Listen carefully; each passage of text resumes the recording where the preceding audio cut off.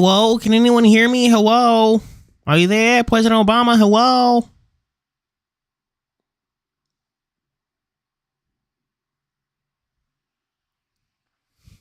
See, a grand total of fucking no one in chat, so.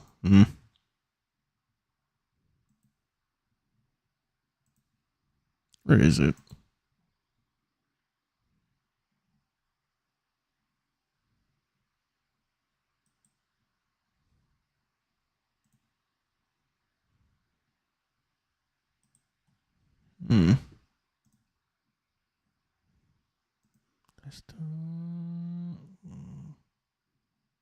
Where is it? There it is.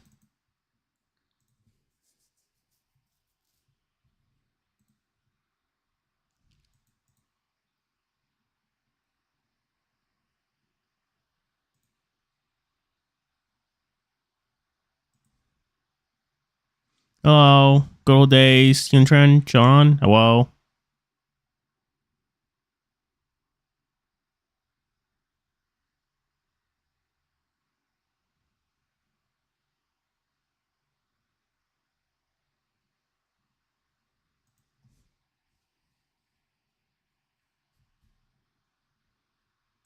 Let me just share posts of the stream places.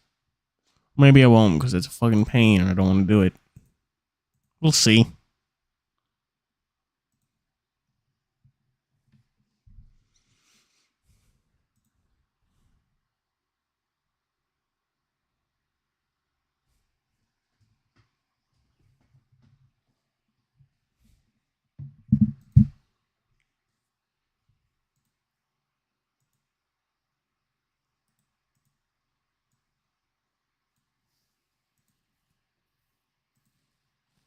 Oh, yay.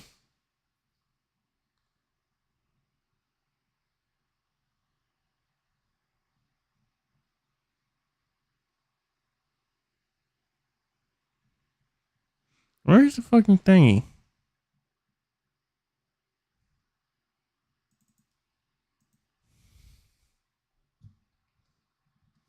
There it is.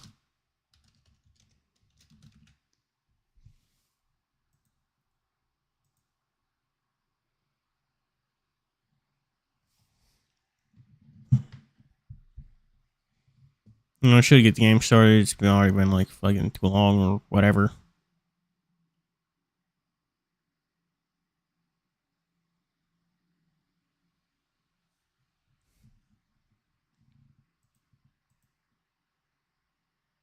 Where is it?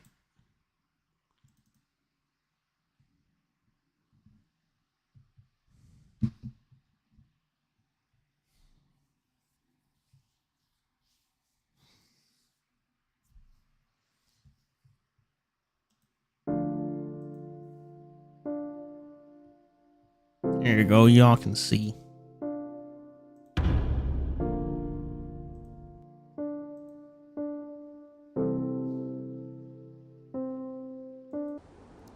Yeah, got here before it started only because I fucking was slow to actually starting it, but whatevs. Also, hello, Mo Healthy Fluff. I said that wrong, but we're gonna just hold that.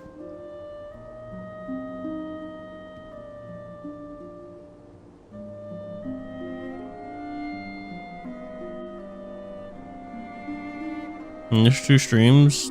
Fucking. Like, I remember what happened in the previous 2 streams. So. No Mason Gullet. That sounds fair. Letting Sally go along the streets is a little worrisome for me, but if you're with her, then I'm sure everything should go fine.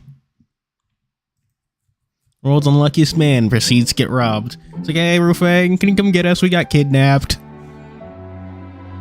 I'm already of age, and I'm fine to go by myself, Sister Rufang.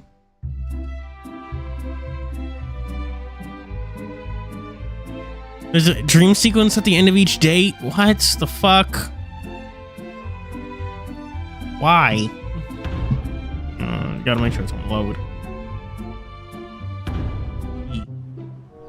What I do? So she's coming back tonight and asked me to rest first. And we'll never know what Sister Fang's going to do either. She said she needs to catch up with some old friends of hers. Usually when Sis says something like that, it always leads to something bad about to happen. Will Sister Ru Feng be fine? Staying out there tonight all by herself? No need for you to concern yourself about her. Go to sleep. You need to wake up early tomorrow. Oh well, we know Heather. Fine then.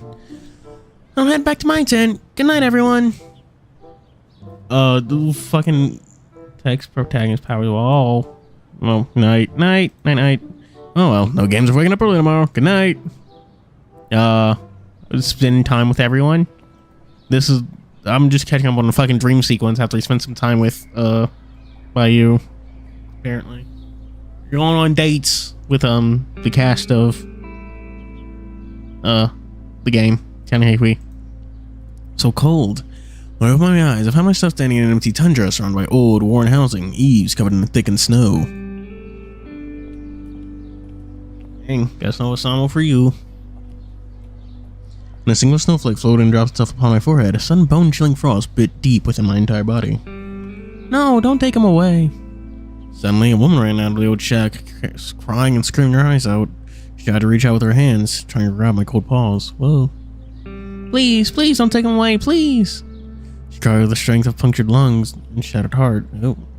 Before she was shoved down in the white soil by some people who suddenly appeared and walked up right next to her. Dark mist wrapped around the figure's appearance for my vision as I failed to see the look, but I could see it clearly, and the face would be veiled into a sheen of tears. It's like, yeah. Remember, they're going fucking vacationing. That's what they're doing, going vacationing with Mingjing. Remember, the dude from the beginning who was really racist against demons? Vacationing with Mingjing. Tex, has some nightmares. Speaks to Kushina, you know, like Naruto. Yeah. It was a whole thing. Does anyone in chat remember what happened? Because I don't really. I just remember making a bunch of Naruto references.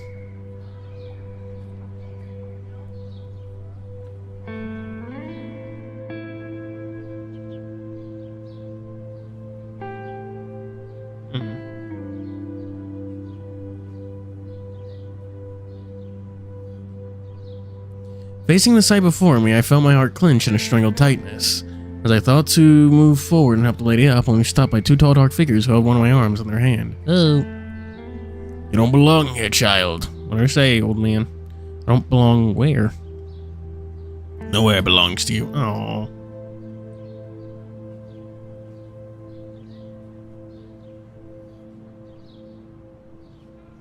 You got sick.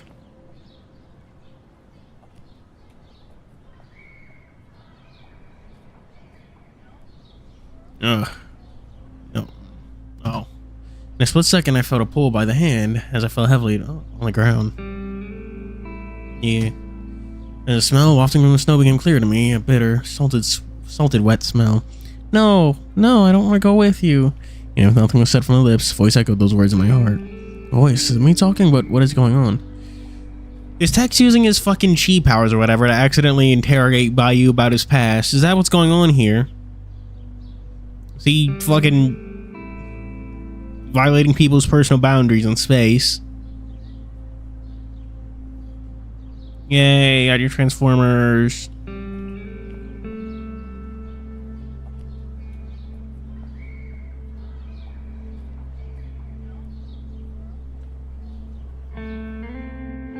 I don't want to leave here. This is the place I belong.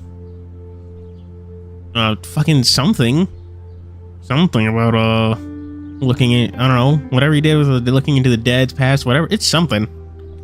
Something that lets him hear memories, I guess.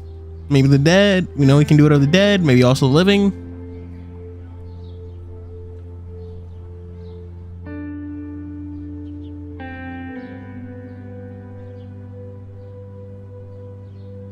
We don't really know.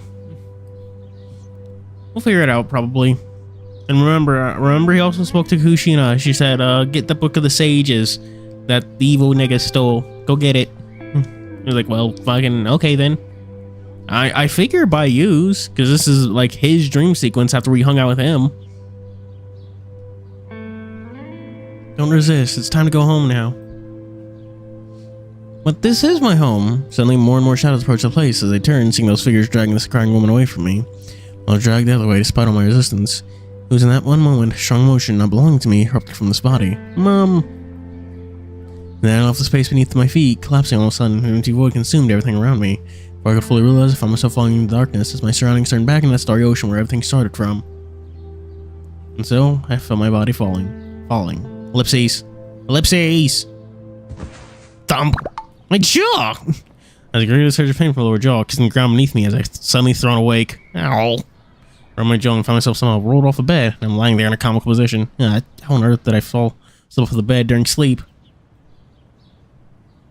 I mean, yeah. Yawned as the tiredness overcame the jolt of pain I felt. Speaking of which, what's that dream even about? It's best not think too much into it. Should be sleeping anyway. Glitch in bed, wrapped around my splingers, feel a burning sensation, brain, I have a serious dream rather than Joe Ross now. Oopsies. Okay, so that was that. I'm guessing, what's his name got kidnapped before. By you. Got kidnapped by, I don't know, some niggas. I have no idea what his past is like. Give me some time to think. But sounds fair. Letting Sally go along the streets, I'm sure everything will go fine. Our age, your sister Rufeng. I know, but regardless of what you said, you're still my little sister in my eyes. You know, Sally pouted and puffed out her face, but under Rufeng's gentle head, patting and persuasion, Sally finally nodded in agreement. I'll make sure to look after her on the way. Guess I don't need to reinforce my point further then. We're playing Sally A's because it was recommended to us by fucking someone. I forget who.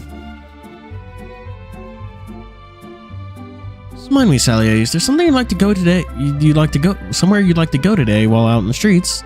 They have plans, or they have other plans thought out today. Just hoping to see whether there's anything interesting on the street to buy. And other than that, I don't really have too much special plans at all. Oh. I mean, I guess this is a different kind of bed. I mean, these aren't like his regular. Granted, they do have regular beds in Asia, one with bed frames and stuff. Well, those are becoming increasingly more common.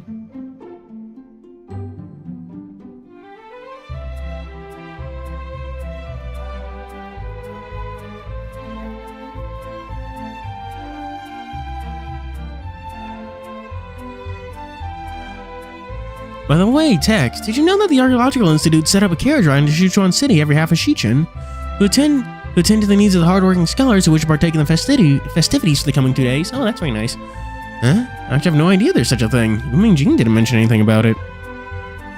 Yeah. Oh yeah, Tex also talked to Ming Jing. He had a whole dream sequence where he went into the past.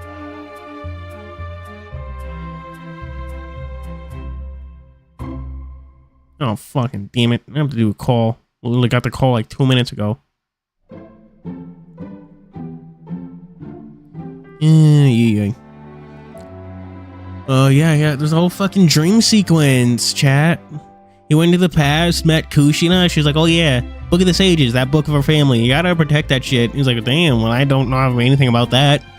He asked Ming Jing about it. He was like, yeah, I've got no fucking idea about that either. Should probably ask someone who knows more about it. You should probably ask a bigger nerd, someone who's old. Well, now you know. But can we ride in the carriage in spite of us not being scholars? I mean, you're both smart. You're both smart enough. I heard from them that yes is the answer, which meant we get to spare some transport costs. Yay!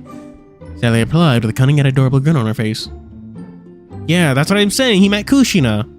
If none of you watch Naruto, your homework for today is to watch Naruto, chat. I'll consider it. Well thought out of you, Sally. Am I saying her name right? I have no idea.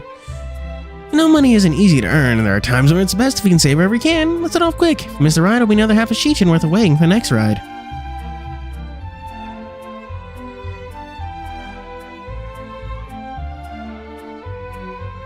Sally, considering it's one of the rare times of coming out in play, stopping so overconsider with spendings. If it's not enough, perhaps I can share with you some of my pocket money. Where do you get your pocket money? What do you do? Oh, that wouldn't be necessary, says Rufeng. I've brought more than enough money out this time. She got a whole 2 copper coins. Yeah. Rufeng showed up. She was like, oh, let's all go vacationing. where Ming Jing's fuck ass little bar archaeological institute thingy. Tech shows up, he gets one of his headaches, starts to go all fucking, starts to talk to, starts to see dead people again. Everyone's like, dude, are you okay? And he's like, yeah, I'm fine. He's not fine.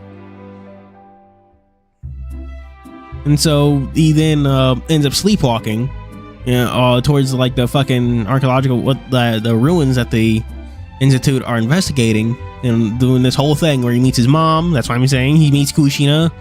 She's like, oh yeah. There's also this weird black goo. It seems evil. Like this evil black goo or whatever. Black water, I think they call it. This evil black water. He tries to fool Tex into doing fucking something. Going to it. Instead, his mom literally... Okay, yeah. The black goo is Karama, and his mom... I think her name is Trisha? Yeah. And Trisha is Kushina. Trisha shows up and is like, nah, fuck... No, tell Karama to go fuck himself. I don't actually think it was goo. I do specifically remember them saying water.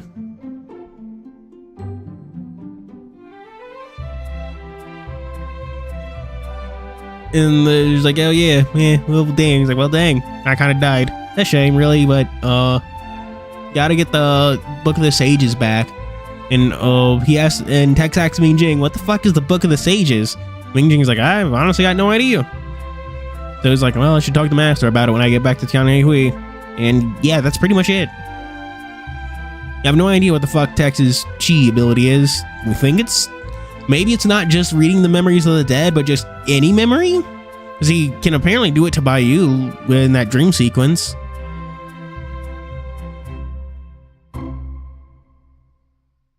So I don't know, he just has memory reading powers?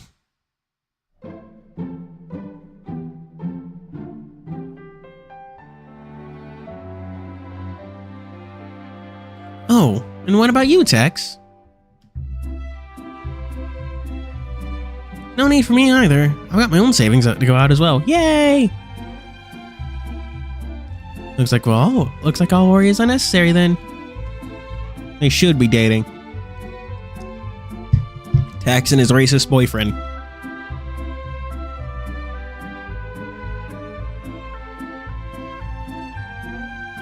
Sis, we're going now. See you later. Got it. Stay safe on the road.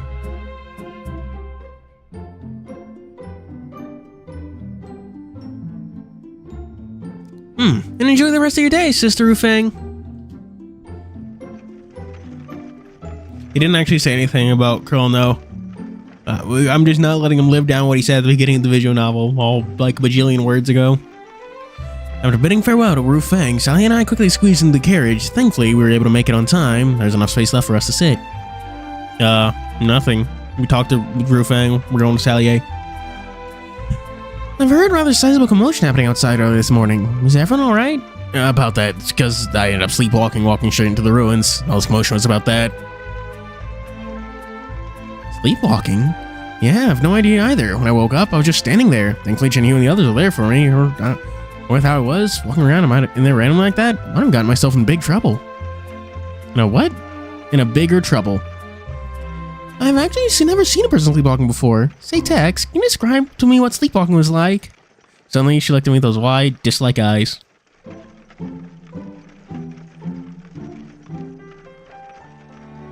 About that, even I can remember it clearly since sleepwalking meant my consciousness was in blur.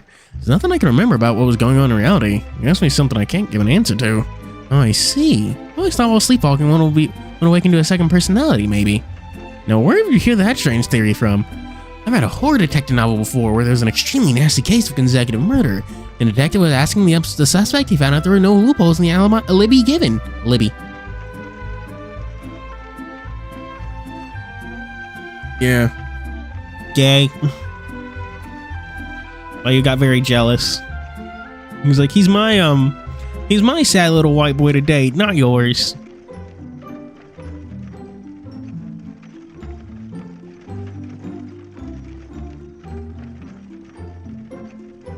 Until at least he was unable to uncover the truth of the killer being a sleepwalking murderer who had awakened for the second persona while sleeping, which is why even the culprit had no idea of him committing the crime at all.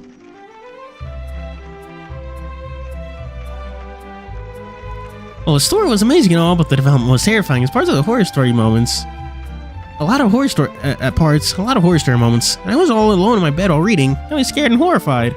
They're adorable.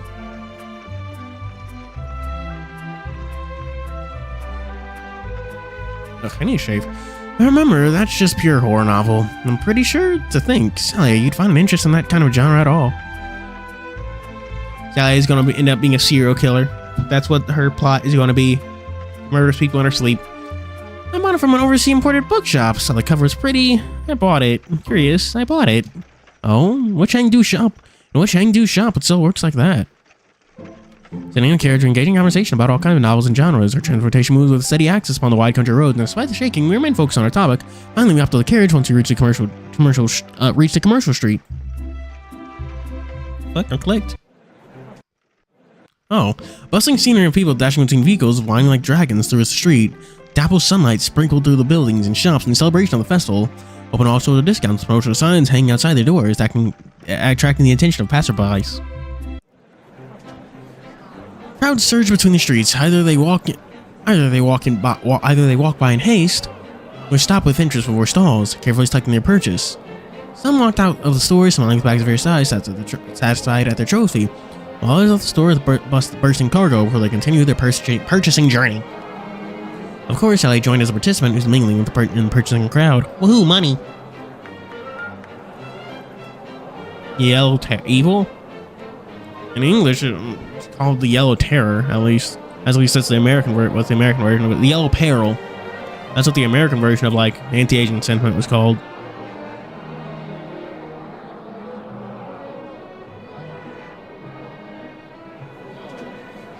Yeah, Yellow Peril. Yellow Peril, Yellow Menace, Yellow Spectre, Yellow Terror. The racist color metaphor that depicts the people of East and Southeast Asia as an existential danger to the Western world. Existential danger to the Western world.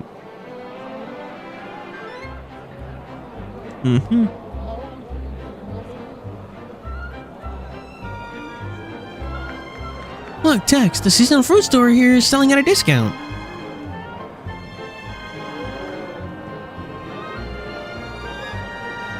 The fruits here, can't we just buy them back at the capital as well? Some fruits taste better when their origin comes from here in Sichuan. Like this navel orange here. Pumpkin tastes great with its juicy flat. Don't say that. That's weird. Local fruits are cheaper when bought at their local place. We have to wait for shipments of these fruits to spread across the country and reach our stores to Hangdu. Ignoring the poor taste, it'd also be more expensive and not worth its monetary value. She smiled as she picked a slice of orange, stuck to a toothpick on the tasting table, and hung it close to her mouth. Perfect, here's my tasting table here. Would you give it a try here? Say Tex. Here, Tex. Say ah. No, sure. Ah. Green here. Hello. I do too. I mean, stream is good for me. YouTube's not yelling at me about it. I don't know what's going on y'all's end. YouTube and OBS aren't yelling at me about anything.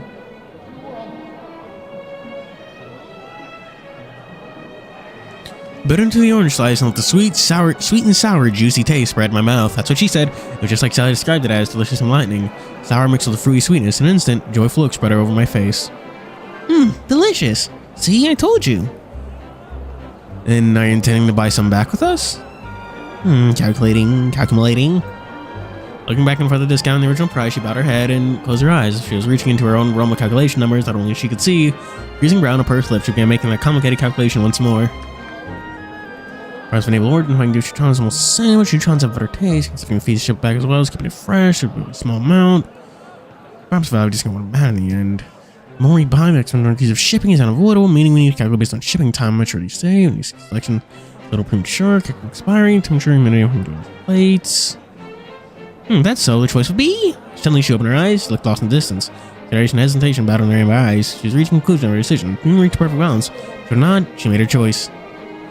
Sir, 30 pounds of navel oranges, if you please. Sure, 30 pounds of orange ain't a lot at all. Sure can carry that alone, miss? Jen looked at me, shaking her head, and said to the boss, probably a little demanding for us. That's right, mister. You see, we made such a substantial purchase today to support your fruit shop. I suppose we can fill it open to us and make a delivery service for our purchase, please? Or during extra if shipping is involved, little miss. And how about this, boss? Business Starting Festival is supposed to be in great fortune in life. The more we purchase one will make better fortune. We'll buy an extra 20 pounds. And you can do this as free shipping for us if you would. Our lives back home love Sichuan navel oranges. This is my first year out here, working so far away from home. I thought to show my piety for once we have their support. Oh. What is she, a fucking haggler? She maxed out her speech skill tree. And Bayou's always wearing black and red.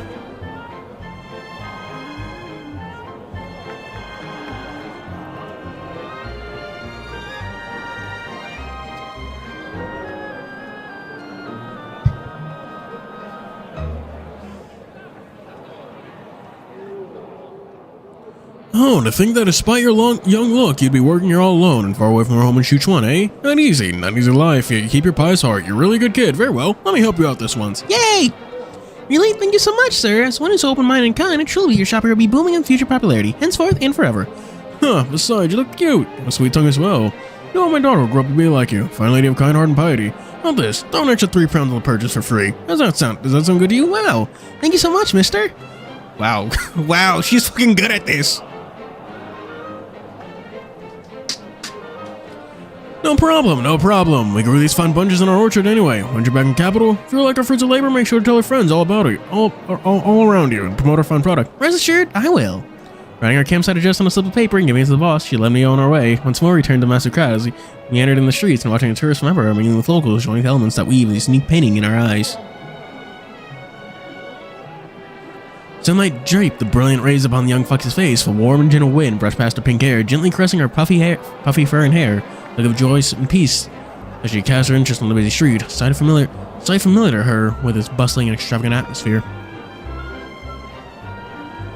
You really have got an amazing deal with the orange purchases. Not only the discount we use, but you save us on the shipping fee as well as getting the boss to give us extra 3 pounds of oranges as well.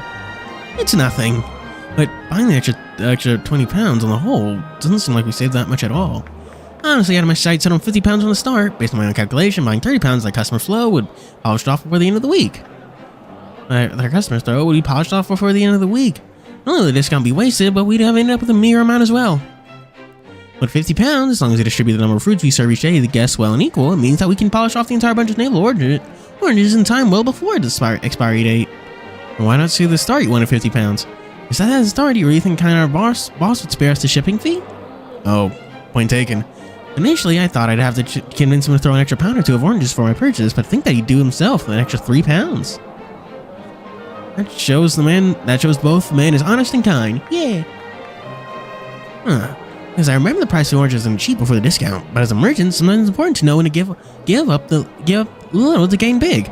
The choice isn't only going to earn him goodwill from us tourists, but also the chance for us to promote a new product. The words of mouth. No matter the choice he made, even if we got a small benefit out of it, merchants like him won't lose out on benefits at all. Hearing Sally's explanation and not an admiration, pressed our understanding. So that's why I handle finances. I must say, you have an acting talent for being a merchant. Not really, I'm just good at bargaining and haggling. After all, my role in TianheHui is attending to customer needs and demands. Time like this involves talks with money, and over time, I guess I've become accustomed to it. Right, that's enough lessons for the time being. Let's see what else is going on the street we can buy. Ooh, anything with a barn on the street, I'm not letting my paw go empty-handed at it. Sally grinned with fiery fighting spirit running in her eyes. You look like a soldier that's about to march on a battlefield.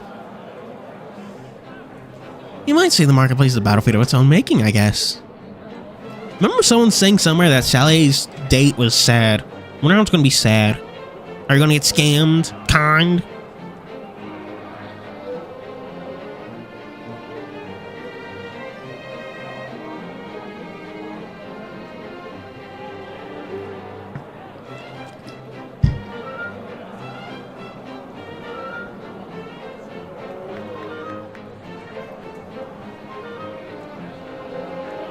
And with that, we marched onward with gentle and relaxed footsteps on the bustling streets. Looking around our surroundings, filled with stores of various kinds, each with a bright and alluring signage that reflected under the morning sun. What the fuck? I just heard a noise. What the hell was that? What the hell was that? It wasn't in the game, so what the hell did I just hear?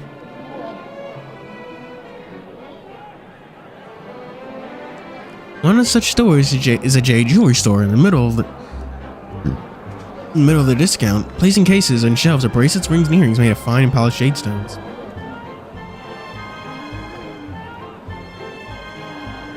Sally's beauty was reflected in the polished light, as so alluring and brilliant in one such as one. What? With a gentle hand, Sally began feeling the qualities of the necklace. She took interest in Sabrina's beauty and quality with her eyes and touch.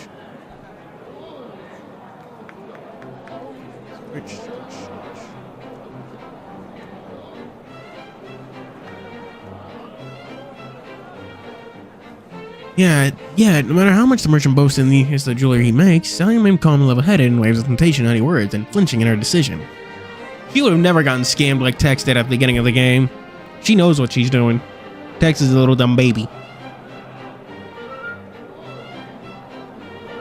Next, we came by a popular fabric shop filled with rows of fabric materials, colorful robes, and elegant dresses, their palette exuding a mesmerizing pattern under the brilliant highlight of the shining sunlight. Sally carefully measured each type of clothing by details and tailoring, letting her slender finger trail through the smooth fabric, letting it envelop it in cover and warmth, and she shook her head, thinking about the best value she could get her purchase for. Sally, this dress looks nice. How about you give it a try? She grumbled back. This one must be a new brand to meet the spring demands, but the tailoring isn't my favorite. Once we're in summer, I wouldn't be useful. Wouldn't it be a waste in the end? Gosh, you do not like spending money.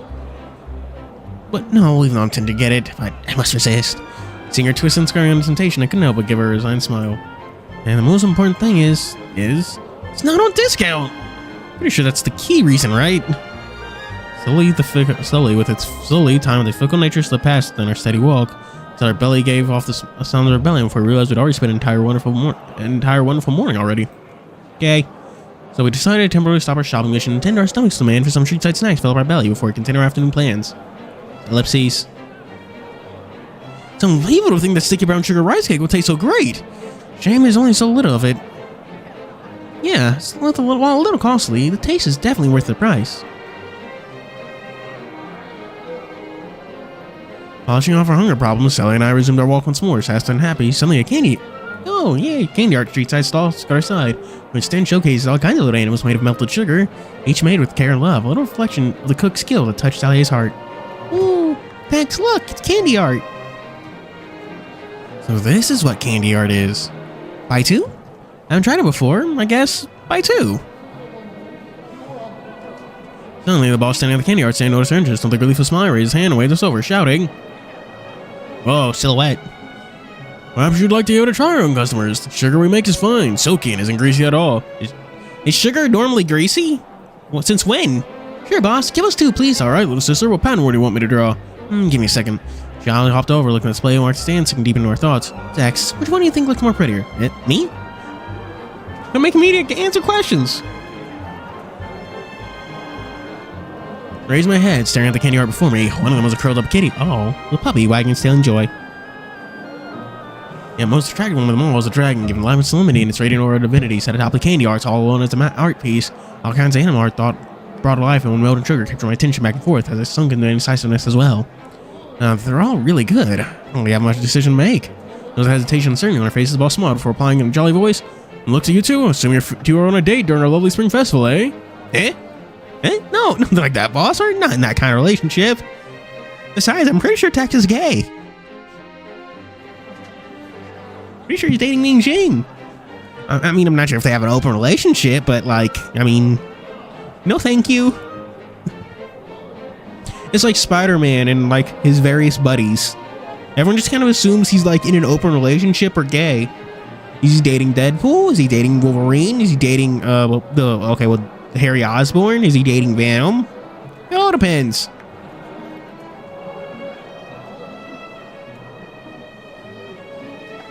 Blushing, she shook her head and hand in denial, but the boss continued smiling, taking it as a sign of girl's nervous and shy nature before continuing.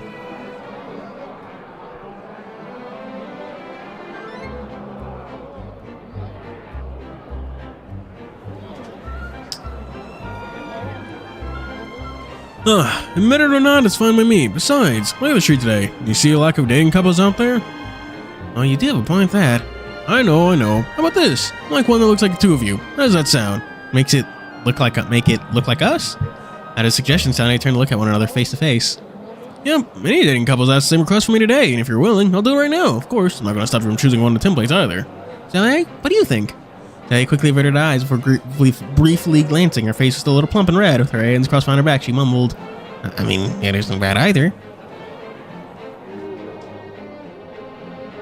100 hicked.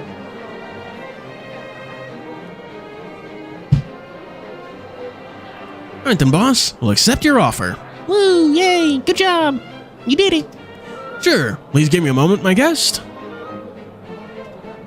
With a nimble movement, the boss picked up his ladle and scooping up a dollop of molten syrup, started drawing his art on polished steel board. Ooh. Stood aside, watching him practice his drawing, thinking ourselves quietly with amazing and refined technique the boss possessed. I'm going to look up candy art because I don't actually know what this is. I've never actually seen candy art before.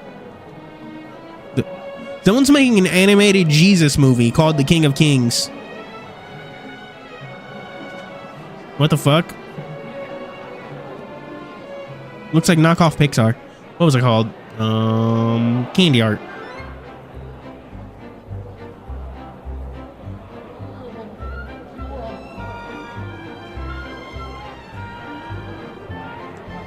Did we make kids? Wait, has chat ever seen someone make candy art before? Looks cool. It looks very gooey. Whoa.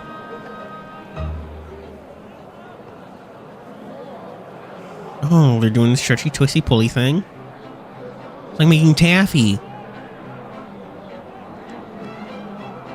Gotta keep it moving.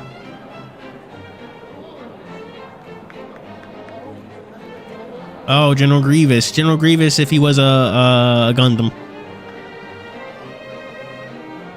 With a nimble movement, the boss picked up his ladle and scooping up the molten syrup, started drawing possessed. Oh, that's cute! That's cute! Look at it. And with the hot melted syrup is pain, the little chopstick as a brush, he outlined his face upon the iron canvas, and the amber sugar slowly turning into our looks. We cute and lively art after their looks, but why does this candy art piece look a little derpy? That's just what you look like. Where did you get that word derpy? Doesn't that just look like text though?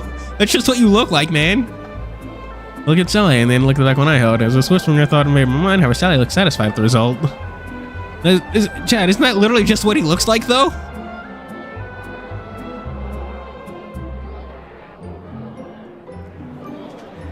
So cute. It's like a carbon copy of us.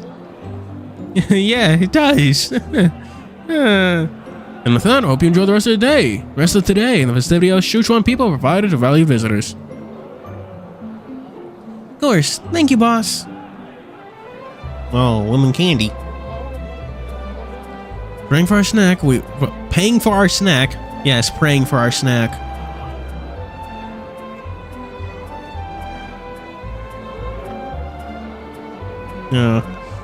Praying for our snack, we went back to exploring with the new candy art trophy in hand. When this is the new trophy, is something. This trophy is something to eat, but Sally, despite it all, had no intention of eating it at all. You wanna go show them? Sure, it's melted at a perfect state. It tastes crunchy and sweet. Sally, aren't you gonna try it out? Candy's not to your liking? It's not that, but what? Just let her reluctant to eat it. That's all. She gently raised it high, like Sally cast through the golden film, trickling those prismed light onto her face. Her amber eyes, filled with thoughts and consideration, were gentle as she appraised the candy in her hand with a whole new vision. I literally just watched a little clip of it on YouTube. It was a YouTube short. It was very nice.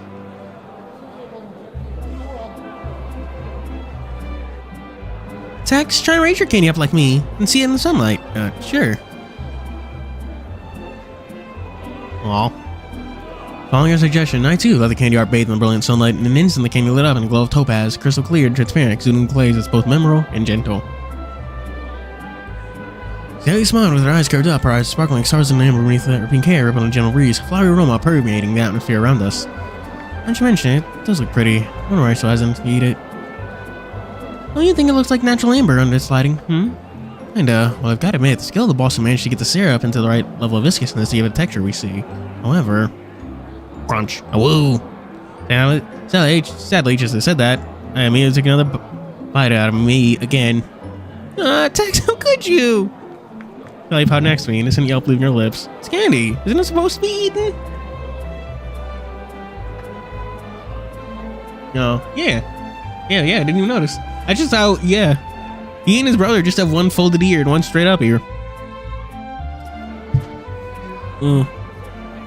It does make him look cute, though he apparently is a little self-conscious about it.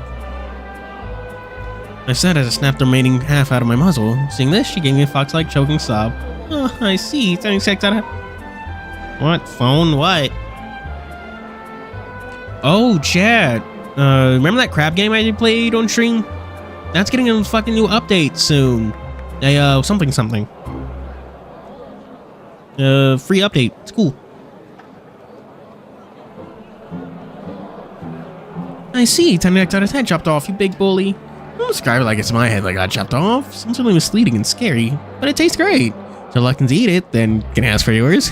I gave a teasing smile to the pouty fox.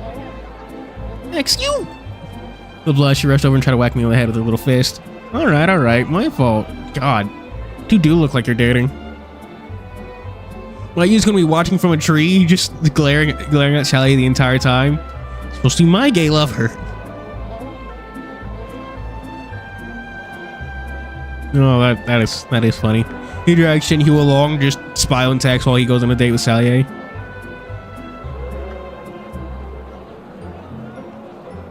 That's my take on this.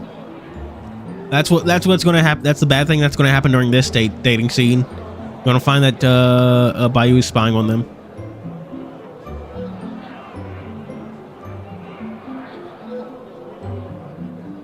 Alright. My fault.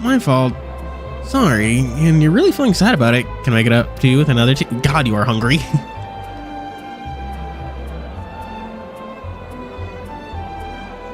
Ow. He just wants more candy. I applied a cheeky grin and I'm forward to escape Sally's furious chase. Oh, it all came to a sudden stop as a sobbing voice came nearby. Sound like a child, we turned to look, see a bunch of boys crowded together, surrounding something and doing something unknown to us. What are you doing? Don't bully someone. That's not cool. Tex isn't afraid to fight a child. He'll fuck you up. That is... Huh? What is it, Tex?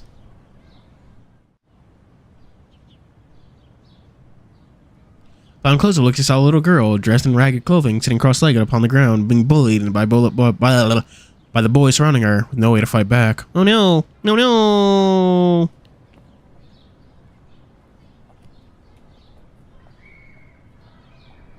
No.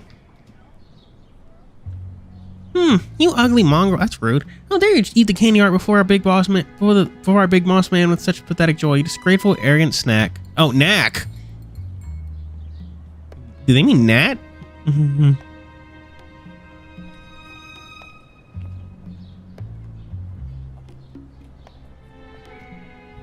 Oh, you just have a straight up Sprite. Clothing isn't that ragged. I've seen worse.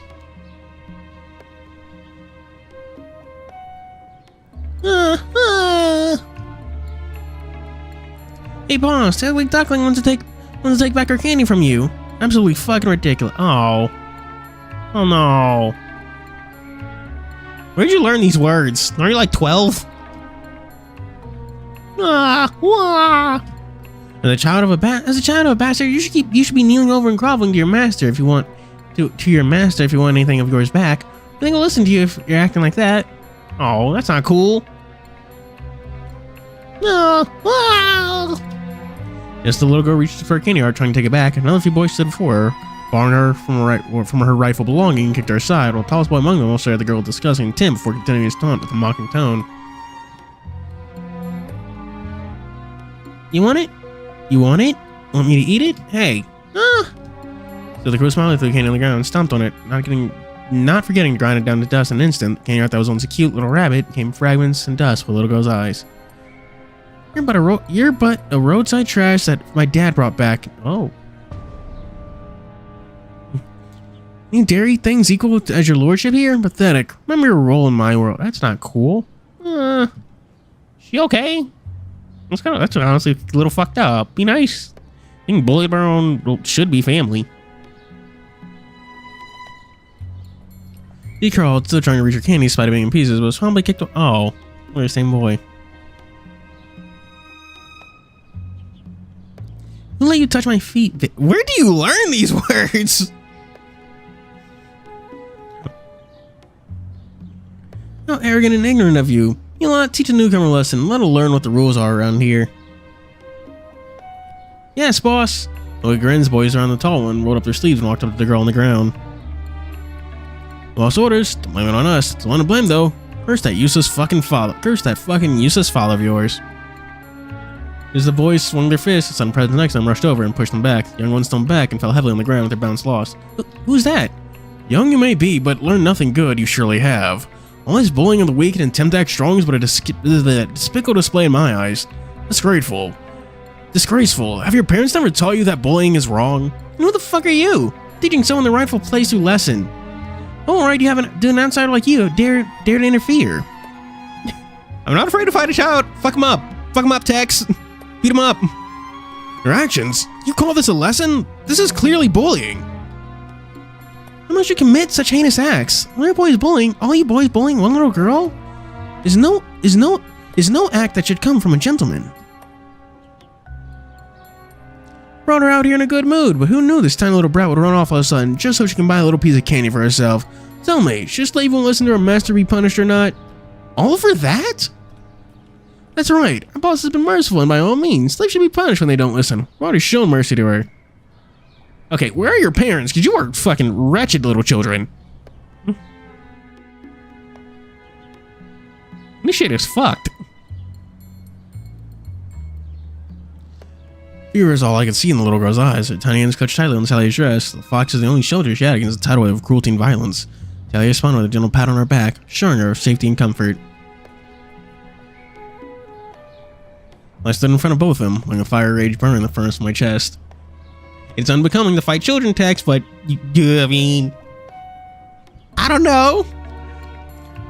Is it wrong to hit children? Is it wrong to hit children? Yes. Is it wrong to hit these children? No.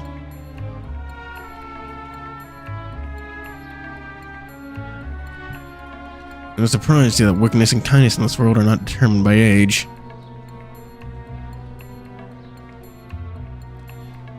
I took a stumbling step, standing in front of the little girl like an indestructible fortress, as the boys felt a pressing aura radiating from my presence, so their legs were wrapped in lead, feeling each reverberating shake of the pulses echoing from their body. I have zero ideas of how rich people play by your rules, but I do things based on my morals alone. You. Hang on, did he just fucking wait, hang on. Are you implying he pulled some Yujiro shit and like shook the ground by stomping on it? Like the fuck? Like what kind of Baki shit is this?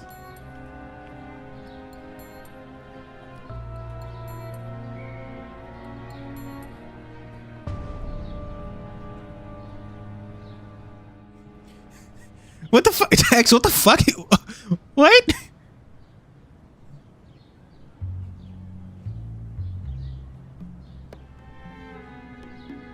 Yeah, he did send cocaine bear flying. He did do that.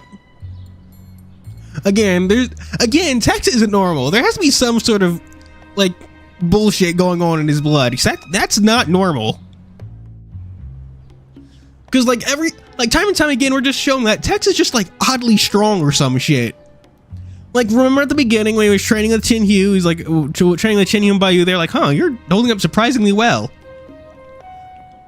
And even then he was like fighting off the demon beast just fine. And then keep in mind, that's despite the fact that he's a writer. He should not know how to fight. He should, why can he should not be this strong and he should not know how to fight. He's mentioned impress even Mojia when he was fighting the demon beast.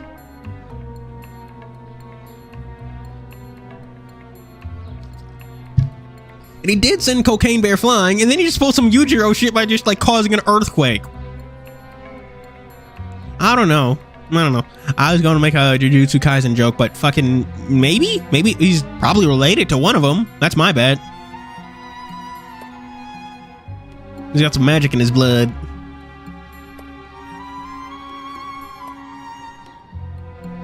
Oh yeah, speaking of stuff, the next selection pack for Master Duel is coming, I want to say like this Wednesday or Thursday. It has Primite, memento support and one other thing. Now maybe he will get to do his childhood dream of becoming just as great as the sages. Yay! Hang on, I'm fucking looking at leaks and updates.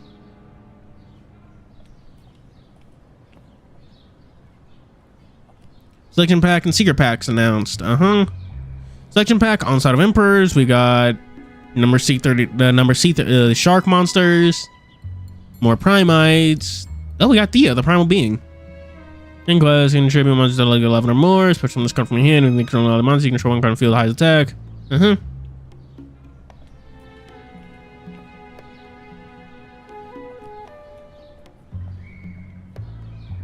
some monsters on.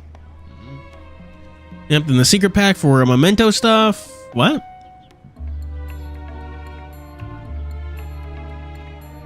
What the fuck? Okay, chat. Hang on. Okay, hang on. I need to.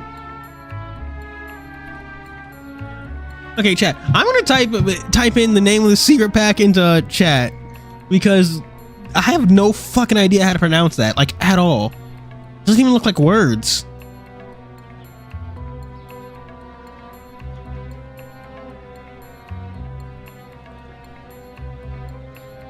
This is the name of the Valmonica secret pack.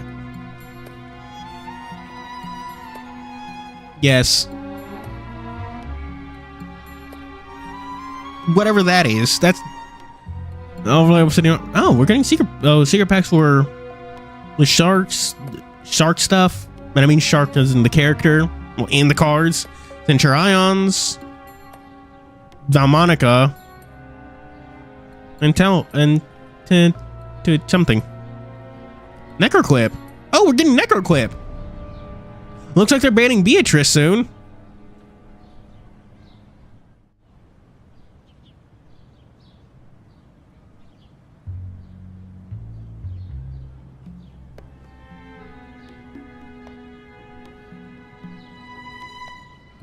Hang on, I'm gonna look that up.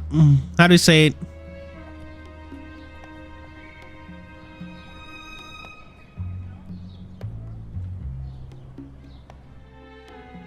Pronunciation?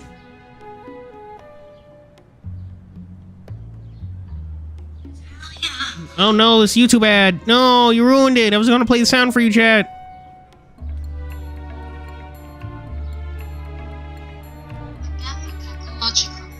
Agatha Cacological. Huh. Nope. I don't pay attention to ban list of my own game. Agatha Cacological. I mean, yeah, pronouncing it isn't easy, but trying to make sense of the letters is insane. Anyway. Yeah. It's because there was nothing really going on in Yu-Gi-Oh! The last two streams. It was just, oh, new selection pack announced. Oh, no, not even new selection pack. We already got that. It was honestly not that interesting. I'm not really been one for Primites. They look cool, but like, that's it. They got some cool back row.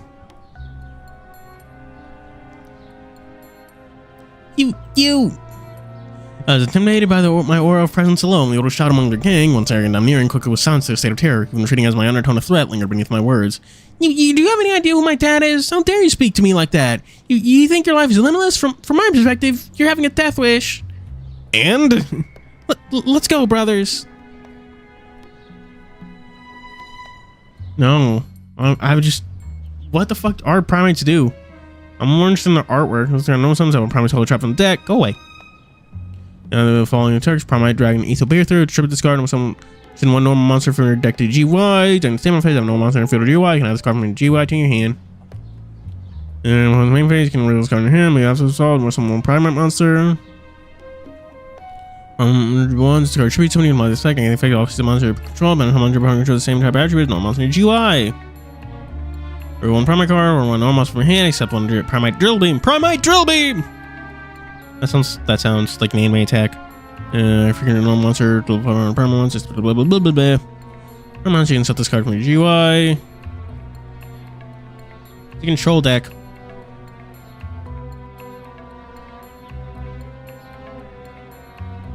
The art looks neat, but I'm just not interested in it. It's just a back row control deck.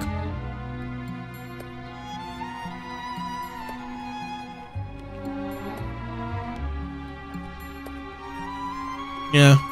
This is just back row control. The Blue Eye starter. Oh, it's Blue Eyes. No wonder I'm discriminating against it. I reflexively discriminate against anything that can benefit Blue Eyes.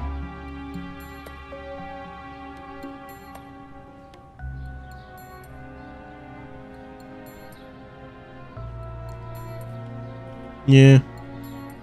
Made of 5 unexpected dies. Okay, so just hit it with 5 different hang on, is it Dominus Purge? Is Dominus Impulse or Dominus Purge the one that negates fucking summons?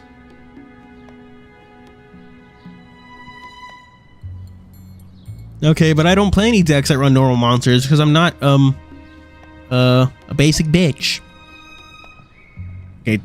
Okay, Dominus Purge then. Just run 5 copies of Dominus Purge. 5 head. It's not that hard to deal with. And draw them all. Just drive all 5 ways to stop them. 5 head. Oh, chat. Did you actually see the new TCG ban? I only pay attention to the TCG ban list because I like the way they present them. Ogdoadic doesn't play any normal monsters, so they're hilariously and awesomely based. Get out of here.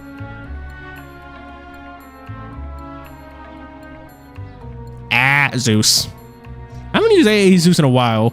Mostly because like the one XZ deck I am playing right now, it's fucking Sprite Twins. It just gets locked out of summoning Zeus like 90% of the time, so I just don't run it.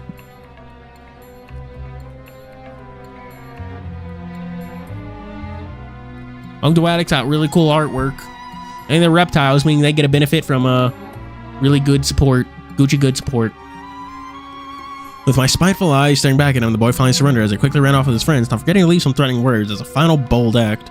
Don't you think this is all over? I'm gonna tell Dad and let him deal with you. Trembling and stumbling steps, the boys disappeared into the horizon of the alleyway. What's wrong with kids these days? Don't say that. It makes you sound old. It makes you sound like a fucking boomer, Tex. Yeah, they were designed around drawing Snake Rain. Sadly, you like almost never see it, which is weird because you always run 3. You just never see it anyways. Granted, I haven't played much Master Duel recently because I'm probably gonna get back into it once a Memento support drops. I haven't touched I do have all the Memento cards, but I've never actually played the deck. I just have them sitting in my fucking, I don't know, what do I call the online binder? My digital binder.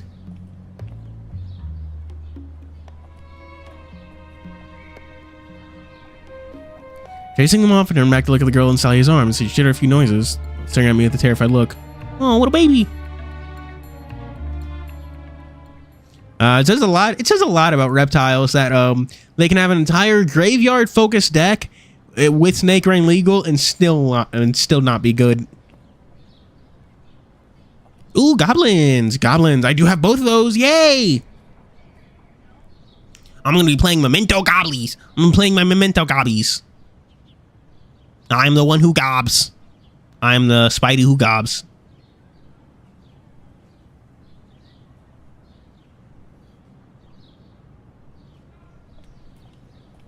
I should actually look into that deck because apparently it's not bad and can actually like do stuff, you know.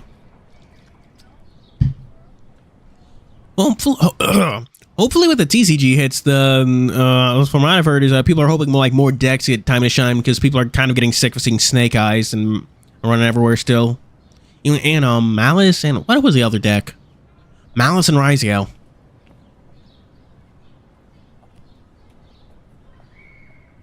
Oh yeah, Goblins do have a good matchup against Riziel, so I can look forward to that.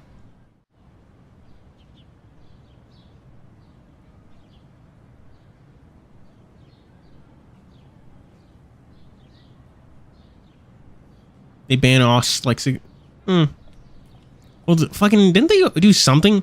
I think it was something they did something with Bonfire. They did something to the fucking dumbass fiber. Did they put it to 2? And I know they put, what was it? The banish thing. The thing flew under Reese ran at 3. Not the statue, the other thing. The hand trap. Dimension shifter. They put dimension shifter to 1, which, it should be banned, but,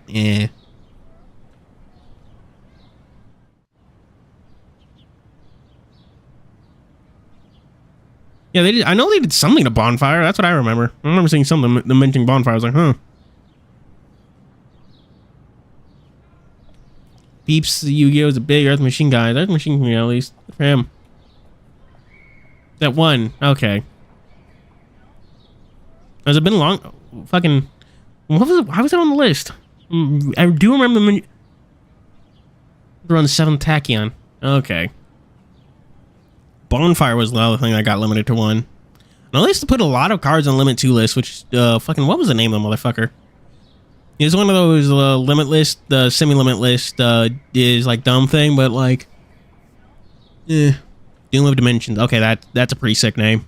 I'll vibe with that. Doom of Dimensions is a sick name. Yeah. Malicious. If it's going to be Arc V based, place your bets, chat. Are they going to actually release some more Pendulum Arc V archetypes or Pendulum Arc V cards? Or are they just going to find some way to not mention Pendulums despite being Arc V based? That's alright, little sis. We're not the bad guys. We'd rather here helped you chase away the bad boys. She nodded and looked at me with a shattered dark candy on the ground. Slowly walking over to Sally's arm, she tried to reach out to pick up a piece of broken candy on the ground. Well, sis, things are kind of dirty. It's sick from eating it. Gochizos? Oh. Ooh.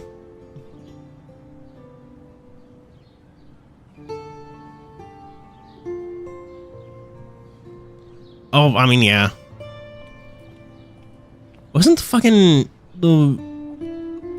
Are Super Heavy Samurais an Arc V Or Super Heavy Samurais from Arc 5? Or were they from Vrains? Gong Strong. I know that's the dude who played them in the anime, but I don't. Okay, so they're from Arc 5. Okay.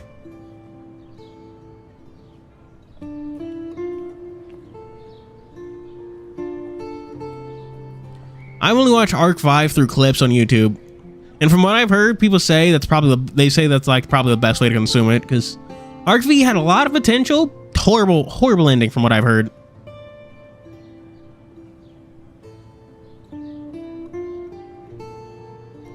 Hearing the words, the little girl bowed her head with a sad look. It almost as if she was about to cry. Seeing the scene in front of her, Sally was stuck without a response for it, noticing the untouched candy art in her hand. Oh, what a baby girl. The frown, she looked back and forth with the candy in her hand, and the little girl, closing her eyes, shook onto her complicated fine heart. She finally said, "Aw, you know, sister, big as the candy is yours. Don't cry, please. Don't cry, please." The Earth archetype of Rains, Prinkertops, Gokin Golems, G Golems. I've never heard of G Golems. It's probably not saying a lot of. It probably doesn't speak good of their playability. The Pankertops one. You mean fucking Dino Wrestlers?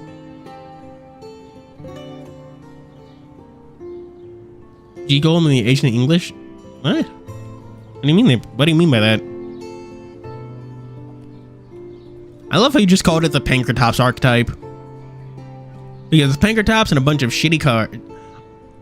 Chat, here's my conspiracy theory. The reason they switched him from Goki to Dino Wrestlers is that the Gokis is just too good and it was just like too hard to ride around. You would win too many duels.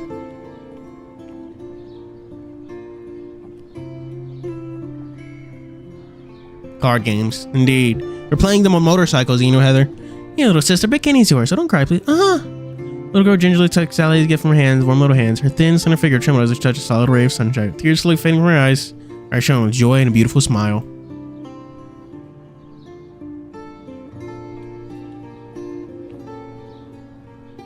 Oh. I wonder if you'd be able to play. I wonder if those would you be able to play those reprints in like other territories? Like I hope dodge some of the fucking whatchamacallits. Because I know there's like a ruling, at least in the TCG, where you provide a card outside of standard language, you have to provide like a translation for it. It's one of the things people always get on Merrick for, because like that Egyptian chant bullshit would not fly. You get a judge call and say, you get a judge called on you and say, motherfucker, where's the translation? You have to provide one. No Asian English, no.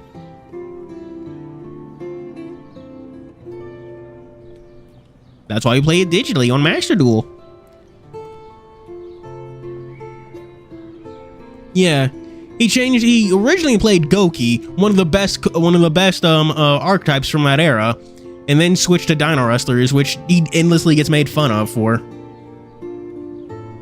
He went from having an atom bomb to like one of those like foam pool noodle things. Yeah, the second St. Truesdale went from having one of the best archetypes in that era to what the fuck? How do you even play with these? To a pile of disappointment, we are forced to call cardboard. Singer brilliant smile. Sally felt a sense of warmth in her heart as well. How do you know this? Patting her back softly, she gently caressed the young girl's temper and emotion with a kind touch. Yeah. Cyber Darks. What the fuck was a Cyber Darks? I vaguely remember like Cyber Dark's whole gimmick was like fucking equipping or some shit. If you have a computer, if you have a fucking phone or a tablet, Master Duel is on everything. I honestly need to play it more. Hopefully I will with the whole Memento bullshit coming out. Yeah, Cyber Dark's equipped level 3 dragons in the graveyard. Yeah, okay, I know that they didn't exist back then, but it always makes me mad that Cyber Dragons aren't Cybers. Like, what the fuck?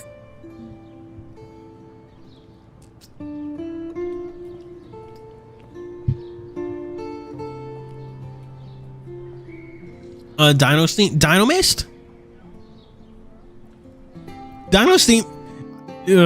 is close, but yeah, I get what you mean. Yeah, they are actual robot dragons, so I get why they're machines, but like Cyber Dragons, Cybers is mostly like computer programs and stuff, but whatever. That's all right, little sis. Where's your family? Why are you here alone? Huh? Not only share the big bro here? I said, the girl took another step back as if she's scared, hiding herself in Sally's arms. Was my performance back then a little too frightening for her? Oh, you look sad.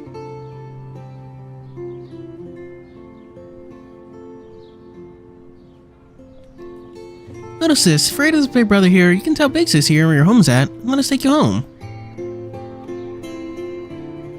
Diddle bug. Man. What's an archetype you wish was actually good? For me, it's B Trooper, Boopers. They just look like an archetype that deserves to be good.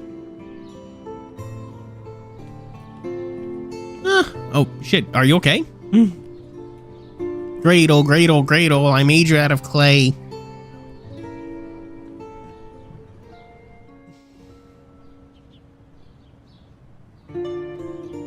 Yeah. Maybe he's too good Jinzo support and suddenly psychics become playable.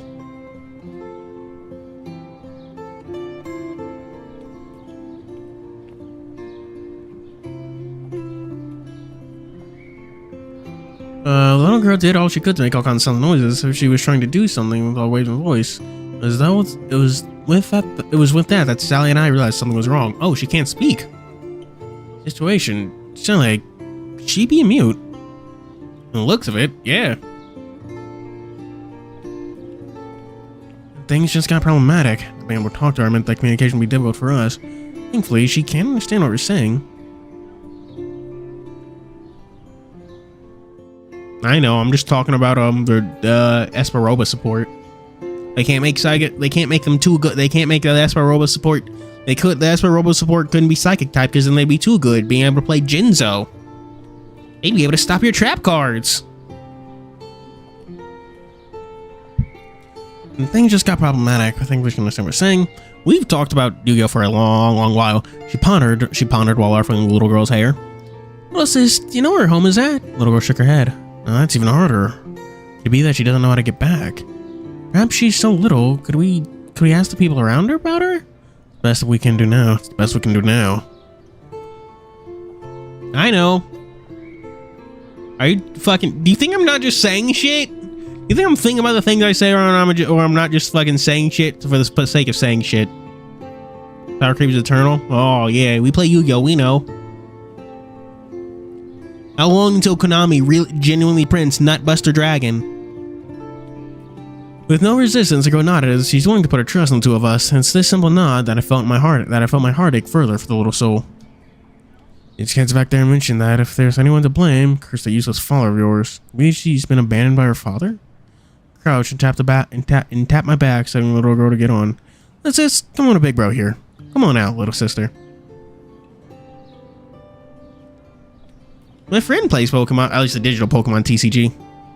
Whatever it's called.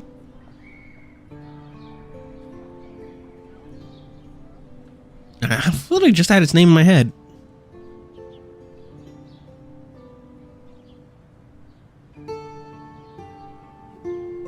The response that greeted me was unexpected. I shaded further in Sally's embrace, casting fearful eyes at me. It's an annoyed look from Sally.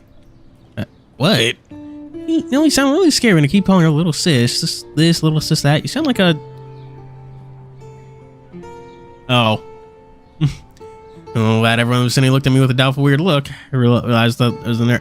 what I was in their eyes. Weird, creepy adult. Right, you are a grown-ass man. You are the oldest person here. Isn't Sally only like 16? Yeah.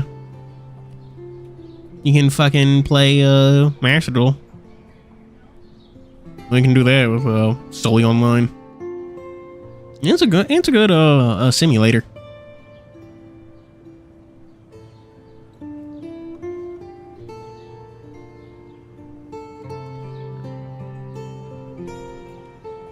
It's not what I meant. Maybe we can give her a name for the time being, since calling her little sis does sound a little weird in the long run. Don't fucking call her that, Tex. Oh my god. Since she's mute, how about we call her Mutie for now? How's that sound? Isn't that just a little too straightforward, maybe? Yeah. The girl was sat on the side seemed to like her nickname. She bobbed her head up and down in Sally's arms. Oh, you like it? Yep, indeed. If you don't want to do the whole gotcha gambling thing, you can just use one of the like straight up Yu-Gi-Oh sims. I know Yu-Gi-Oh does have some good ass sims out there. Like way better than what other TCGs have.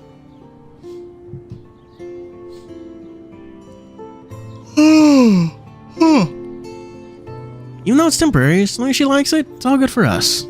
Alright, we'll call you Mutie for now, okay? Let's go, Mutie. We'll take you around for a bit, see where anyone might know where you live. Find. Did Mutie just say something, or am I hearing things? Find, Luo. She sent syllables that are more complex than ahs and ums, and I stared at her in surprise. I'm surprised, perhaps it's the best Mutie can do. I think she's trying to tell us she can share something that she can remember. I think that's the most she can say with her limitation. Well, what does she mean by Luo? Luo Pen? Don't know, or perhaps a treasured toy of hers. Digimon. Digital monsters, Digimon are the champions. Taking the street once more, we took Mutie in nearby streets. I'm guessing Mutie sounds more comfortable in like Chinese, but that's just like a Chinese nickname they give everybody. It just sounds really weird in English. Yu-Gi-Oh's TCG art is really good. I just wish they would credit the artists and maybe be a bit more adventurous with their card design. Like, not even necessarily like full card arts, just, I don't know.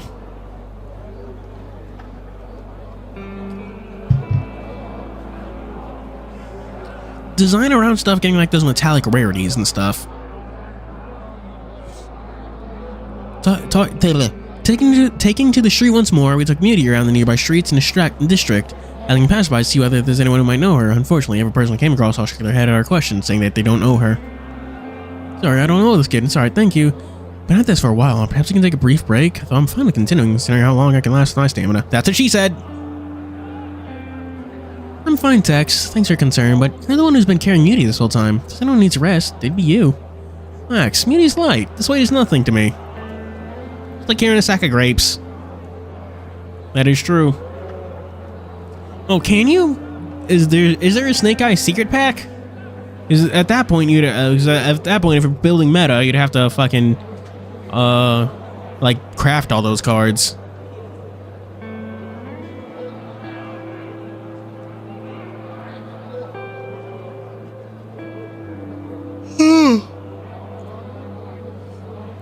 Even though Muty seemed like a child around the age of 7 or 8, but strangely, she felt light to carry. When I touched her uncovered foot while getting her on my back, I felt she was bony. Oh. It's probably signs of malnutrition.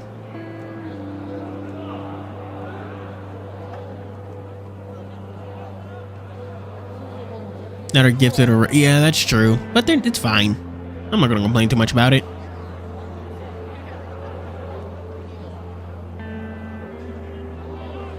I just wish we could fucking do something with those legacy pack cards. Even if it'll give me only like fucking half of the UR mat. Just do something aside from like clogging up my binder space. Or at least give me a way to hide those cards. Like only show dismantleable cards, because god damn it, it's just so fucking annoying having to scroll clicking through card after card that's just like, nope, can't be dismantled, can't be dismantled, can't be dismantled. Let's keep going. If you're alright for now, after all, we'd better hurry to get Muty back to her family before sunset. Does her family even want her? She seems malnourished. She seems to be having a bad life.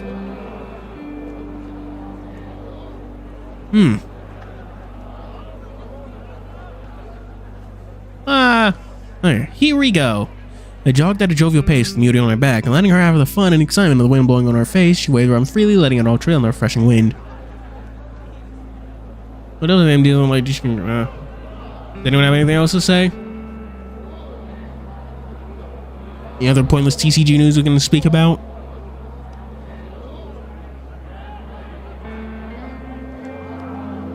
What's one of the cards I got from Legacy Pack? Yeah. The only interesting card I got from a Legacy Pack is the dumbass math card, not Linear Equation Cannon. Or is it Linear Equation Cannon? It's one of the Equation Cannon cards. Those fucking things. And Mystical Ref Panel. Muty, don't move too much. Be careful falling off. Looks like Muty loves getting piggybacked by a ride from Big Bro Tex, it seems. Oh, is that so? It's amazing that you aren't scared of heights at all. It's amazing that you aren't scared of heights at all, Muty. If that's so, then hang on tight, Muty. Oh, Sally helped as she wrapped her arms tightly around my neck. She helped as... Oh, I can read. Vanity's Ruler. I did actually pull a Vanity's Ruler. But, like, I found no deck that I play that can actually use the damn thing.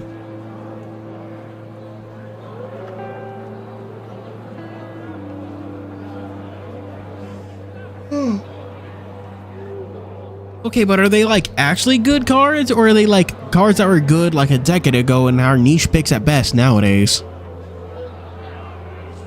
Okay, let's go. Get Muty back to her home, sweet home. Seriously, Tex, slow down before you trip and fall. Yay, she can laugh. With Muty on my back, I ran forward into the road ahead, letting the warmth of the sun, springtime bathed us in its comforting embrace, while Sally looked on. I sprinkled in a happy mood. With a soft shake, she muttered out about in careless enjoyment.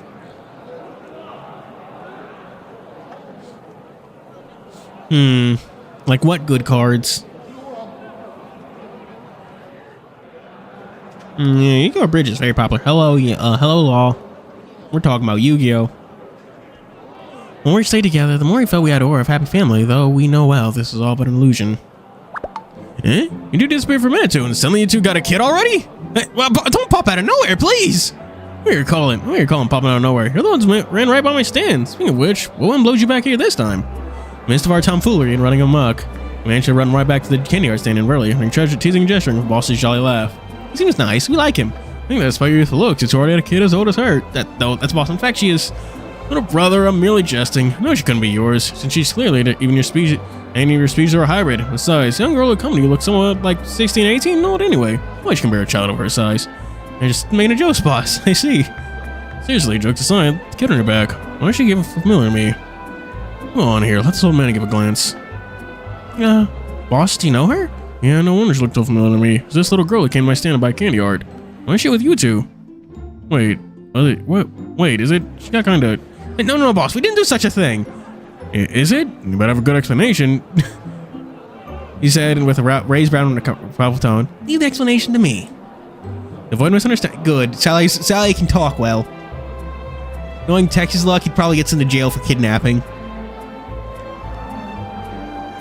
To avoid misunderstanding, Sally put herself between us and started explaining the reason and story of our encounter with the boss. An old candy artist wants to do it with an infectious smile, discarded morals, and returning more serious and solemn as Sally's accounting. That's what it is. What a poor child she is. Hello, mofo. Oh, are you saying hello to me or hello to someone else? Legends of Runeterra. Thanks, Riot. And Genshin Impact TCG. Well, speaking of unpopular TCGs, what about Witchers? That had a whole fucking TCG game about it. Cyber Dark deck, but I've been too lazy to figure out how many of each card I need. Yeah, I've always been bad about figuring out how many cards to run. Lots of trial and error. Lots of vacillating between things. Which is why I've been asking around if this kid lives here. Boss, do you have any clues to this? About that, I don't think I can provide any substantial info, but the clothing she wears, however, comes in and start praising the dirty patch over beauty. Really speaking, kids living in districts here wouldn't be wearing rags like this while coming out. There's any clues you might be able to find out. Perhaps go to the district beneath the southern city wall. District beneath the southern city wall? Yep, most kids there live in poverty and hardship. A look and appearance suggests that, I suppose. Oh man. Some city wall, but it's a long distance from here. How did Muty make our way here all by herself? No matter what's going on, we better go there and check it out. Thank you so much, boss, for providing this. It's nothing. If I'm able to contribute my share to helping this kid get back home, it's at least it's a kind of act in my favor anyway. We like this guy. He's very nice. You buy another candy art. Played Legends of Runeterra though, only against my brother. He sucked. He loved this Frelly Jord. That's just what we're gonna call that. Frelly Jord. I don't have an OC in my head for buddy fights. Little Wizard Burp. Vivi from Final Fantasy. Is Vivi like the fucking... Is Vivi like the standard little wizard dude? The motherfucker who showed up... I'm pretty sure he showed up in like Kingdom Hearts 2 for the struggle battles. Yeah. That guy. I mostly interact with Final Fantasy through Kingdom Hearts because I do not like the games. Oh, did you see people all upset about Bravely Default getting released for Switch 2 instead of Final Fantasy 9 remake? Did you see that? I saw that.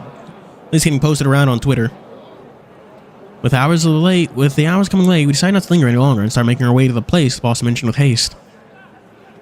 It was fucking people complaining about like JRPG fans and the JRPGs and Final Fantasy or Kingdom Hearts. Incorrect. I like Kingdom Hearts for its gameplay and not Final Fantasy's gameplay. Final Fantasy gameplay can take some more, need some work. Alexander, the Warrior Jar? Bravely Default, I thought Bravely Default was fine. I own both Bravely Default and Layer, but I never finished either of them.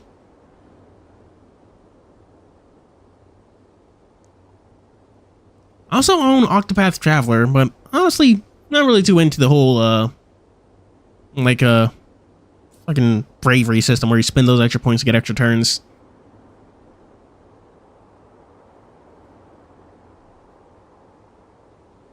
No, I did not notice that. I don't play Final Fantasy.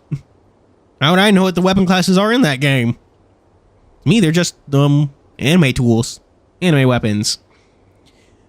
And when we arrived at the district beneath this ancient city wall, we were treated to a shocking scene. Desolate and decrepit, it bears none of the extravagance the central district Shuchuan possessed. As far as the eye can see, it was only old straw houses, silently standing next to it, chipped and spotted walls, bricks laying haphazardly around.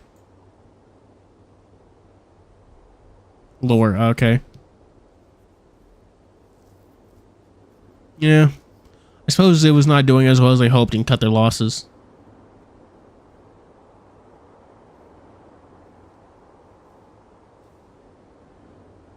I like turn-based games, just good ones, you know?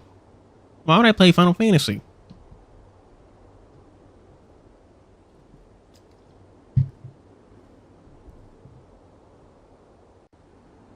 What was it? What was it? Which fucking JRPG? I don't fucking recommend people. Oh, Fuga. Oh yeah, yeah, I suppose Fuga is a JRPG. Huh. I just always play the games in French, so I just don't associate it with being a JRPG. Sphere Grid is stupid. I'm honestly just not even a fan of the whole, like, job role thing or anything. So honestly, one kind of part of my reasons why I dislike the archetypes and, metaphor, it's just like, oh, that's a bit of a bummer. Yeah, yeah. Like, Metaphor's story is way better than, like, pretty much anything to come out of SMT, but SMT's gameplay is, just still better, because I do like a whole demon fusing mechanics and, inheriting, and skill inheritance and all that.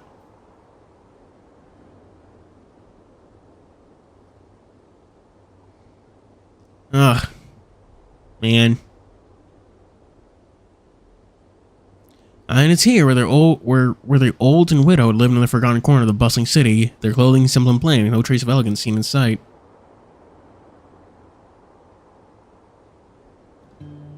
Of course, such scenery would exist anywhere and everywhere.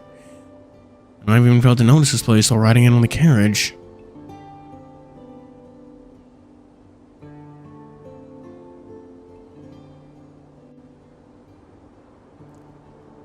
Is it releasing on Switch too? Oh, Dylan? I've never heard of that game. When are we gonna get No More Heroes 4? I've been in a very big No More Heroes mood lately, but I do not want to hook up my Switch to actually play the games.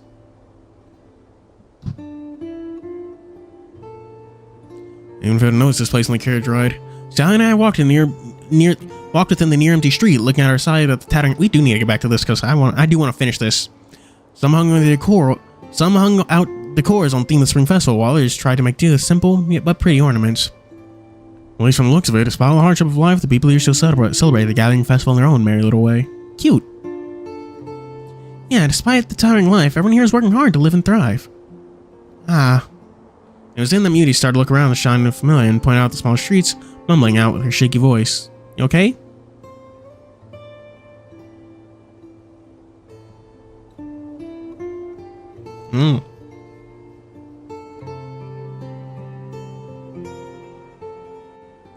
It was then that Muty started to learn a shaky voice. What is it, Muty? Do you remember where your home is at? Did you hear that the Switch 2 is region locked? That's a fucking bummer. Can't even travel to Japan and buy it there yourself. You gotta do it the hard way and spend $1 bajillion.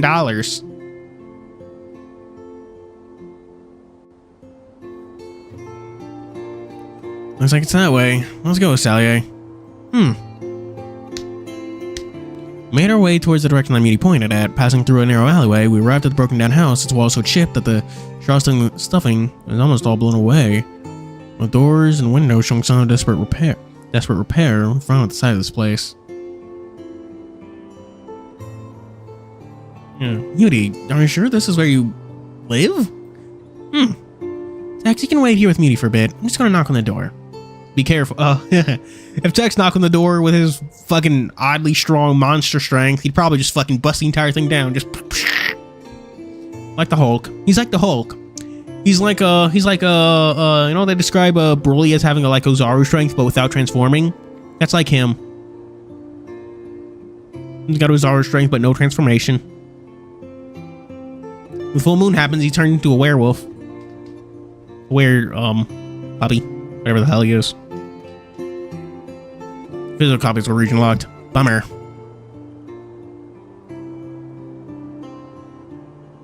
Alright.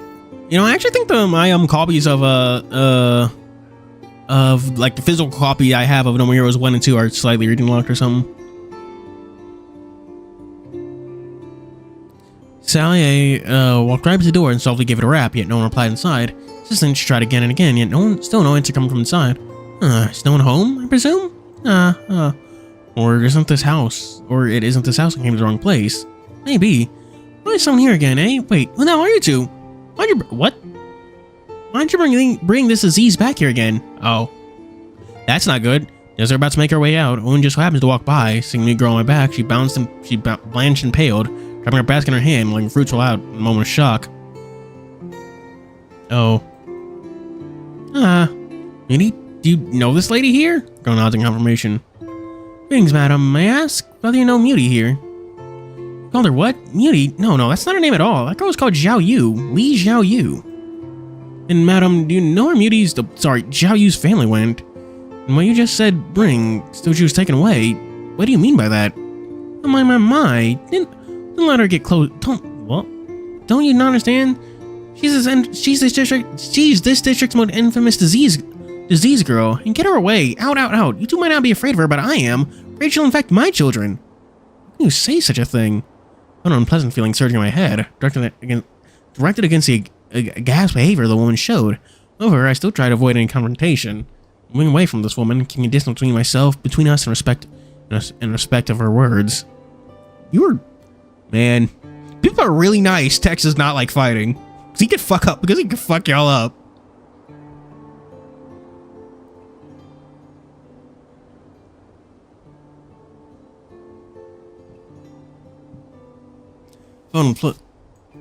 This unlucky star is born with a body full of disease. Scared her mother away the moment she was born. Her dad's done the better. All play, no work. Not so long ago, messed about with some woman by the name of Luo in the nearby Jiangning village. Then, do you know where the parent of this kid is at? Please tell us if it doesn't trouble you. You want to take her back. The woman, however, waved her hand, interrupting Sally's words. She then glanced around before whispering as if she's afraid the walls have ears. Don't bother. Mom ran away early when she found out her kid was sick and ill. Need a lot of money to keep her healthy. Brothel madam took her in as a worker, before long got herself killed in an incident. No, but that...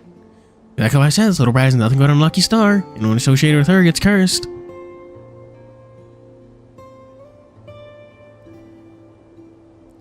Last year, not so long ago, her dad kept disappearing on her, running long distance without an area presence around his daughter. Rumor had it that he found a new woman next door and kept borrowing money just so he could spend it on her.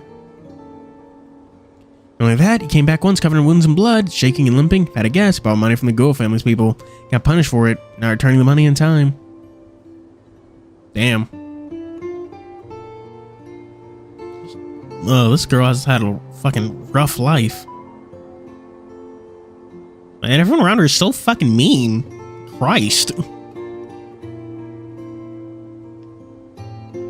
Vexen's archetype is the fucking nerd.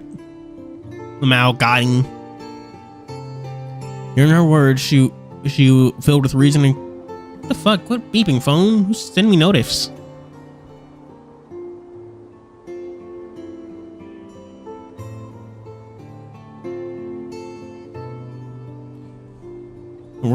Hearing her words filled with reason and confidence, I was initially in disbelief at her story, but thinking back at all the problems suffered in Xiao Yu, I could not but agree on the logic and explanation.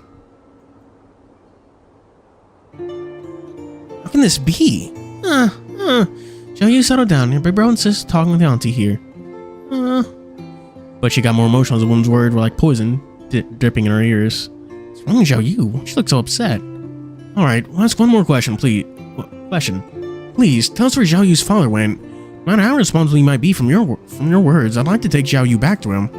How should I know? Weeks ago, I did see him take Xiao Yu with him.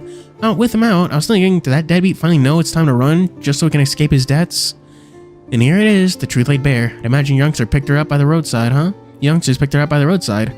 Honestly, why bother? Her dad already gave up on this deadweight and no longer wants her. Why trouble yourself with this unlucky curse? That's so fucked up. Ellie covered her mouth in shock and disbelief, sympathy and sadness pooling in her eyes. Please stop saying that. Xiao Yu is nothing like you describe her as. She's a good girl. Why say all these mean words as if you know how pitiful her life is? Pitiful? I pity her, then who's gonna pity me, eh? You rich people can have all the time and days it takes pity on this wretched disease, but I ain't got time for something as pointless as that.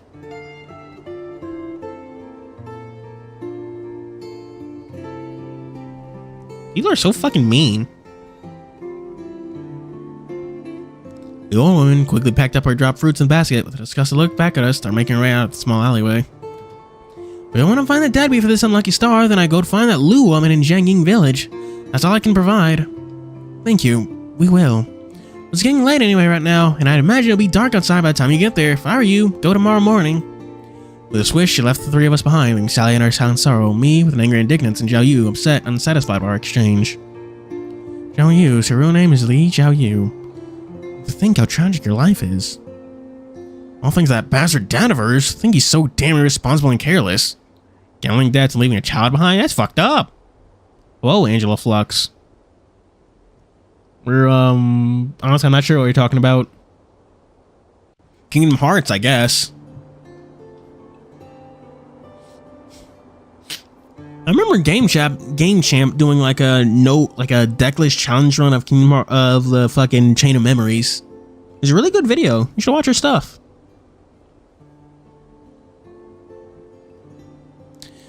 All thanks to bastard dad of hers. No.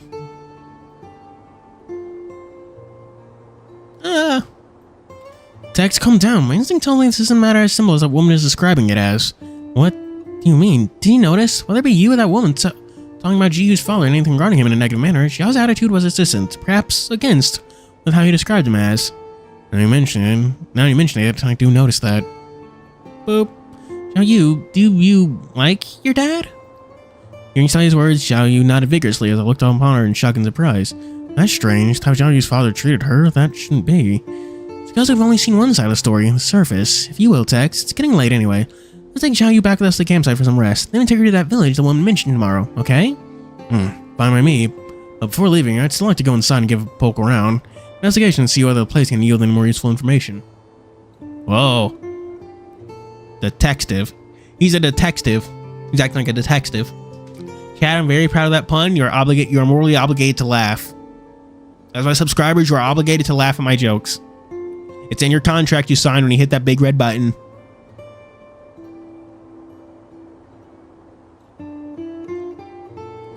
You just said the thing I wanted. On one side was the words of that woman, and the other, the honest art Xiao Yu devoted to her father, to uncover the truth, to us side to go in the end to go inside and see what we could find. Pushing open the broken old door, we were treated to a strange sight. Despite its worn ancient state, the residence remained in a clean, well-kept state. Sunlight draped in the broken shutters, letting it bathe the room in a comforting glow. Oh, that sounds nice. That's what's throwing me off. I forgot I did that. Small was the bed, but it was covered in a thick layer of straw mattress, giving a warm, comforting look. On the nearby shelf, a doll stitched with the name Xiao Yu, and was kept well maintained. Despite the clear sound of usage, repairs would apply to fix it, rating a sense of treasured memories and infinite love. Oh, that's cute. This is... Afraid I just as a guess. So the woman lied. Not really. It's merely assumption she made from her view. Surface of the story. Think about it. Xiao Yu's father was just like her description, irresponsible and careless. Why is this place kept nice and tidy? Why the one thing care shown in how he set up the housing? Look at the doll, the mattress, the bed. It's as if she could feel his company beside Xiao Yu through hardship and joy.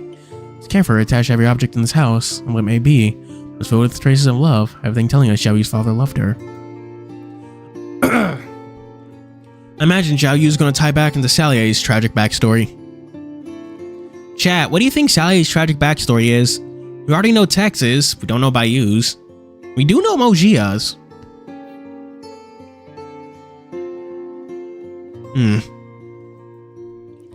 With careful searching, we started to scour the house for clues, letting Xiao Yu sit aside quietly, playing with her old patched-up dolls.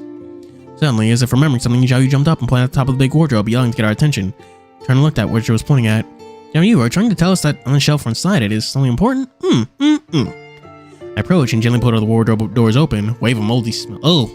Carefully peered inside, closet filled with Xiao Yu and her father's old clothing, but they were left dilapidated and forgotten, seams turned off the edges, a sign of unattendance for a long time.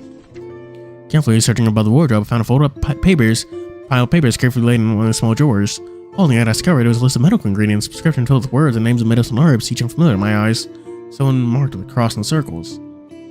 Bottom of all was one name, the doctor's signature, Lu Jihui. Sally, found something useful here. How about you? Gotta go visit a doctor. Did their father die? Was father getting medicine for her? Did he take out a loan? Is that what happened?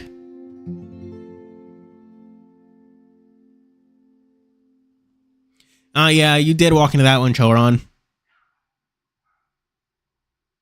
Oh man, I feel like I should add a Choron own. You know, like how they in Dragon Ball Z Bridge had the Krillin own counter. I feel like I should add one of those to Choron. He keeps walking into this stuff.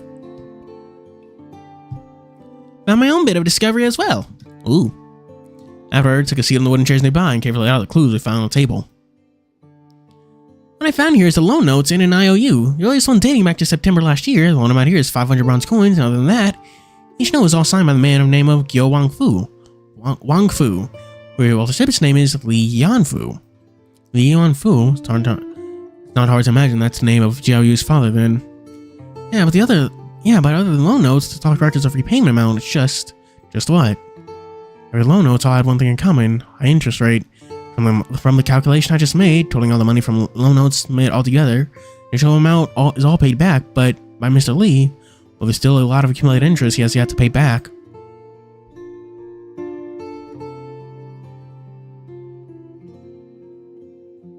Own counter. I'm gonna add one of those for next stream. Choron own counter. It's gonna make a little ding every time I tick it up. So this is what that woman mentioned about high interest goods. Yes, and according to the notes of interest the loaner made, no matter how much money Mr. Li pays back in accordance with his loans, interest would only double or triple or worse over time. In other words, this is a loan that can never be repaid whatsoever. So screwed up. Whoa. Loan shark. This is so screwed up. What this Guo Wang Fu's doing? His actions basically drain the lifeblood of the innocent and poor. And his payday loans.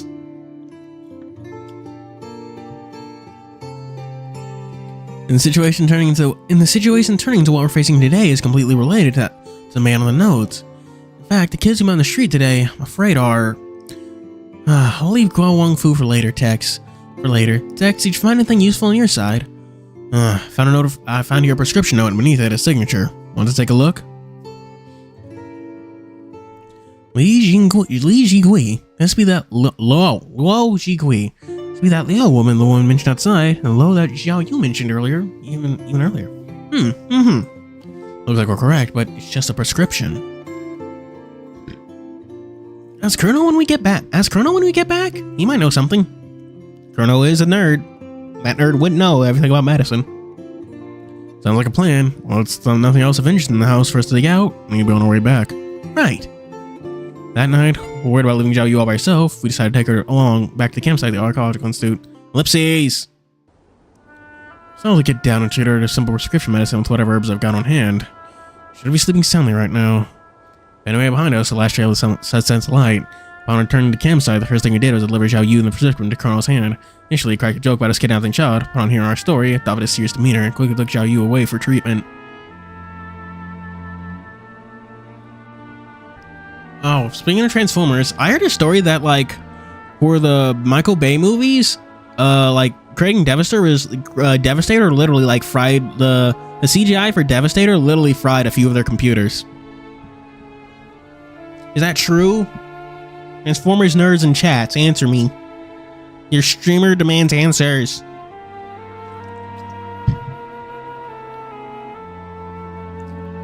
It's gotta be gotta be noted that Chrono really has the talent of getting kids to listen to him. And though Xiao Yu's first time in contact with the demon, but upon Chrono seizing and smiles, the girl quickly stopped crying and took her medicine obediently in a calm, soothed manner. Good job, Chrono. It is huge.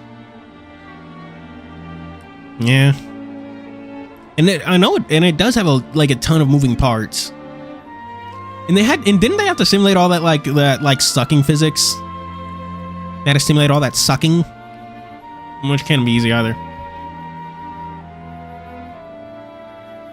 Retroactively, G1 Prime ahead. Yeah.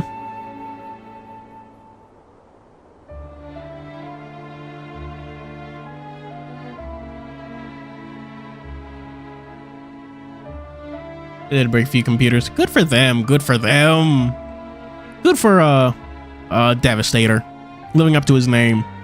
Hell yeah. Once we experience facing the patient, or else it wouldn't be easy for Chrono to undertake his task. Still, looks like Took a while for Chrono to come out of the tents, face a sense of tiredness and exhaustion. Here, the two of us, the situation was not looking bothered at all. She's been worried we were carrying throughout the day. Is Xiao Yu's situation alright? Text, Sailor, I'll get straight to the point. Ken's already showing signs of premature weakness. Added with new wounds, it ain't looking positive. How can that be? Colonel, do you have no solution either? What kind of sickness did she even contract? Hold on, I'm not finished. Oh, sorry. Congenital pneumonia. Congenital pneumonia. If she received proper treatment from an early age, she wouldn't be like this.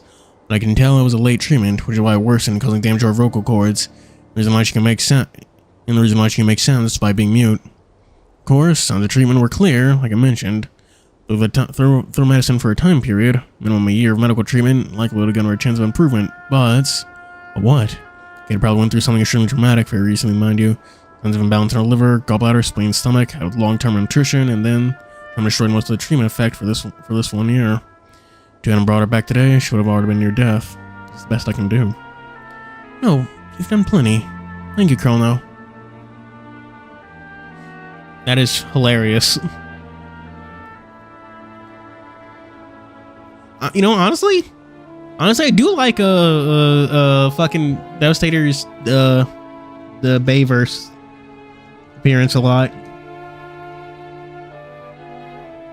I'm a little disappointed that like he's by default is just purple and green humanoid.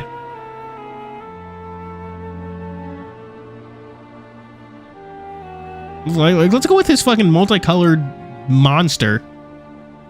That's fucking, because monster's fucking sick.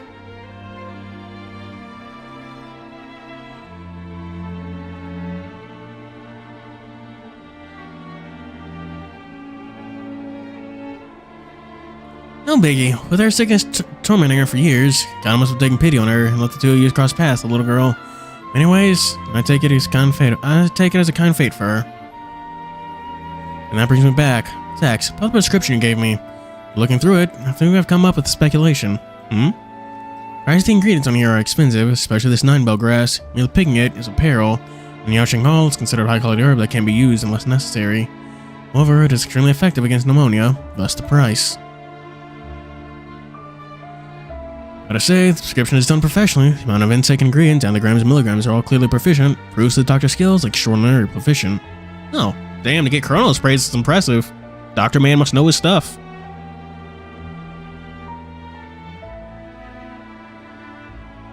Oh. I imagine that this doctor who's been looking after Xiao Yu this entire time, right up the moment she met you two. How bad the deteriorating her condition is, she would have been dead already.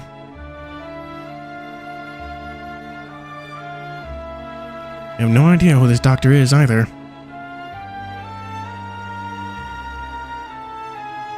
Best I can give her is suggestions and speculations, so the rest, I'm afraid to understand. Stand holy when you go to that village tomorrow.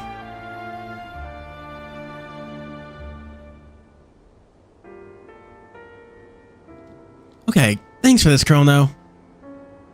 The ever-reliable Chrono. The homie-in-chief.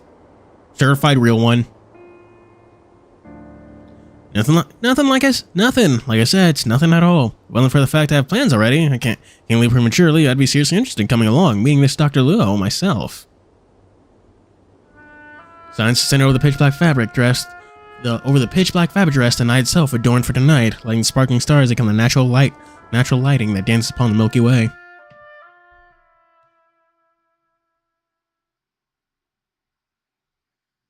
And realizing the time, we returned to our tents after finishing our exchange with Chrono in confusion. But also comfort as well. We entered the seclusion of dreamland, letting tomorrow's matter remain for tomorrow.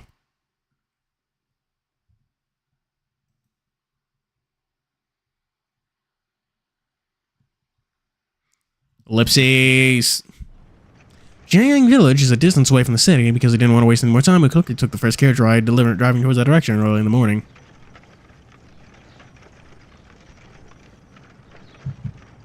Chat, do you think Kingdom Hearts 4 is going to be on the Switch too? Yes or no?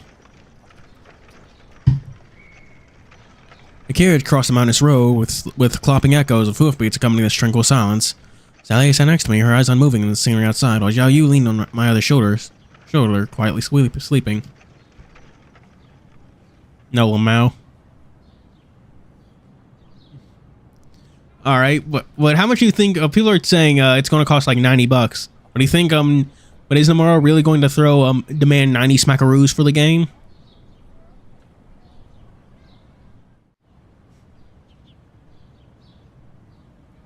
After a while, we finally made it to the village. At the entrance of the tiny settlement, the villagers were around the hamlet quickly looking up and guests, all wearing expressions of surprise and weariness. Oh my! What honor do our humble young villagers receive guests as noble as you two today? Somehow their tongues and eyes are filled with vigilance and alertness. Strange, the locals be more open and armed and welcome and passionate set of outsiders coming to the spring festival? Why being so alert and cautious around us? Greetings, Mr. Uncle. We're to see a doctor by the name of Liu Zhonghui. May I ask whether you know the way to her? Seeking Dr. Luo? I thought you were one of Guo's family lapdogs here to harvest our money. Got scared. Thankfully, Xiao Yu, with her harmless, kind, and cute look, was able to stun the villagers with their curious inquiry.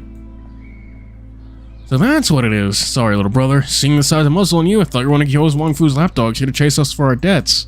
Ah, please don't put that on your conscience. Only the instigator for not forewarning our arrival in the first place. Oh, you're just here to see Dr. Luo. She should on the hilltop over there. She should be on the hilltop over there. Just walk straight up the road, but Luo's faced with some trouble as of late and isn't doing too well. Best not to give her too much trouble.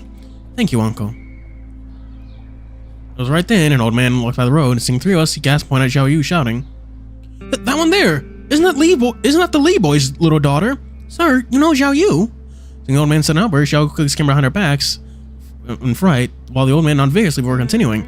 My old eyes won't lie. That's the daughter of a young man who keeps coming to our village. I know her. And by damn straight, I know her father too. Sir, can you please tell us where he's at right now? We're trying to find him. In her words, the old man's expression darkened and sunk with unending sadness all over his old wrinkled facade. Oh no. And then when he looked at Xiao Yu once more, with words lingering upon his lips, all forcefully swallowed them back down. The girl's really had a hard life. Sad and walked aside on his walking stick. Go to the hilltop and find Dr. Luo. She'll tell you everything. Oh, fuck. Very well. Seeing how the old man is no longer willing to divulge further, stopped whatever question I had on my mind. Hey, young man, when this village here are all forced to hide, might not because of the tyrant Go Wang Fu in the city, pulling us in this corner with no way to get out. Telling me that most people here in this village are victims of Go Wang Fu's high-interest goods? What do you think? High-interest of his? Do you think any of us common folk can pay it back? Staying in the city meant living in Go Wang Fu's you'll be one of Go Wang Fu's target. And many couldn't stay living in fear and horror like that. They chose to sell their properties and housing in the city and ran out here, trying to live in peace despite it all. Take a little Liu here, happy family living with his daughter, with her in a bid to open her own dream business. Borrow a large sum of money from Go Wang Fu, failing to pay, his daughter committed. Oh. Continue to hold Liu's unpaid debt. Uncle Chen's stubborn money of that. Lost my daughter and I got threatened with my life every day. What do you think you don't live under pressure like that?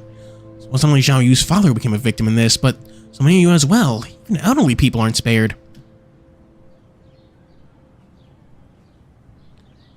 Adding another tick to the chill aren't getting own counter. It's just one fate. Some lost family to the devil who took them and sold the richest slaves, while others are beaten until they're crippled and were forced to cut off their legs to pay. They all abandon the citadel after coming here, and we're all going through hell. Continued, his expression becoming heavier and somber, as if he was peeling a scabbed wound open with every word he said. Thank you for telling us this, sir. I nodded slowly, feeling a burning anger and solemnity at the situation before me. Past is the past, but thanks to Go Wang Fu's malicious and vile behaviors, we young villagers are rather united in our cause. Seeing how you youngsters treat Li's daughter with kindness, I imagine your kindness will as well. That's why I shared this to you, as an apology, the reason why I failed our greetings while seeing you coming here. Thank you, sir. Really do. Nothing. It's the best I can do for the poor child here. Ellipses. After hearing the old man's stories of the atrocities that Go Wang Fu has committed in his greed, my heart was finally consumed in a blinding fury, burning inferno as I gnashed my fangs and teeth.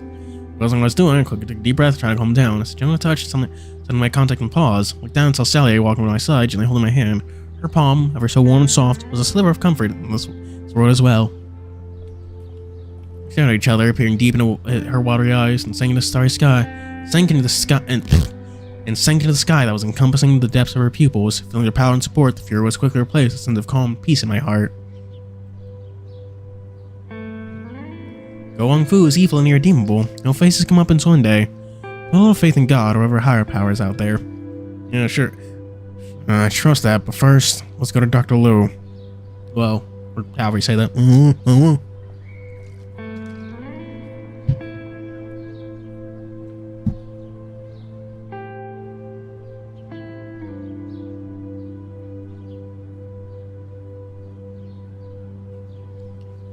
But I haven't gotten the slingshot or silver boy yet. It's still up in the air. You should get Movies Devastator, because he looks cool.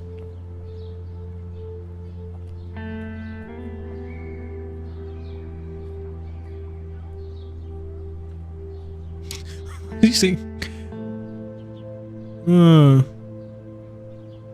Afterward, following the path the old man village pointed out, we made our way towards the hilltop of the narrow dirt road. Long and winding as a road, yet we felt a sense of peace, enveloping the shades cast by luxuriant trees, bathed in the sound of wind brushing against the leaves. Attentively, we walked our way up in fear of slipping, tripping, with how uneven the ground is, mixing rocks and mud. Then, reaching the end of the path, a simple crude house came into existence before our eyes, standing proudly on the edge of the valley, as if this house is part of nature itself. Worn and stripped of its paint and new look, the housing and surrounding greenery and moss, telling signs of time deep in its rooted place. While simple and ancient doors and windows will tell stories of guests that I received over the seasons and years. Away from the strife of society, it was as if this place is but a sanctuary and paradise still secluded, with refreshing air and gentle breeze brushing over the place, carrying with it the smell of flowers and pine needles. It is truly a place to relax and open one's mind.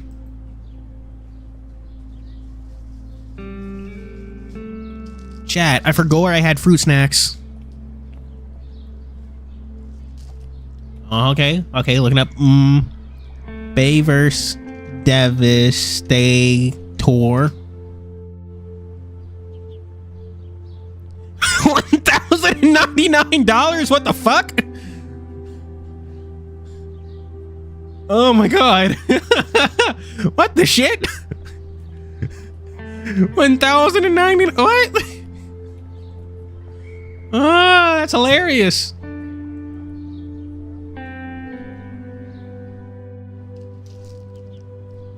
Transformers fans are hilarious. The things you'll buy, the things you'll spend money, the things you'll spend, the plastic you'll spend money on. There.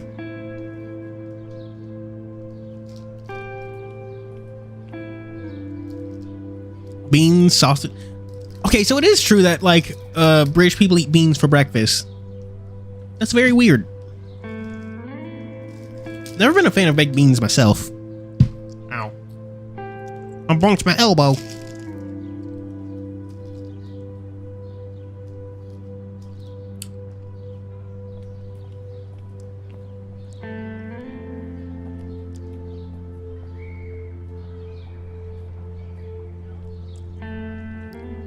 You should replace the beans with the bacon, Charon.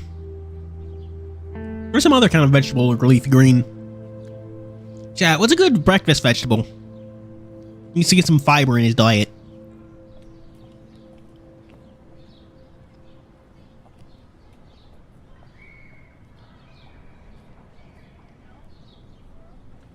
Hang on, I'm chewing on some fruit snacks. It's gonna take a while, chat.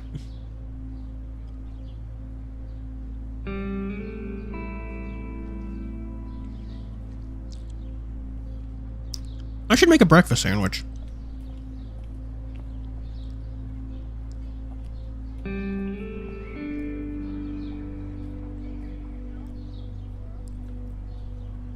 Hilarious. Devastator's penis called Overload.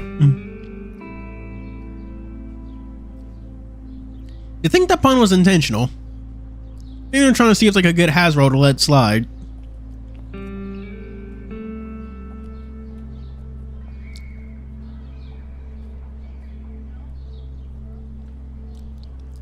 Another tick for the Choron getting own counter right there. This place isn't bad. It's nice and pleasant, I'd say. And I'd imagine this Dr. Luo is the one who enjoys solitude, but is a noble character, right? I hope Dr. Liu has his own sprite.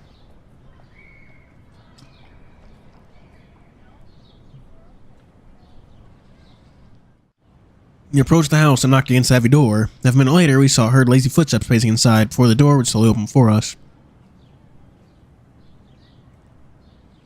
Walking inside, we're greeted to the side of a young white mink woman, dressed in a flowing lichen robe.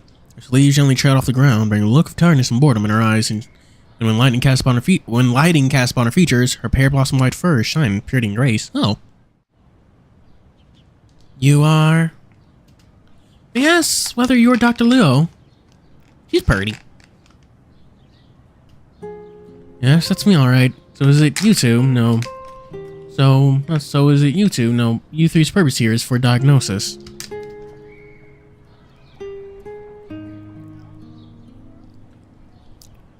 Just as she said that, her pupil suddenly turned to a little girl between the two of us. As her pupil shrunk at the sight, gasping a little in surprise, an instant tears fell flee from her eyes as she cried in a shaky voice. Xiao Yu! Oh!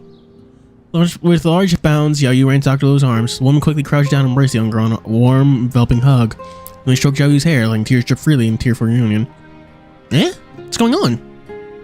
It's all over, Yanfu. Back. Xiao Yu's back. Choking voice repeated the same words again and again as she finally finished a crust of some sort. Her hand was still stroking the back of Xiao Yu's head, trying to wipe away her horrors and pains the girl received like a loving mother. But Xiao Yu cried on and on, like the wrong about emotions fell freely from her eyes. The fragile tear ducts of children are, like soon, Dr. Gold's pale green rose soaked with deeper shade of greens, each drop hitting the doctor's heart with a guilty look. Even though we have yet to see the reason behind all this, fatality remained quiet through all this, none of us willing can chew and sweetness of the situation, watching the side felt happiness for the young girl, but also bitterness as well. For a long while until her tears dried up, Dr. Liu slowly let Xiao Yu out of her arms, trying to wipe away the redness from the corner of her eyes, trying to meet the two of us directly. My deepest thanks, young people, for bringing Xiao Yu back. I know the journey must be rough and long. Please, come on in and take a rest.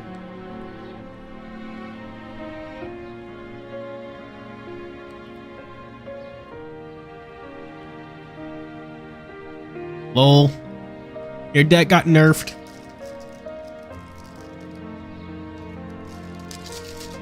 Now he knows the pain of a Ryziel player. Post ban list.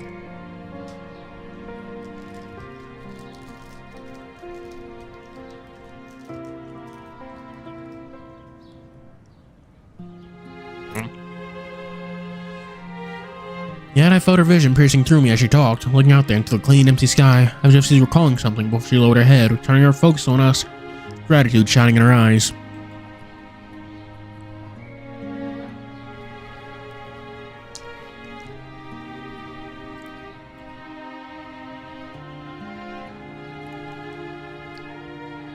This is why you shouldn't play, what the fuck are they called? Burning Abyss, good old days. They deserve nothing.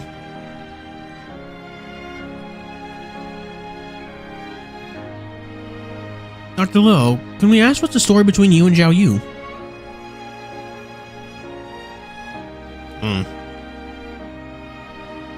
You make Beatrice and Drytron? I thought they were all like level 8.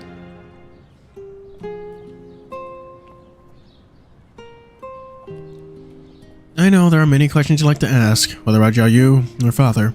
Still, come on inside to my humble abode. And how the fuck?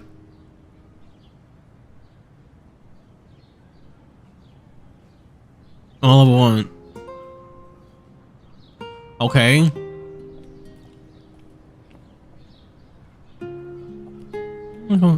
What the fuck am I thinking of?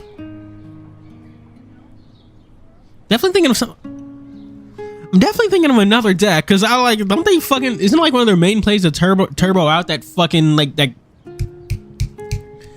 galaxy whatever? Hope Harbinger.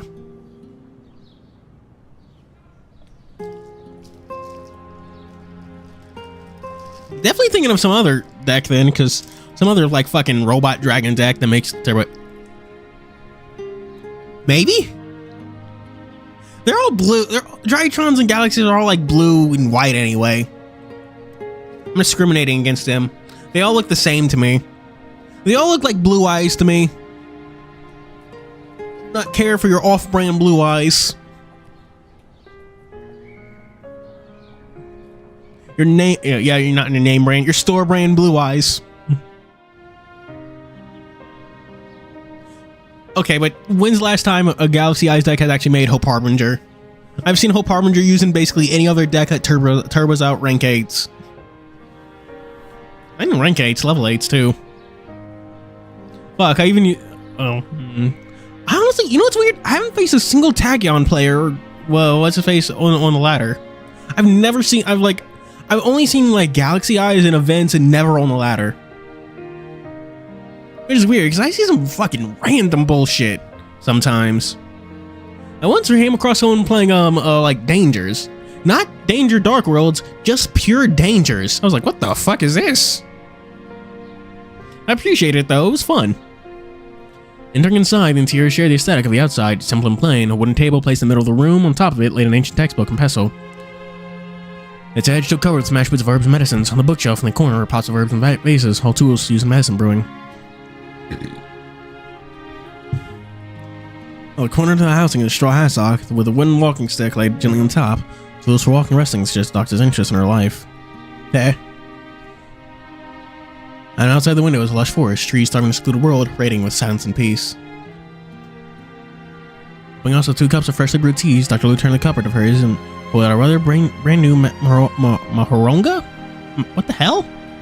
Hang on, looking that up.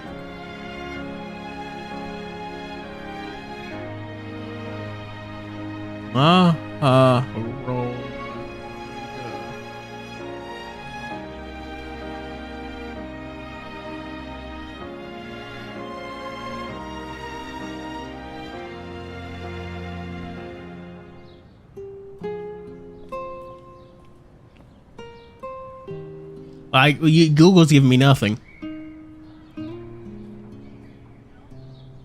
Makes up that studio devastator? Yeah, I wanna see. I'm gonna holding a little toy for Xiao Yu to play in hopes of distracting her. Holding the doll in her hand, a lot of recognition, joy, sweating her eyes. Looking out to joy, they'll be notched out of sight and been played in the corner. Oh. Surprised to see have a model clay doll lying around. Dr. Lowe, do you think it's young children coming in for diagnosis? Not really. Most of my patients are villagers here. Middle-aged and elderly are hiding in fear of constricting debts. There's not many children around. Maharanga is actually brought by Yao Fu, her father, when he took her for diagnosis to cheer her up. Xiao Yu's father comes by quite often. Correct. Ever since knowing Xiao Yu's condition, I've requested Yan Fu to come by with Xiao Yu every fortnight. At least once. If Xiao Yu couldn't come because of her situation, then I still asked for him to come and pick up some medicine. Not so, Dr. Liu, then Xiao Yu's father is. Xiao Yu stopped, we both knew the next word hung upon her lips. And what's to come, yet knowing how close we are for an answer, still couldn't say it. We had to hear from Dr. Liu. Dr. Luo should truly bear the hatchet down her heart. Blame it on my incompetence. I'm sorry, not only for Yan Fu, but his daughter as well.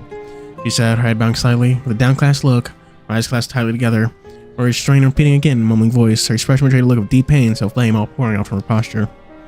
Her fingers unconsciously clasped around the porcelain cups. It shook with a tremble while her fingertips turned paler, the memories of swelling in her mind. Once more, the corner of her eyes wet in tears, but still she wiped it away, letting the moment drag longer in the heavy air. Hello, I know you're having mixed feeling about the thoughts in your head, but it's an even greater torment to carry all these burdens alone. So, if it's possible, can you please tell us the entire story, from beginning to end?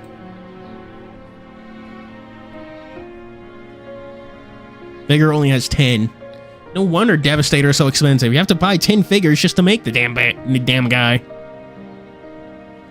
You have a fair point. I am indebted regarding Xiao Yu to her in return, and by all means, I have the right to know the story from beginning to end. Right, Dr. Lowe. Patience. Soothe your heart before you're ready to start. Thanks, but I'm fine. Dr. Lowe replied, took a sip of tea before letting out a long, lamenting sigh, as if an invisible pressure was relieved from her shoulders.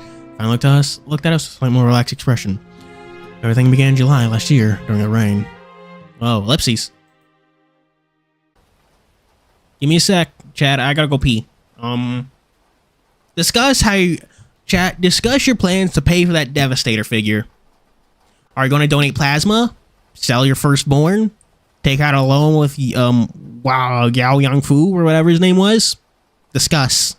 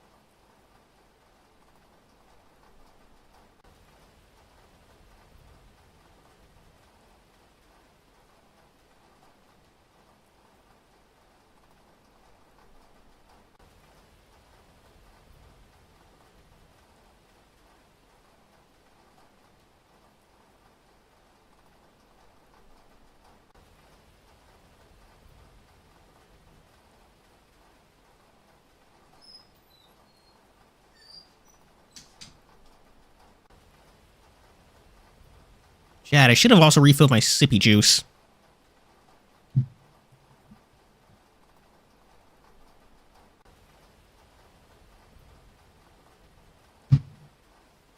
Just gonna get Days to buy the fucking... They spent $1,099 on the Devastator figure. I know I probably shouldn't, but I'm also going to add that to the Choron getting owned count.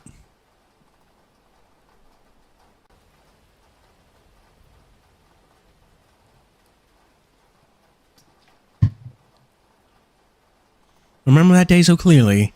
It was a rainy season. That day was no different from the rest. In a drizzle and trickles, seeing how the rain was only getting heavier, we ran to the courtyard, collecting my half-dried herbs and ingredients back inside, praying they not get wet, losing their medicine values.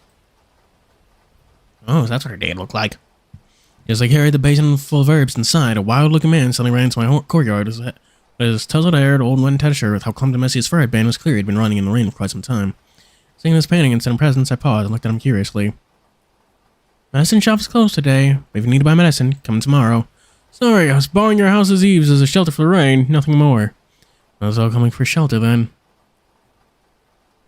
Relax, I'll just stay here a bit. We'll come inside, okay? Nothing bothersome, except for dried herbs I have inside. Something valuable in me anyway. You lady, I'm so cautious around people. Well, that's right. You mentioned medicine. From the look of yours, I'd imagine you're a doctor, huh? Mm-hmm. Oh, well, you got it right. Man, a strange one Strange one was a thought swirling in my mind. Despite that being the first time we met, he showed confidence, familiarity that made me think we were met previously as friends. Still, I was aware of his presence out of a plan of functioning manner. Without further ado, I turned inside and closed the door, continuing my work, thinking probably to leave once the rain gets smaller. I thought to myself and once yawned. But instead, the rain will only get heavier, noticing it stopping. Staying in the house all alone, I stared outside, finding the lonely figure still there, standing with the eaves on my front yard. Gay without near movement, shimmering in the shade of loneliness and desolation. Well, if he gets a cold, it'll be another patient that I need to attend to. Seeing how the man kept his words honestly equal to I'm guessing honesty equal to a stubborn mule, and just stood at the door without stepping an inch into my courtyard. I assumed he was just in the vicinity to pick up some medicine herbs and called out to him.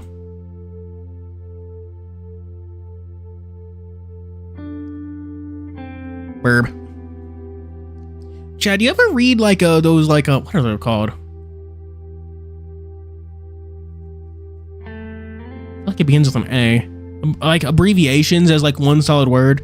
Reading LOL as LOL or BRB as burb.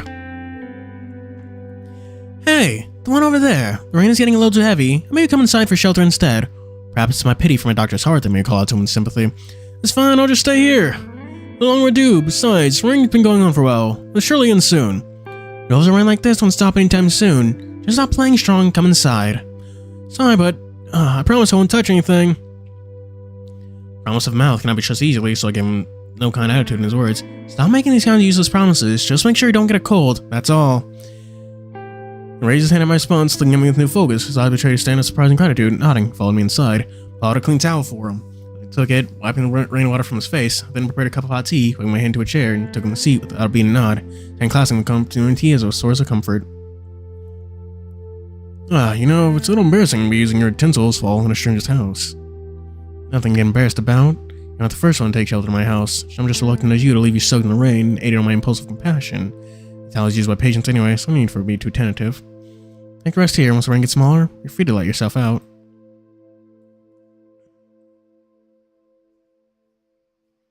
Hearing this, he used a towel, helping himself out by wiping down the clumped up fur. Despite the exhaustion burning his eyes, he managed to squeeze a kindly smile at me. Well, I should thank you a lot for this. How about... How may I call you?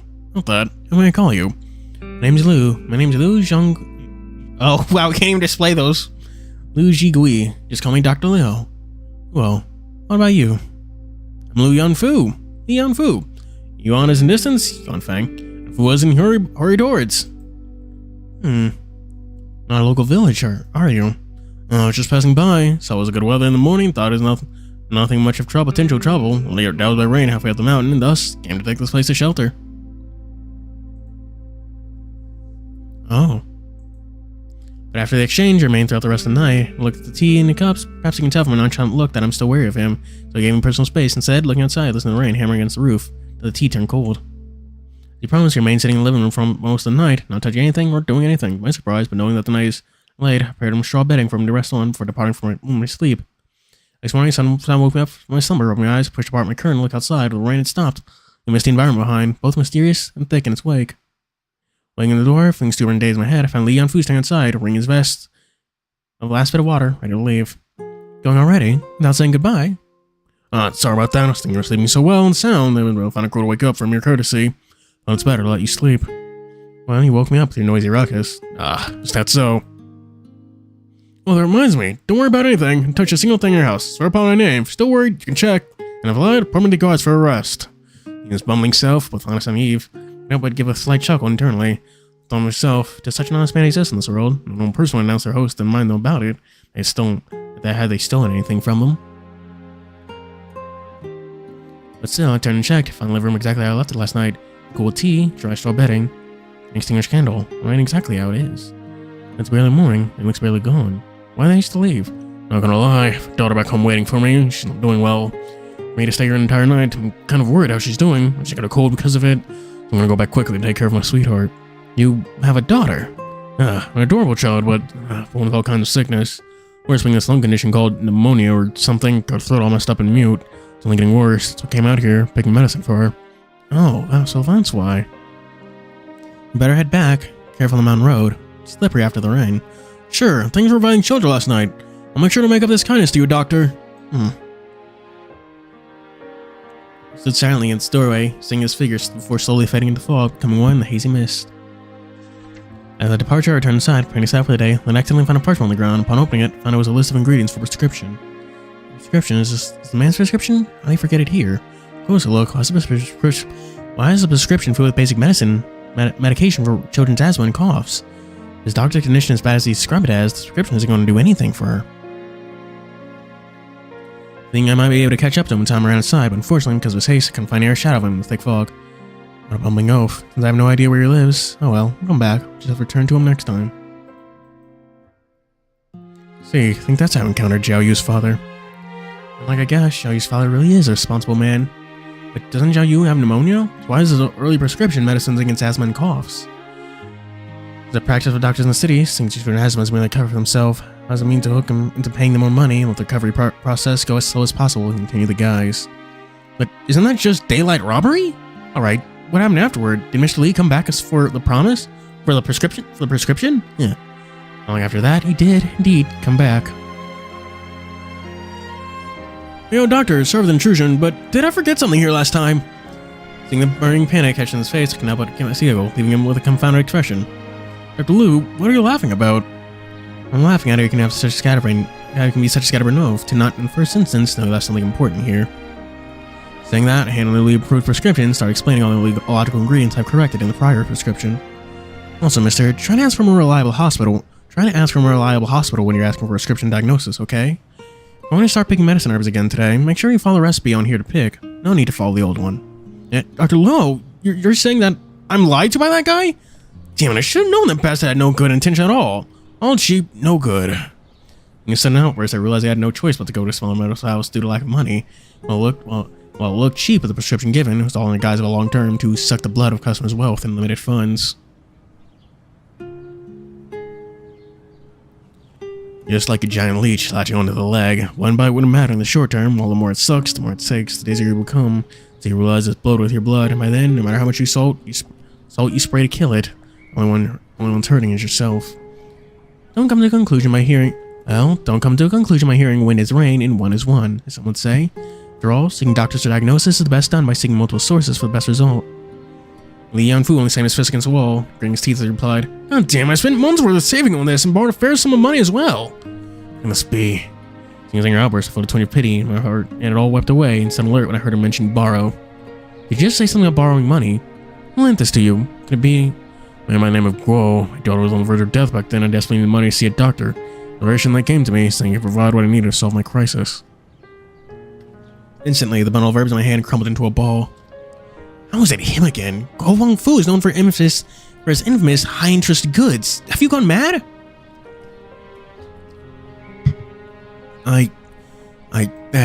Seeing my sudden anger, Li Wangfu stuttered and found himself unable to find the correct words to say. I don't think Xiao Yu like that. Xiao Yu like that. My daughter, her face green pale, calling blood from her throat. Nerve seeing her, knowing she couldn't take the next breath normally. I lost my daughter. Just feel so much panic. His hands trembled as the self-flame became the most dominant look that consumed his exhausted face. He collapsed on the ground, kneeling as he continued with his face in his hands.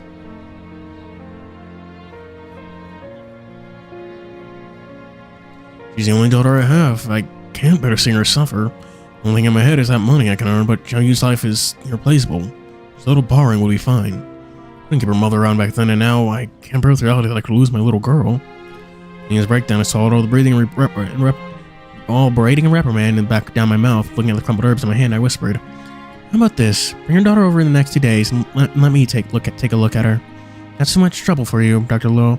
Well, sometimes the sprite does not update. Dr. Lo, and neither do I have the money for the time being. Money is the least of your concern. Most of the villagers here diagnosed by me pay their medical fees over time.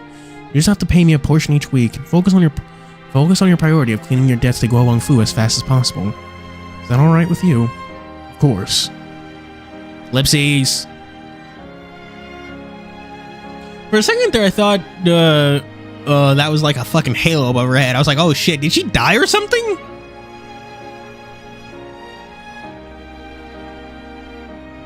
Afterward, it was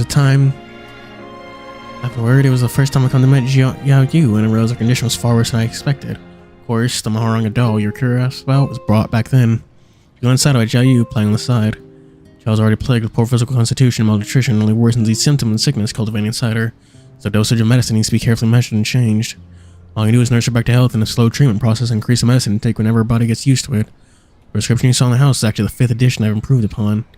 That's how it comes to be. Yanfu and I agree to treatment every Sunday. He'll bring Xiao Yu over for a checkup. And over our interaction time together, I've come to feel his responsibility as a father, and over time, dropped some guards around him. Every time he saw Xiao Yu's condition improving, however slight, his face burned with joy and happiness, making him feel his trust and honest love that devoted himself to his own daughter. And it's all thanks to your effort that Mr. Lee's pressure was relieved, right? Li Xiao Yu's sickness is being treated. Ellipses!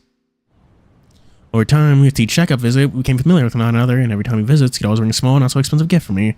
I, however, objected to such novel actions, asking him to save some more money to pay off the debts, or prepare for Xiao Yu's future. But he would always give me that honest, bubbly smile, asking what I like. At the time, however, I was fully focused on brewing the medicine and replied back with some random answers. Flowers wouldn't be bad. From there onward, my medical house would never have a lack of fresh flowers blooming in their vases. Every time he'd bring a new type of flora, he always paid attention to my action the moment he realized I'd show more love and care to my favorite white Chinese rose. I'd always have a sprig or two lying around every week, courtesy of his gift. As the more our interactions went, the villagers around started gossip about our going on. One evening, several other customers of mine finished their medicine, purchased, stayed behind and asked me about him. Hello, how come Lee boy didn't come by today with his little girl? It's not Sunday yet. Why would they have come? Oh, so it comes on Sunday. Well, you don't take rest days off on weekends anymore. Just so you can leave the doors open to the dad and kid. No, I'm just not a fan of going outside for long journeys with nothing to do. I might as well leave the doors open for anyone during weekends from now on. Oh, I get it. Oh, wait, Dr. Lu, you're not getting any younger anytime soon. You feel worked hard, and girls hold bonds of the village. We're not consider going to town to seek a partner or something. I don't want to go into town. I think you're perfectly fine by me. Thank you very much. I get it. Young ladies like you enjoying your freedom of choices, not going to town, but this is a matter of life changing. Around maybe we can vie with you as the candidate. Lee lad seems quite alright, honest, maybe a little dirty, but is handsome in his own way. Slight shame he already has a daughter, but the kid's nice and obedient and cute. Good kid who'll grow into a fantastic lady one day. And that, the lad on my hand dropped in a thunk, medicine pot gurgled. I enrolled. Flavor's influence my face turned scarlet red at the suggestion. Seriously, what are you talking about? We're just normal friends, that's all. Friend, Rose is still in the vase since last week. Would a normal friend gift these to you? You know, married couples are a commitment of time, and looks and money should be the last factors to be factored in. Honesty and kindness should be what's important.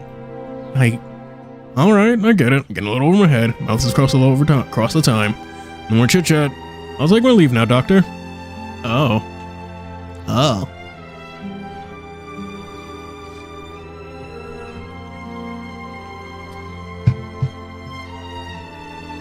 After you left, I felt my heartbeat a sliver of impatience and urgency, and started to think which day it is today and how long it'll be until next weekend. The more I thought, the more my heart became restless, until the water was burnt out in the pot that I pulled back the reality of what I had tasked to do. With that came the end of autumn, and the temperature took a sharp drop. That day was the same as any other, with TianheHui bringing Xiao Yu back over for checkup and diagnosis.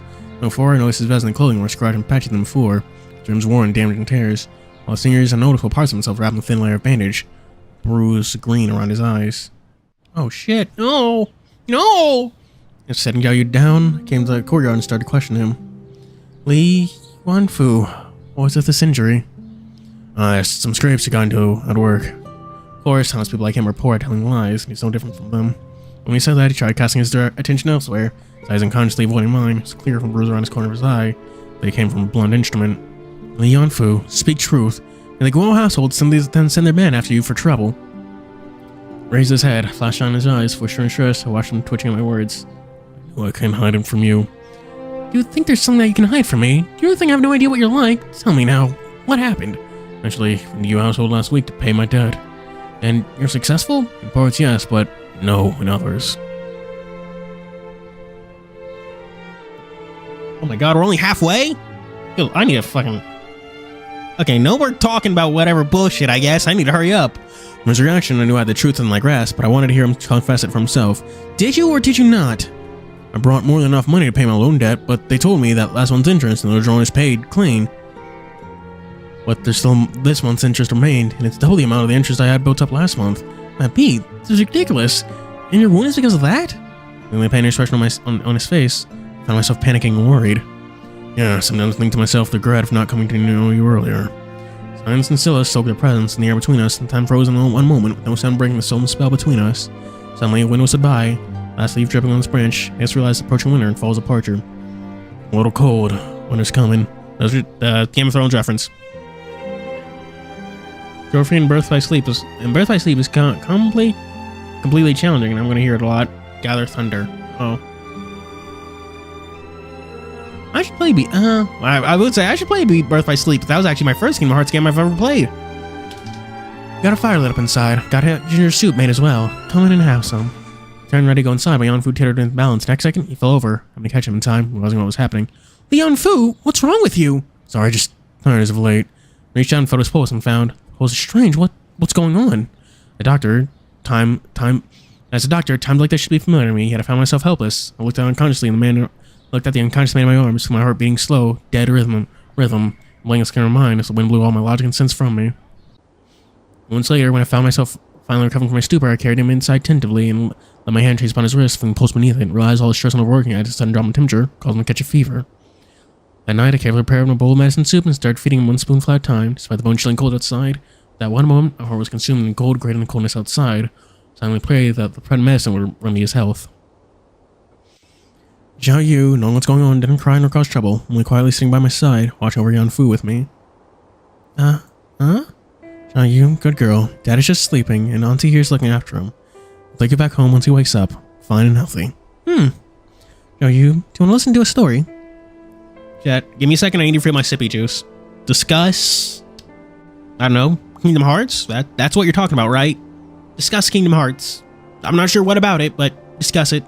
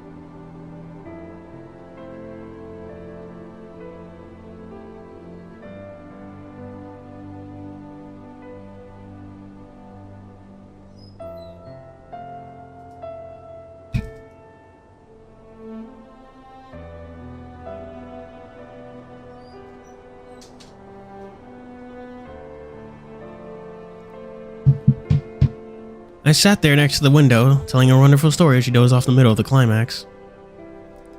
The night turns dark early during the deep autumn. Knowing that, I closed the window and lit up a candle, letting its flickering flame bathe the room in a dim yellow light, but it only served to cast a more desolate feeling over the crowded room.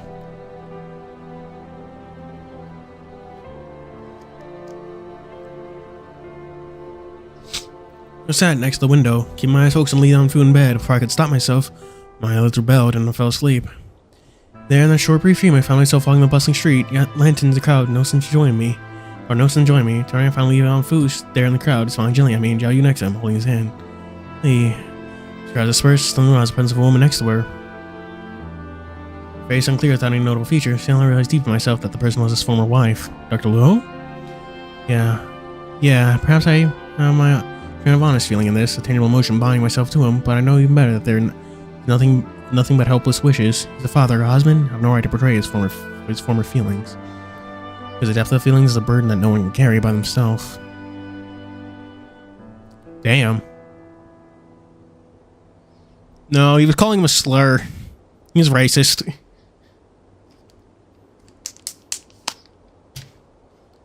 Frollo smelled the minority in him. Seriously, sleep on the chair without a fear of catching a cold, she says to me. Suddenly I found myself floating as if being carried by something. With my eyes and alert, instantly saw Li Yanfu, bridal carrying me in his arms. Gray blue eyes lighting up, emerald irises. Li Yanfu, what are you doing? Quickly I lowered my voice and respected the sleeping girl in the bed, but I didn't struggle out of his arms, only feeling a weird resonating buzz in my head. I'm just sleeping on the chair.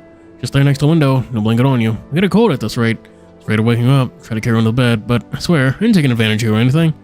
Fine, I know about it quite well, but please put me down first. Just a little embarrassing if anyone found us like this. Sorry, me and my wild plans. Softly put me down, quickly fetch a warm blanket, heat up by the stove, place it near his slim finger, pouring a bowl of ginger soup for me with all the familiarity as if he's in his own home.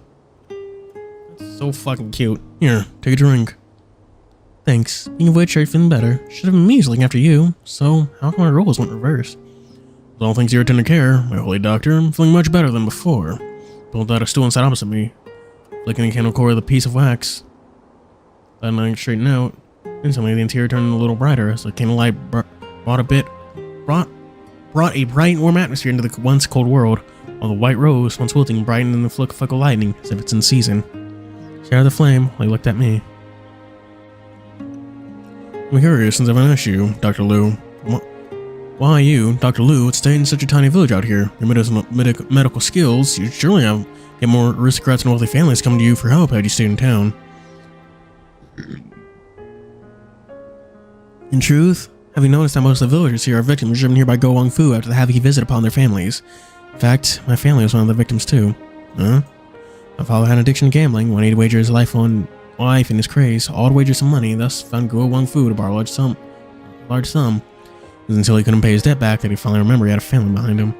Thankfully, he had a conscience at the end, and Go Wang Fu's men chased him to the point of no return, to ensure my safety, sent me out of town, telling me to never return. Oh, I'm sorry. Did I make you think of your sad past? It's fine. Many years have passed for me to come to terms with it. In fact, since we have time, I'm gonna ask a question of you. They get a chance to exchange stories. Of course, what'd you like to ask me? Ask and I'll answer. I remember the scene in my dream and I had to ask. I asked about Xiao Yu's mother. Never mentioned her except once. Oh, so that's the thing you want to ask. Nothing I can hide, nor do I want to hide. She's a woman of thin temperament, in a small alleyway next to a brothel where she's begging for scraps and food from passerbys. Taking pity on her, I took her back with me. Felt the jab of pain, quickly taking a sip of ginger soup, letting this warm liquid down my throat to soothe that itch before continuing to listen. The word became familiar with one another and she offered marriage. I thought myself it wasn't a bad thing for a man and woman to find companionship and agree to it. But it wasn't a happy time. I treated her with honesty, but she seems to have her own plans. Long after Xiao Yu was born, discovering Xiao Yu's condition, she abandoned her baby, still not out of her weaning, and disappeared from her life. Sad, I took a long exhausted sigh, unending sigh, long and resonant in the quiet room. And when I returned home, the only thing I saw was Xiao Yu's crying on the cold ground, carrying a voice that is almost non-existent. The door left wide open, wind blowing in. Baby who's just a few months old. Afterwards, spent my life saving and nursing Xiao Yu back to health. And one night, while I back home from work, the same road next to the same brothel, same alleyway, saw her again. A rag from bruised of green purple lying on the ground, doing the same sentence to everyone who passed her by. Spare me food, please spare me a little bit of food. Crackling sounds sizzled from the charcoal stove as the wind swept out on the salting cold wind, while flickering flame of the candlelight burned weakly in its core. That moment was the moment my heart died. All I left my heart was a place for Xiao Yu. Everything. That's how Li Yanfu and I, that's how it is, Li Yanfu and I, dousing our sorrow in hot ginger soup. while spitting out bitter experience to one another. What goes in might be warm. The story is nothing but frozen cold. And somehow, a strain of comfort warmed in my heart, and in realizing it, I quietly insulted myself for having such scandalous, blasphemous emotions budding in me, for being a shameless woman I have become in that moment. Lianfu, thank you for telling me all this. It's alright. Didn't you suggest this from the start? Story for a story. Knowing each other for so long, I wouldn't find a chance to tell you this as well. Why Dr. Liu, calling each other by our full names? Don't you feel it's a little strange? Why call me Yanfu from now on, instead of my own full name? But how could I? I'm... Alright, then just take this... Then just take it as me taking this tiny advantage for this woman's... Call you Jigui. Is that fair? Sure. An answer without thinking is all a reflection of one's desire. Ellipses. Next few months, the relationship between me and Lianfu became closer, and yet, at a certain point, only a thinly veiled layer of paper exists between us, barring us from getting closer. Soon it's time for New Year. I'm a weekend like any other, where snow floated outside the door, inside, bathed in the comforting warmth from a charcoal basin. Finishing checking up on Lou's pulse rate, I found a major improvement in Jiu's condition. Under my careful treatment, soon she knew ready for the next stage of treatment, yet, in an important line with this, Yuan Fu somewhat twisted his ankle. Oh, my feet! What'd you do this week? How did you get twisted like this? Around his leg with bandage and nerve paste, then went into the cupboard, prepared to give him a prescription I'd advised for Xiao Yu. He stood, despite great difficulty, limping over and gave me a wide, mysterious grin. Little holy doctor, what are you looking for? Go and sit if your feet are hurting so much. Stop standing in front of the cupboard. I'm trying to get you a prescription you need. Don't be hasty and take a look at this. He grinned and opened the package he brought along with him. Inside, there's a fresh bundle of medicine herbs. My eyes opened wide as I looked up at it in disbelief. 1 stem, 9 pistils. Isn't this 9-bell grass? This herb is extremely expensive. Where'd you even get it from? Tell me you went to Go Wang Fu again. No, why would I? It cost me half my life just to pick it up from nearby mountain cliffs and almost fell off because of it. Thankfully, I only got a twisted ankle from the little adventure. Immediately felt a surge of fury burning inside my head as I whacked him on the head. And you went knowing the risk and danger? What would happen if Xiao Yu had it been worse? How do you think I'd feel if something worse happens? Seriously, speaking of which, how did you know I need this ingredient for the next process? Did you peek into my encyclopedia? I merely saw the description written up and that you left stuck in your book. Oh, I saw that. At least you come back safe and sound next time. Don't take these idiot risks again. Alright, know you're worried, little doctor. He then stuffed the sprig in my hand, still warm from his body temperature radiating from his palm. With the 9-bell in my hand, thinking to myself for a brief moment. How much debt do you have left over Gong Wang Fu? Not much left. One more push and work, and I get my own reward after New Year's to clear my debt. In fact, the 9-bell is extremely strong. Xiao's condition doesn't require a high quantity of the syrup to deal with. Besides, the syrup is extremely valuable. Simple treatment is all we need to sell it in the marketplace for a good price. Here, I'll get old on the chin and bring spare rubs in town and sell them for a good price. Bring the money in to clear your debt earlier and spare the trouble of going to Go's man hounding you again. Fair? You can do that? Well, you shall have to pick the syrup, and by all means, money is rightfully yours if it sells, which I'm certain it will. I'll trouble you with this then. Thanks. As agreed. I'll get my contact to help out and see whether they can get a trade deal go faster. If that money won't arrive immediately, you'll have to wait for a bit. Fine by me. I can wait. Suddenly echoes of firecrackers from the village, and with them, the boisterous laughter and shouting of villagers echoed up the cold winter land. I walked outside, looking at the snowflakes down in the sky, and welcomed the jubilant sound from the village, and we started thinking about our wishes for the future. New year, new changes. Praying in a brand new year that our wishes come true. And to earn one's living heart, and to white hair we never depart. Did you say something? Nothing. I'm just hoping my daughter gets better very soon. Ellipses! Ellipses! Whoa. Barely the New Year ended, and now everyone's gotten a cold. Small medicine house and New Year's is completely cramped. Due to a great blizzard that occurred some time ago, most villagers having used up their cool reserves in the New Year period, there being a dramatic increase in fever cases spreading among the villagers. The irony.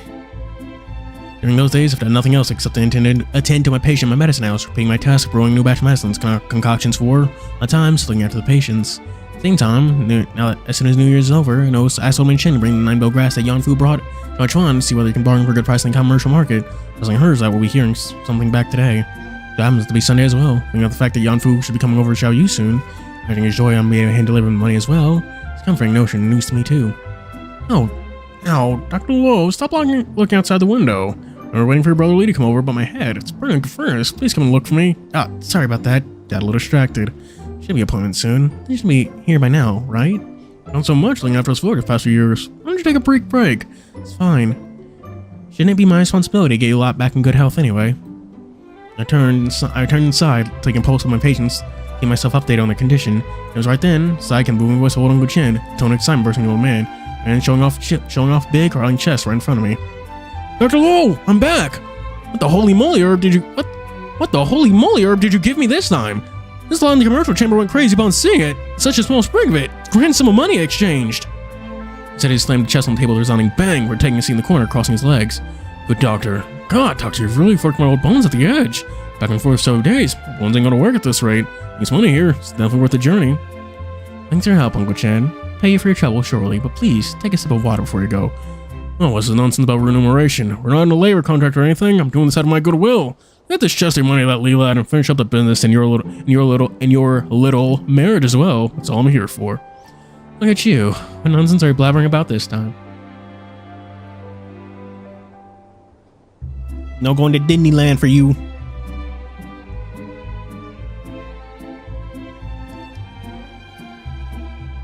But I know I had a Disneyland HK. Oh, dear, seeing as you've been with that guy for almost half a year, and with how everything's so small, do you really think we'd have no idea seeing what's going on up here? Hey, wait a moment. Didn't you say your head's splitting on fever? So are you able to compile enough energy to say such rubbish again? Oh, me and my big mouth. Big cough mouth. Make some money's here. Young Fu wouldn't have to suffer Guowang Fu in his relentless pursuit of his debts anymore. I live the peaceful life is all he wanted. You can see how happy he'll be seeing this. Oh, doctor, there's something in the city I've heard lately. Don't know whether you caught wind of it. It's about the Guo family. Some bad rumors while I was coming to a trade with the rich guys in the commerce chamber. Just about to put away the chest of money, Mark cluttered and thumped in misaligned beat, looking at Uncle Chen's words. I'm familiar with what's going on in the city. Why? And the Guo family internal finance went through a bit of trouble, and the higher-ups sending people to check them through. From my view, Guo Wang Fu's evil deeds. It's high time he got a taste of karma. Isn't that a good thing? No matter what, it's what he deserves. But are you that sure that it isn't just some rumors and gossips?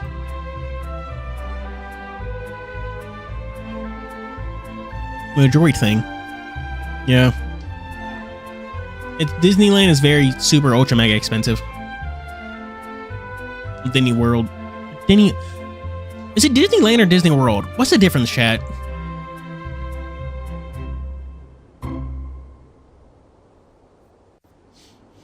I don't know, but there's more. Apparently Guo Fu, an attempt to resolve this fight under cars displaying their houses, has lately went through a wild debt collecting run in town, many falling victims to his madness.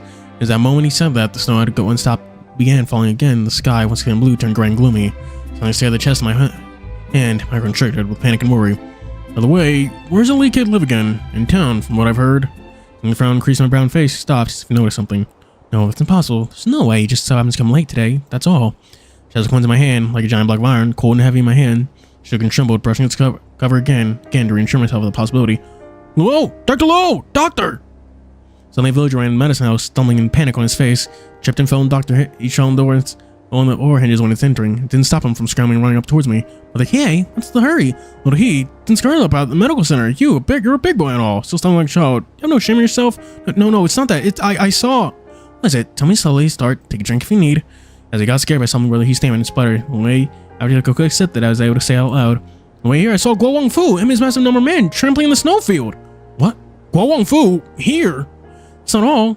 Not only Guo Wang Fu and his band of debt collectors, but Brother Lee and his daughter as well. My heart exploded in that one moment, buzzing noise weaving in my eardrums. As bursts of cold filled my brain, foreboding feeling they started growing stronger and stronger. Where did you see them last? Just right outside the road leading the village, 5 or 6 miles from here. Clang. Oh, wait, Dr. Lu, where are you going? Dr. Lu! He replied, nor gave a single thought. As I picked up a chest of money from the table and ran outside, all I thought I had in the moment was you and Yan Fu and nothing else.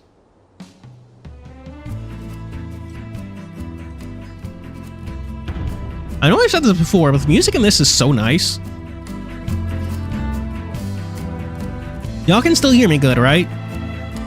I ran as the snow turned thick and heavy, as every breath I took was a knife carving on my heart, while flakes turned sharp, cutting my face with blades of cold.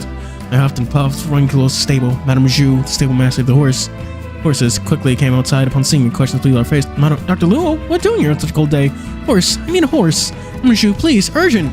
Quickly tossed a coin the kindly old lady without explanation, jumped on the nearest horse and made my way out of the village road. And with all her shouting and warnings, her words were soon left away by the deafening winter wind. Dr. Lu, I've seen the state of snow outside. Horse can't run on snowy ground well. Dr. Lu! Oh no. Throw the horse on and on. For the strength I have, I couldn't delay 1 minute. The second in my haste, that passing amount of time, the horror of the worry grew heavier and heavier in my heart.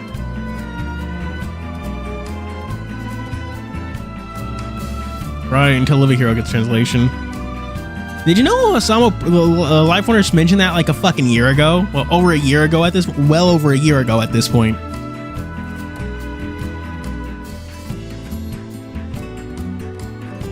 If I can make it, if I can get the money over, at least I can spare Yan Fu from being troubled by Go Wong Fu. Please, horsey, a little faster. A little faster? Honestly, I felt the frame of my eyes turning hot and burning as though it was falling down my cheeks, turned cold and crystallized in the cold, freezing the world for trailing, despairing in the glistening wind and snowflakes. Xiao Yu, Yan Fu! Yan Fu! Yeah. Both feet touched on the empty wind. Clip, clop, clip, clip, clip, clop. The dead trees and twisting, reaching skyward in a twisted manner soon blurred my vision, and the branches across my head turned giant net, threatening to trap me inside. Yeah. Memories flashed in my mind as worry only expanded my heart. One of those memories surged in my head and became a flood in my eyes as if they threatened to fill my heart with it completely, threatening to burst it open. In a trance, I could almost see Li Yanfu sitting next to me. Li Yanfu, I can't fully appreciate that night, sitting opposite of me, hand resting upon my cheek while I sat opposite of him, flicking the candle cord, thinking of Zhonghui. Why some question about Jiu's mother? I'm just a little afraid. Afraid? Why afraid? Inside me, feeling blisters, keeps telling me in my heart that I take the most important spot in your heart. Last person of yours I want to be is there sure as those good memories of yours. Sorry, it does sound dumb without context at all. Please don't keep it in mind. No, you don't have to apologize at all. She haven't destroyed any memories of mine. In fact, I'd say you're the real one. The person who brought me and Xiao Yu good memories. You've taken the most important spot in my heart, Zhonghui. Oh my gosh. Snowflake brushed past my eyes as I pulled it out of my trance. Fu! It was with that one moment of distraction I lost control of my horse, which stepped into something in the snow, neighing, reels, before it fell sideways. I slipped off the saddle with my toss, my hand grip on the rein. Losing grip on the rein. Oh! With my chest almost on my hands, breaking apart the snow, silver coins splattered on the ground, trickling flow. Looked forward, my vision passing the silver, and there was still figures sitting in the cloak beneath the tree. Snow around him was painted scarlet red, cyber from. Oh. All that's left were the footprints around him. Yan Fu! My body moved instinct as I crawled forward, my throat tearing itself apart in screams and yelling, moving towards the man falling over in bloody trails. My hand left a claw-like impression in the frozen snow. Yet as I scrambled up, I fell over again, the mountains of toes, by my fingers almost losing its feeling. I still crawled and crawled, but all that drives me is my instinct and will. Snowflakes floated across my hand, its pallor turned into a white veil, perhaps coloring my hair in a dye of white. Yan Fu! Yan Fu! We decided the silver coat and a stench of blood, and finally made our way back to a blood and cold body, held gently into my arms. Yan Fu, wake up! Please! Right then, Hoofbeats echoed behind once more with it, commanding voice of old Uncle Chen, the villagers that accompanied him. You lot, stop standing around! Get the injured on the cart, now! I'll handle the dropped money! Auntie Lu, we're here to help! Pulling myself out of the overwhelming grief, I quickly reminded myself that I'm still a doctor. I quickly reached out my hand upon his wrist, but the joy erupted in me. There's still a pulse! Wait, better pulse! Quick! Onto the cart with him! Progress his wound on the way, and deal with his injury there!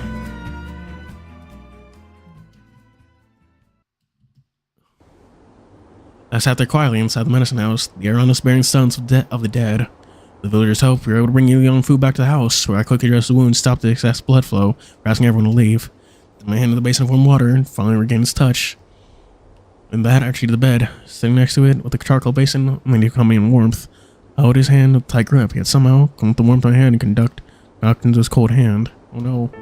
Long time passed between us, the only getting heavier outside, the bleak weather keeping us isolated, as if the only building existing in this world is my hospital.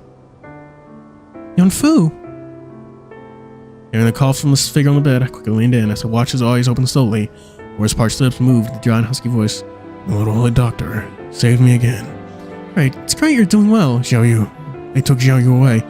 No Xiao's matter. And no Xiao's matter is keeping you up, but I've asked the villagers to find news about her. She'll be fine, I'm sure of it. Lie down. I'll give you a cup of medicine. Just wait for a bit. Just about to stand, the Yan Fu tugged my hand and made me stop. Don't go. Oh, hopelessness and sorrow blossomed my heart. So I sat back down, holding his hand with a tight, warm grasp. Sorry, I failed to come on time today. Stop apologizing, just come and get better. I'm your little holy doctor. I'll make sure of your recovery. Thanks. But something is wrong. Holding to his cold hand, feeling warm, anticipating from his coarse fingertips, as if time isn't willing to stop for us this time. And his weak pulse began to disappear into the unknown, signaling his fading life force. Well, that can't be right. How can this be? Strange. Did I use the wrong medicine? No, it couldn't be. You're awake. You should be recovering, but why? I shook my head in mad craze, despite trying to find the one that's fading, trailing away, slowly but surely, soon. And sorrow doused my heart and realization, as teardrops soundlessly rolled off my face, wetting the green sleeves of his robe. Of my robe. Stop crying. Make yourself look ugly at this rate. In my last life, only I could have known you earlier. 1 month, a week, and a day. Shichen, just a minute earlier. Great it would have been. Why are you joking in this very hour? I'm saying like this life. Whatever. I'll check the book. There must be something. Anything. His eyelid drooping slowly over his glassy eyes, gently stroked across his cheeks, and my doctor's sensitive finger feel the creases left by years of hardship. Scars of time etched clear on his face, unique to him alone. Still cannot let Xiao Yu go. As a protector, can you bring Xiao Yu home? Home? You mean here? Yes, this place is our home. They remained unmoving from my face. Their eyes remained with a flickering spark, filled with endless love, attachment, and regret. Those eyes only captured this one moment into eternity. Getting a little sleepy, Doctor. No, please, I beg you. Don't go to sleep. Please don't, Yafu. Don't go. Please don't leave me behind. Please don't leave us behind. Please don't leave Xiao Yu and I. I have one last secret to tell you. Found your favorite white Chinese rose in the mountain behind. Won't tell you when it blooms in Spring Festival, but I guess I can't accompany you to see it. Though, hope you like them. Please, Yanfu. As long as you don't leave, I'll promise anything to you. We've walked all the way to today. Please don't give up. White Chinese roses, first month snow, bright as the clouded moon.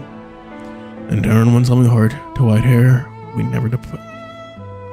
The air still permeated an atmosphere of solemnity and heaviness, allowed to invite a freezing feeling to their heart, sang next to Yanfu, and a cold wind blowing inside each blade that cut upon my heart. Now one moment, pulse in his palms, snipped by death, all day of his life sank to a stop. Stared intently at his closed eyes, longing to see a sliver of his life slide in them anymore. Strangely peaceful was the look on his pale face, like sleep I'll never wake up from.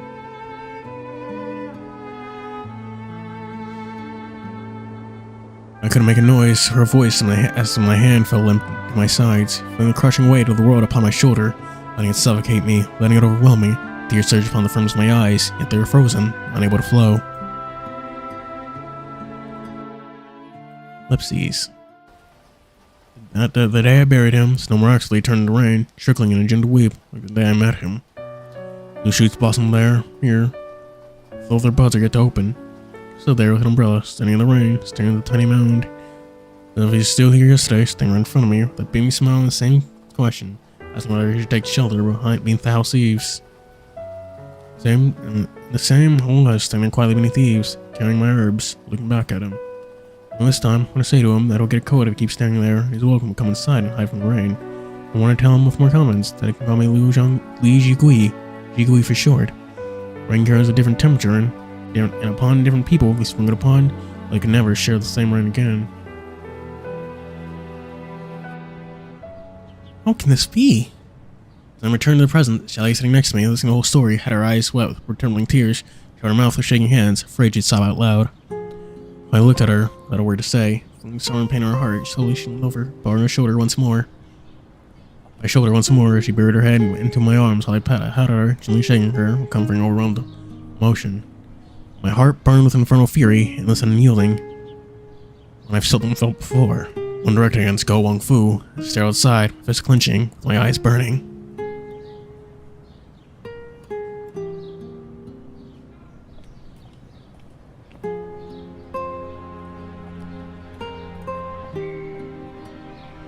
Damn.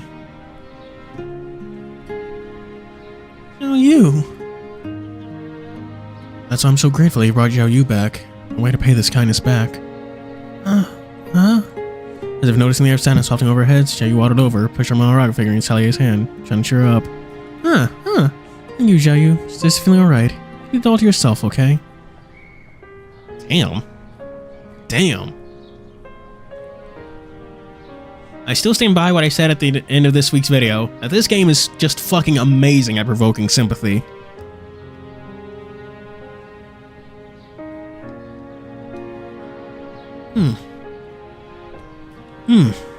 And Dr. Liu is Mr. Li now.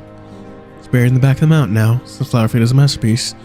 And let him rest there. Letting him rest there is the best I can do for him. You can take us to see Mr. Lee. Let's pay respect to him as well. So letting Xiao Yu see her dad. It'd be too early to tell Xiao Yu of this? No, not really. Xiao Yu's earliest to know about this because she was there on the day he was taken. Everything in her eyes, she knows it's clearer than any of us. Just she can't say, that's all. Let's go. Take it there. All of them except for the Hisamos. They deserve all the respect and love in the world. Suddenly a bird flew into the room from an open window, circling above us in frantic flight. At the same time, we heard commotion erupting near the foot of the mountain. Commotion? What is it this time? No idea. Xing Village doesn't usually celebrate some festival here, but the commotion, I fear, is one of ill intent. It said there's a carriage outside full of people.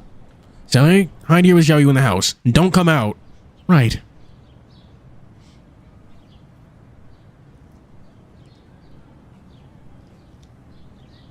I forgot that Sally can talk to birds. Dr. Lu and I are attracted by the serpents outside and stood and ran out the door. Looked down the mountain. To our surprise, the motion turned out to be a sudden visit of a group of strangers. Each with a very large stature, they walked upon the street with an overbearing swagger, hostile with no respect for the people around them, and among them was a well-dressed, obese, and pompous man, where his mane of tyranny and arrogance well upon his figure, clear leader of the congregation. You're the Dr. Lu of Xianyang Village, huh? Go on, Fu! How? Shook the man with hate and fury, boiling the lips when drawing blood. The man flicked a scornful gaze at the mink, while the thug looked up, and tossing an injured old man at the ground before us. Upon a closer look, it was the old man who pointed the way to your back of the village. Uncle Chen! Sorry, dude, can't help take revenge for Lee Boy. Enough, go on, Fu! What do you want here today? Money? Go on Fu smirked, for turning his eyes on me and continued. Money? So do I. Go on Fu need money. Because yesterday, my boy, this newly brought girl slave, went on the street and got bullied by some ignorant stinky brat who popped out of nowhere. We came back crying, telling him about him, and from the description, seems similar to the lad next to you. X, it's fine. Started this. Then I'm finishing it. Dr. Lu, get back into the house.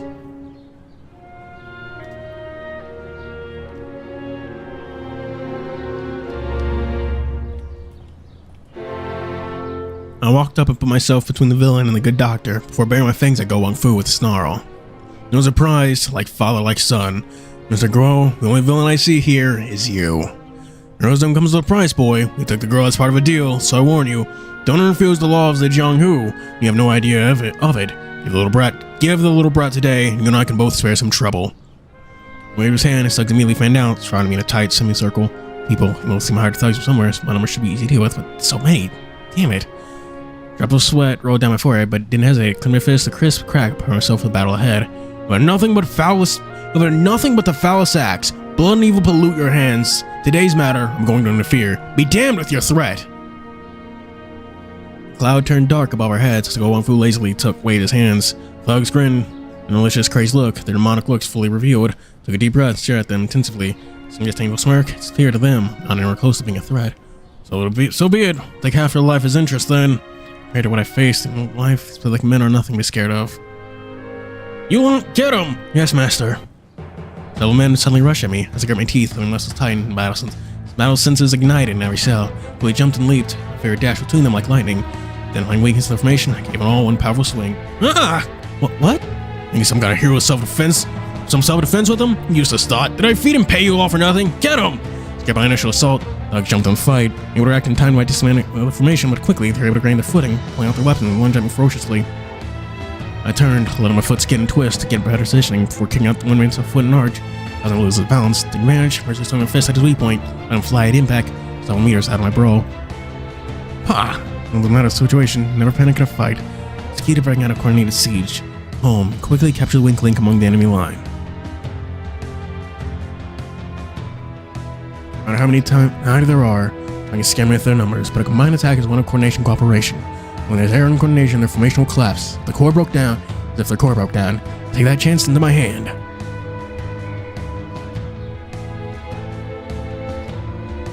Everything around me turned to slow motion. At the time slowed down my eyes. I see everything in detail, from relief to drops of sweat splashing on our skins.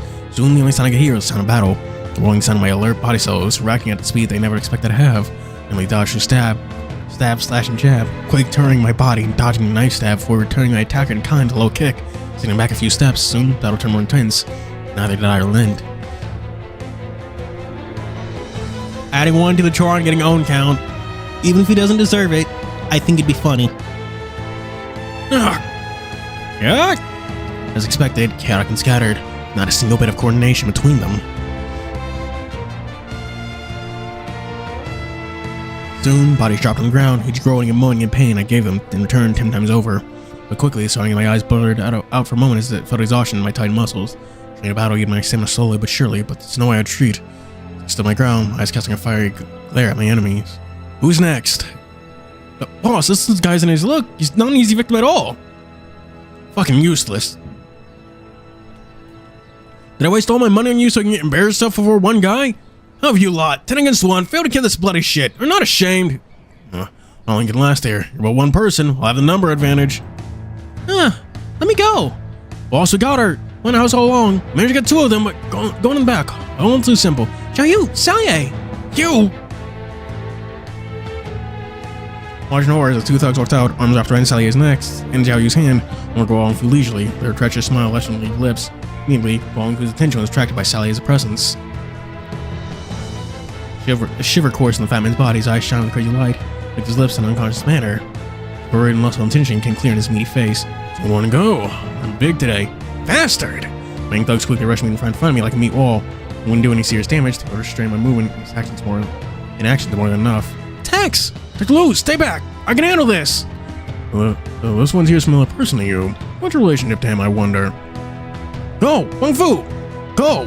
Go, Wang Fu! Let her go! Or you're walking out here as a corpse! What, bro? Boy, getting hasty? Girls is important to you, hey?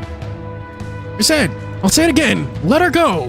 You know what your position is right now in this matter? Your girl's in my hands now. Foolish not knowing the situation you're in.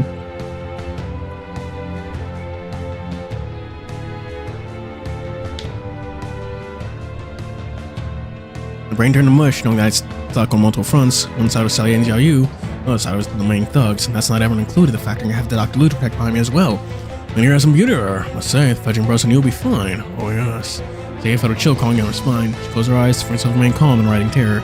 It's not the place to show her fear right now, especially when there's chance is still out there, so long as she remains calm. You will be punished for your deeds, Wang Fu. So scared? Come on then, come take your revenge on me, little sis. Pretty face, I must say. Well, it's grown the wrong way. What a shame. Wang Fu slapped Salye across her pretty face, so I just spat a cloud of blood from her mouth. Salye! I don't think such pitiful words can scare me. It's really scared of retaliation. Think I'd stand today at all. Sad before he turned to Xiao Yu, who's crying on his side. Grabbed the girl's hair with grubby hands and spin her face with an angry, distasteful look. As for you, you owe the rest of your life to pay the debt your bastard father left behind. I'll sell you to the brothel, but on the other hand, people won't take a girl of your age. We're not gonna contact clients. Oh. Me have big bucks once we get back. Xiao Yu, stop! Let her go! Wang Fu ignored the desperate yell behind him. He instead slams Xiao Yu to the ground. Bastard's daughter's really a bitch. Well, the shame you brought to my son, I've no intention to bring my men here. This dirty shithole of a hovel. You piece of shit! Are you a man or not? No longer can I hold back in front of fury igniting my heart, let it consume me, burn me out the meat barrier with no mercy for anyone, be the demon beast or man. Ah! Seeing the man in front of him trying to slice me in half, grab his wrist with one hand, swing the other, right in his stomach. Instantly, with a blur and a crack, and his arm gets dislocated. I felt an organ ripping and quaking terror beneath his bones. Flying, flugging on the ground, calling pools of blood. Then I turned my attention to go Wang Fu, and step by step, closer to him, I spurned with light hellish fury. With righteous vengeance, my footprints leaving sheens of red mixing with dirt. Terrified by the oil burning from my figure, Wang Fu quickly scrambled backwards, forgetting to pick Jiang Wu by her scruff. You don't dare come closer! Are you not worried about what I'll do to this kid? Quickly, the hair changed around. We used Shay shoving around as Wang Fu saw a frozen face, felt her eyes glaring upon him, and instinctively found nothing behind him. Who's that? Come out! Then, little bird flitted, giving a crisp, echoing chirp. The bird? And soon the birds of the mountain surged in a great flock. Up, seeing the sky from darkness, and the birds can fly above us. There's a dark cloud and thunderstorm, with winged being like tsunami waves surged like Wang Fu and his thugs. Each beak echoing ear piercing cry. At the same time, I felt the ground chilling beneath my feet and looked around. I was growing weaker. Snakes, deers, still less rallied, joined stampede with a ferocious look. What's going with this? Let Xiao Yu go! With her voice, I quickly realized there was a source of on the front. Pink yellow glow up from Salye's eyes, instantly sending a shockwave that flung her captive's side. Her figure stumbled back several feet, there before they could get back up. It was a wondrous thing with her bushy tail. One fang glowed with the brilliance of divinity, string fur shining like silk strands in the light. like an illusion, or whether I need to get my eyes checked out, put your tail open like a blossom. And 3 identical. Oh! Petal of flower, each radiating with pink yellow particles, gently float around her like pollen, shielding her from harm. Sally, you're immune to celestial and earth spirits. Come on, Chi. Communion to celestial and earth spirit, and communion of Chi of everything and nothing. Could this be King sacred Kitsune? Dr. Lu and I stood there silently, bearing witness to this miracle. My friends, assist me. Whispering call. With a whispering call, the origin animals turned and shambled over towards the Wing Fu. Don't scream terror, telling Xiao Yu a sign of panic, moving sleeves to chase off the attacking birds, while running as fast as he can, away from the roaring wave. You stop lying about! Come and protect me now! Fortunately, most lucky man brought with him lying unconscious or prone to the ground, things like that against me. Or if you left to help, doing nothing compared to the force of nature. So they too were trampled beneath the tidal wave of animals. Useless scums! Seeing how his forces were decimated, he had no choice but to make his escape alone. Stumbling and rolling, his robe soaked with his own sweat, his panic twisting his face into an ugly mask, as if nothing compared to the real terror he felt in his heart. Each breath couldn't conceal the horror beneath. Bound beasts were impassive, equal and merciless in their wave of approach. The louder the sound behind approaches, the more pronounced the look of terror on the man's face becomes, his eyes bulge outwards, footsteps grew heavier. Don't come anywhere close to me! Just as Wang Fu was on the edge of being consumed by tearing and biting beasts, Sally panted with exhaustion before she clutched her head in pain and exhaustion, all around her fading into non-existence. Sally! Perhaps tender commands such a potent force of beast to drain her out. For whatever reason was, Sally couldn't hold out any longer. She collapsed, just as her head was about to hit the ground. I lunged out for her, got her in my arms. Sally, you alright? Tex, go to Xiao Yu. You Xiao Yu in my hand. Don't you worry about this. Sorry to trouble you, Dr. Lu. Well, thankfully, Xiao Yu is the only one spared from riding beasts. No clear injury, temporary falling from consciousness. After Sally's collapse, the beast stopped in their tracks, clearly dispersed from the mountain. The entire Wang Fu on the road was torn, caught in bites and tears. So, crawling on the ground, attempted to escape. They had a comedic showing of the once powerful tyrant. Before he could, crab villagers from Yang blocked his route to escape. Young man, you don't have to keep chasing more. There's nowhere he can run. Or can ask the privilege of leaving his fate in our hands. The man turned to look at me and asked, seeing the seething rage on his face of theirs. There's nothing I can say to talk them out of it. And I took a step back to the ferocious rage, or congregating over their heads. Fine then. Please don't go over the top. Rest easy, we have a limit. Nor do we intend to take this dog shit to life. What are you doing? I'm warning you a lot. If you plan on doing anything, I'll make sure none of you get out of this hole! He scrambled on the ground, terror bringing stunning to lips. His eyes are filled with utter fear. No, I'll clean your debts, all your debts. I'm gonna go. Is that okay? If not off, I can recompense you with a small wealth as well. My daughter was forced to suicide, jumped in the river because of you. You think you can recompense that? Lost my right arm because of you. Try and recompense that, you piece of shit. Recompense? What do you think you can recompense Li Yonfu's life with? Rome? People, get him! So, dark-eyed villagers stirs a new tidal wave. No idea what's going on within the chaos. For all I could hear was a screaming howl of Yong Fu, echoing in waves and waves. Still, I turned my head and tolerate the horror going on between them. What? I hope that what I did is revenge on Mr. Li's behalf. I looked at Dr. Lu, standing by my side, her eyes still burning with fear and hatred. Indeed, if the one that really hates that man, it was her. Lost just as much as the villagers, the one that destroyed so much of her life. While noticing my eyes upon her, she had a gentle, bitter smile. I don't want to dirty my hand.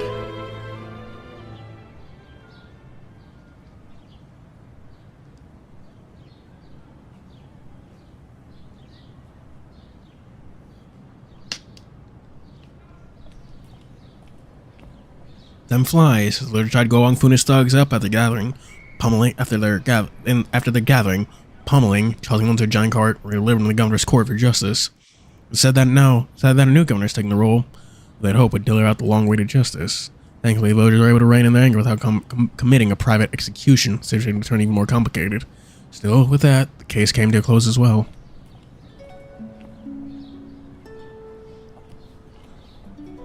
Xiao and Xiao Yu were able to come out of their brief coma. After that, I told them everything had happened, out of the unconscious fall. With everything settled and exchanged between us, he followed behind Dr. Lu to a small slope behind our medicine house, at the back of the mountain, resting place of Li Yonfu.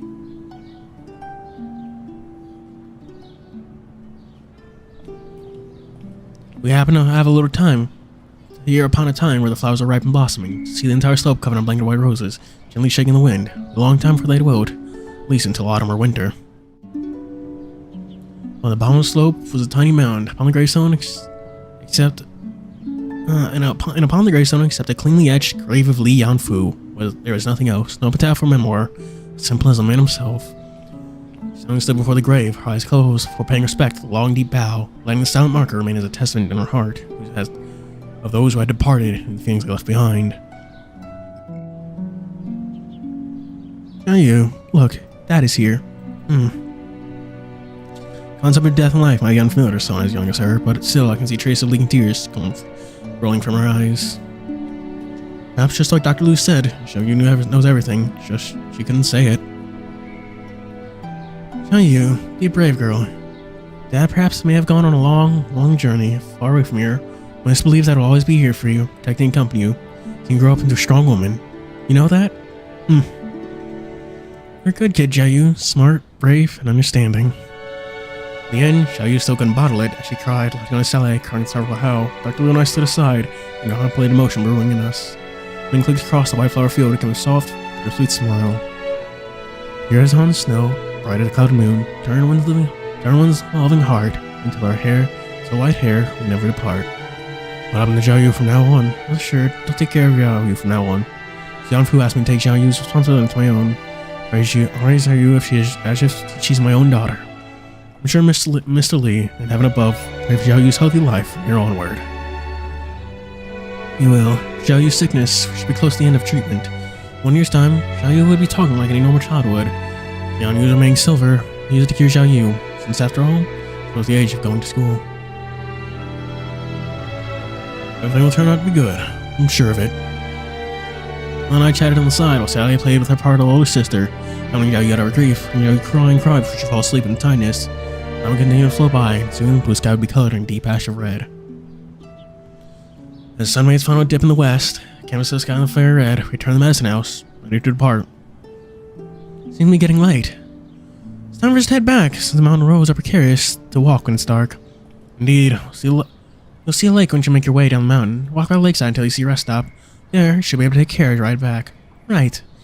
Even though our meeting had been brief, but I will miss you too. Sadie bowed her head. She had something more to say, but in the end, she swallowed it all and turned to leave. And it was right. It was right as we made our way down, we heard a cry from a child behind us. Sis! Xiao Yu! Sis! Xiao Yu! Sadie turned suddenly, tears starting to spill from her eyes, saw a young girl running in tottering steps. On seeing Xiao Yu's figure almost falling over, Sally couldn't help herself anymore. She ran up, her steps determined and fast, meeting on Xiao Yu's tiny figure into her arms. Xiao Yu, talk at last. Sis. Looks like recovery isn't complete yet. Still with simple syllables, it seems like a complicated word in speaking would require further training and treatment. Sorry, sis here didn't plan to leave without saying goodbye. It's just, I don't want to wake up from a nap. Big sis and bro are going now, and you, Xiao Yu, stay here for your awesome Dr. Lo, okay?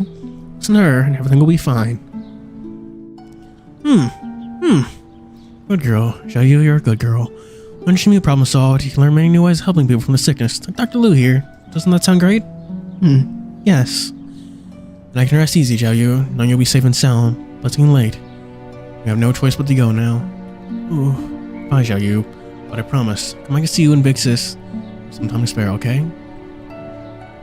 Saying their reluctant goodbye, I can help but myself feel melancholy at this farewell as well. Hello, silly.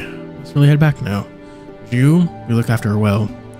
I will, all responsibility in my heart.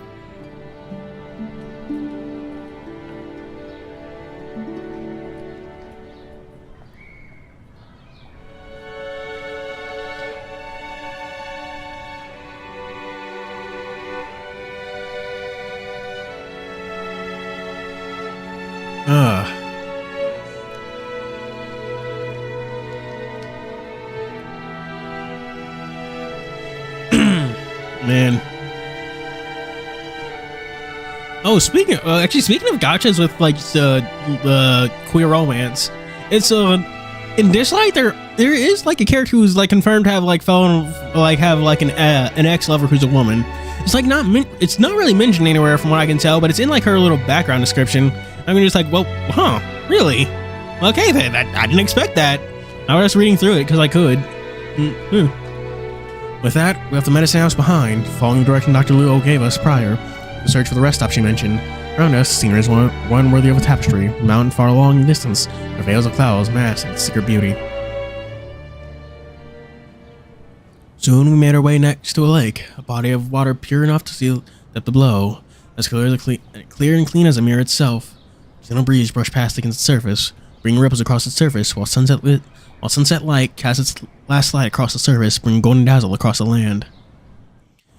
Dusk brought a dash of red paint across the sky, and the afterglow of sunset weaved across the lake of golden silk. The peaceful atmosphere was quickly immersed in my heart, sending joy and tranquility. Sally, what happened in the fight back then? Your ability? What's with that? See you glowing all of a sudden and your tail splitting into 3? Don't with that. She stared at me with a little panic and uncertainty on her face. To be honest, I have no idea either, but I've heard the elder of my tribe tells us that sacred fox of the kids of any kind have the power of communion on earth or something, but something like today is my first for me as well. I'd like not talking any of that for now, Tex. It's just that I'm not really willing to talk about it. Oh, sure. So, we entered next to the lakeside, crunching pebbles sound echo beneath our shoes, like chirps of birds flying across from a pleasant accompaniment to our ear. While I watched on, her soft strands of hair lifted by the gentle lakeside breeze, dripping upon her visage like a spring shower over the mirror lake, bringing the fresh aroma of water lingering in my nose. We're still thinking about Xiao Yu? Even though we said goodbye in the end, but there's still a little bit of reluctance in my heart. Besides, every time I look at her, I can almost see the shadows of myself on her. Your shadow? Yeah, sounds like Xiao Yu, with nowhere to go, desperation driving me forth. That time, I was alone with nowhere to call home. She said as she stopped all of a sudden, hands crossed behind her back, turning the boat looked like a lake. Still a dazzling sunset reflected glow. That was when Sister Feng helped me and brought me to TianheHui to a new home. This meeting, Xiao Yu, I'm thinking of what I could do for her. Anything, something. No wonder why I so devoted to helping Xiao Yu this entire time. And Xiao Yu found a new family in the end. Now I has to suffer wandering in the lonely world, in fear for her life. I should be feeling happy for her, but somehow, still in my heart, a twinge of reluctance.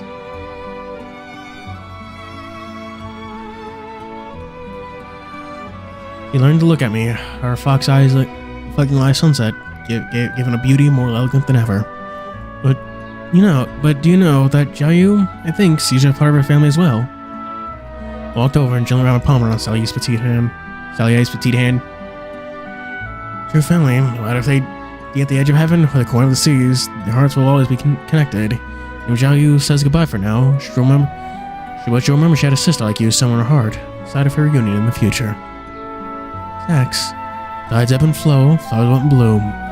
Isn't this the cycle of life? So don't let the sadness affect you. Sure, there's a time before us and work hard for the reunion yet to come. That's all we can do. Remember what you promised? You'll meet her again in Sichuan. I let my fingertip touch her wetted eye. Wetted eye frame, feeling the temperature of her tears, gentle and rainy as her eyes were, slipping down my finger. Her eyes are brilliant and clear, still shine strands of unconcealed sorrow. Thank you, Tex, for saying all that. Of course, coming out with you these past few days was the best choice of my life. You're welcome. Besides, your family too, Sally. Anything in the future, we'll find it together. It's getting late, so I got the place and get back early. The boys and Big Sis get worried about us.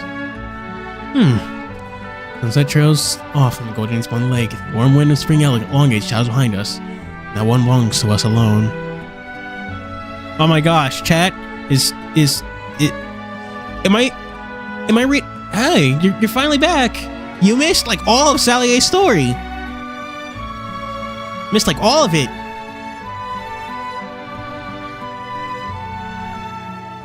Ellipses. Oh, hearing your story, that damn fucker, whatever his name is, Wong Fu, certainly deserved what he got. Damn piece of shit who sucks the blood out of innocence fucking deserves a lesson. Good work, Tex. 100% support you, bro. To think that behind one parchment prescription will be a source of such a tragedy. At very least, the end result was good. I've heard bad rumors about the Guo family for years now, but to think such a network and story exists behind their backs.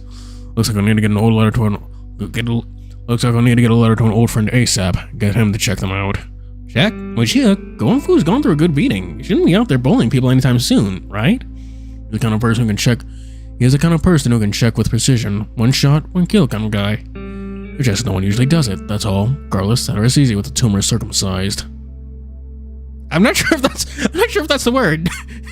Root and flesh ripped out in one go. I've returned to camp. Jesus! I agree with Moshia, but like, Jesus! You don't fuck around. I'm with you there. During the camp, I told the story and experience me and Sally went through the past 2 days to them. Not one of them was against what we did today. A man of Jianghu, a world called Fu. A man of Jianghu, a world of Kung Fu, in danger should uphold their moral by drawing their blade and insisting when wrongdoing is going on. Good job, Tex. Only make a rational and petty choice in the face of certain problems, but it's not a bad thing to get hot-blooded at times. By the way, when I mentioned Sally, don't you guys know what's with that ability of hers? By you is the guy who stayed in the organization the longest. You ask him. By you? I don't know, to be honest. All along, most I thought our consent kind of ability was, at best, just regular communication to work in species. The situation you saw today is I've actually never seen before. Is that so? I'd advise against ever asking her about it, though. Sally doesn't really like when people ask her about things like that, and at times, she won't even share with us. I get it. Thanks for the reminder. Whatever it is, it's getting late now. Need to rest early. Indeed, it's totally late at night. I have to make our way out back to TianheHui in the early morning. Must make early tonight. I should have to hang out a little longer. Heading back tomorrow? That soon? Yeah, Spring Celebration Festival in the last 2 days. Train from back here to work out will take the 4 days. In conclusion, basically stayed at a state of zero income for the past 6 days. Oh, damn. Wait, what? Zero income? Suddenly, Xiao Yu is just the girl stayed in something barred inside, tearing the blinds open. But Sally, the whole boys' hand is here. Can you please warn us before coming in? Sorry, but I'm very sorry. I just heard 6 days no income. I couldn't help myself. No, I'm seeing naked. You're wearing your clothes. Why'd you even say you're seeing naked? Reminds me, Sally, is Sister Ru Feng back yet? Sister Ru Feng said there's something she had to do. She's coming back later tonight and asked me to rest first. I'll never know what Sister Ru Feng is going to do either. She said she had some unfinished public business. Unfinished public business. Okay, yeah, I did read that right. I was like, what the fuck does that mean? Usually when it says something like that, it's always something bad about to happen. Is Sister Ru Feng be fine? Staying out here tonight all by herself. No need for you to concern yourself about her. Go get some sleep. Go get some sleep and we'll wake up tomorrow. Fine then. I'll head back to my tent. Good night, everyone. Good night. Good night. Oh well, no game's waking up early tomorrow. Good night. Good night. I don't know. She's apparently a Disney princess. She can't just talk to animals, she can apparently command them too. My trance hear the sound of drum beats echoing around me as if I was performing a music ritual of some sort. So I opened my eyes, seeing the fluttering of flags and flying pyre in front of my vision. So I walked up to the giant totem pole in front of me. On both my sides was many shadowed figures dancing their weird, creepy ritual dances and incorrigible language flowing from their lips. She a Disney princess.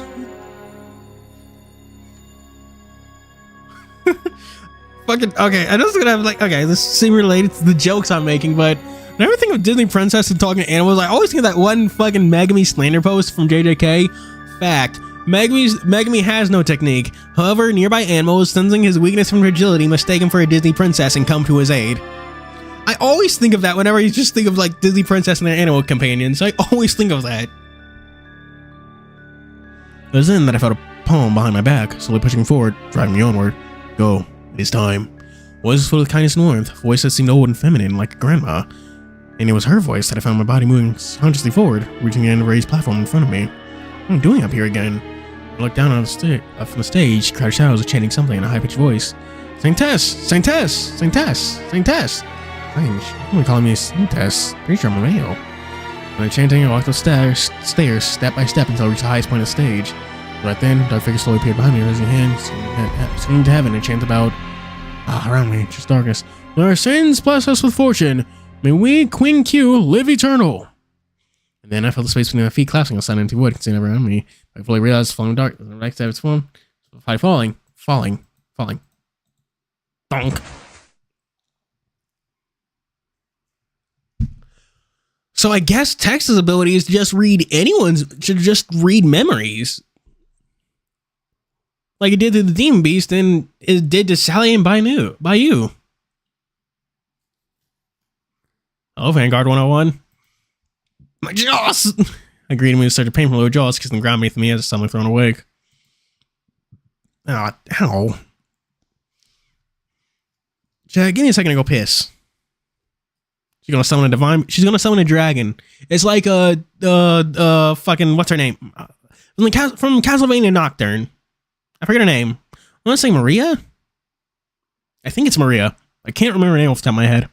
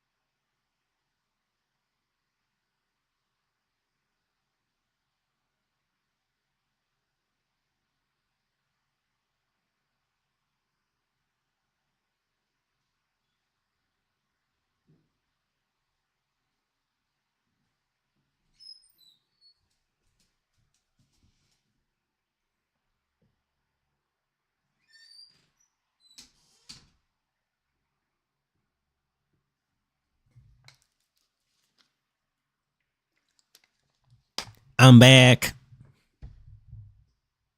So, chat, what do you think of Sally's date? That shit was good. Shit was, like, really good.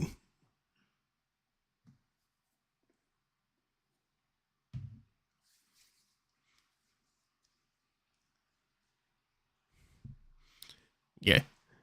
Honestly, I don't know how any of the other dates could ever top Sally's, because that was by far the best. That was just good from like beginning to end. Oh man, you missed genuinely one of like the best little like episode stories. Sure, you know when it comes out. I can't imagine it'll come out anytime soon because this is one of the high ever vision novels I've ever seen. I can't imagine making 200 CGs is quick or easy.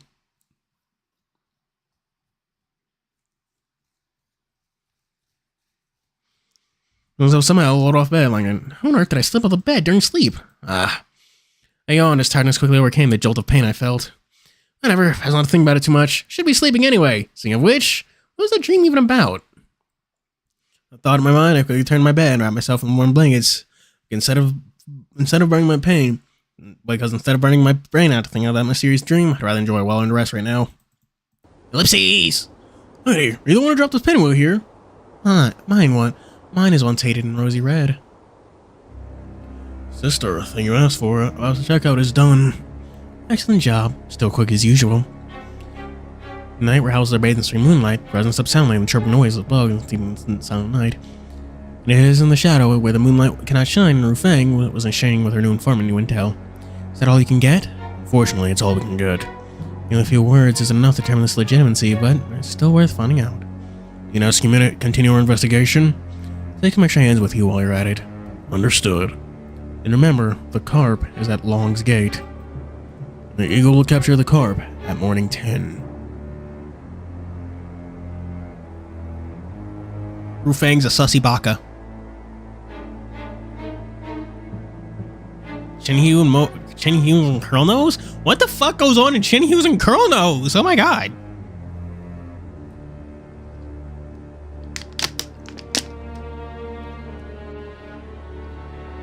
The man whispered before disappearing into the shadow. Rufang sighed as she folded a letter in her hand the size of a finger before tugging it into hidden space in her hairpin.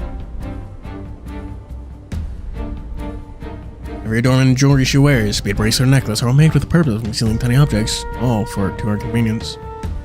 Guess all the holiday is really over. Rufang looked up at the moons and sky, like the cold rays cast over her face in the light before giving out a bitter smile at the situation. I only want to go back to work. Ellipses! Enjoying a lovely sleep, the falling sunlight once more bathes wet warmth across the shores of Sichuan.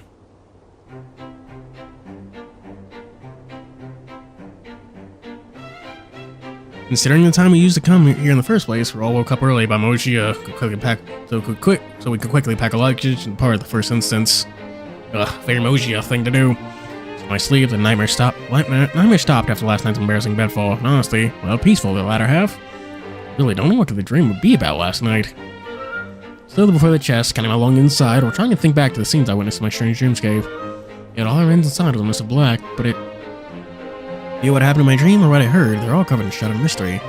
Never mind, I'm too good to burn my brain out, just think about it. Let's just focus on packing the luggage first. Dragon-wielding 2 guns! Thinking back to the scenery in my dream was like digging up treasure from a bottomless swamp. Surface murky and dirty, with that thought in mind, I gave up. Next, you look a little confused and troubled. I was thinking of the dream I had last night. A nightmare again? I can't really call it a nightmare. Second thought, it didn't even feel like a dream either. Just so real. In there, so I'm really personally experiencing all of it.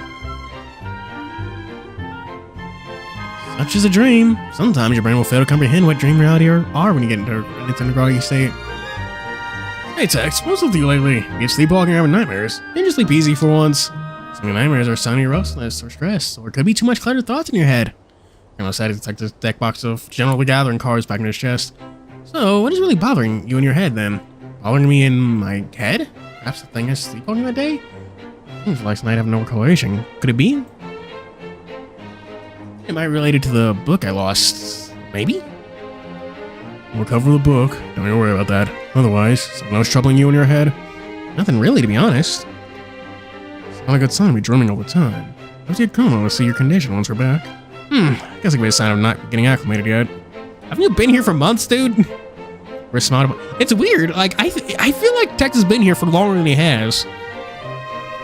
Like, at a certain point, I want to say he's been here for like at least half a year, but no, hasn't even been that long yet.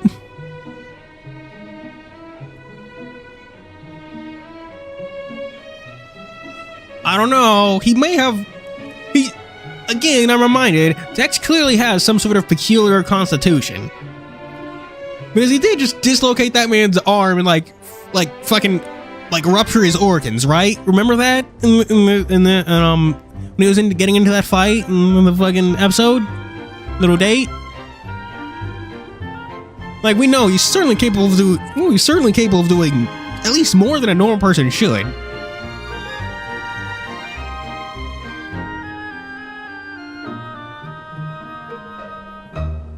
I forced a smile on my face before shutting the chest closed to snap upon my last possession stuffed inside. Alright, that should be done. But then the Cuckoo brothers, as reading the keywords, suddenly poked their heads in asking us, "Need any help, Cool?" Jing, let's help you guys out, Cool. Cool, anything you need to carry? Just leave it to us. There again. Actually, you're almost done with our pack up. You can go back to whatever you guys are working on. We don't need your help at the moment. Very well, without waiting, just call some need help. You won't help in the matter. How about seeing how Rufeng and Sally are doing over there in their tent? Sure. I think that girl assist Rufeng. Is anyone help her? Take my word, you three can go and have a sit down. You know, it's not to say that, say something like that. It's best not to say something like that. I would describe Sis Rufeng as a gorilla. If she even hears that, she'll be sure to drill her head clean off. Besides, Sally isn't like the rest of us. Surely she'll need some help, right? Yeah, point taken. Alright, cool. See what to go over there, cool. Oh my god, are they going to tell her that shit you described her as a gorilla? Maybe? Probably. Is their name supposed to be like a pun on like the noise pigeons make or something?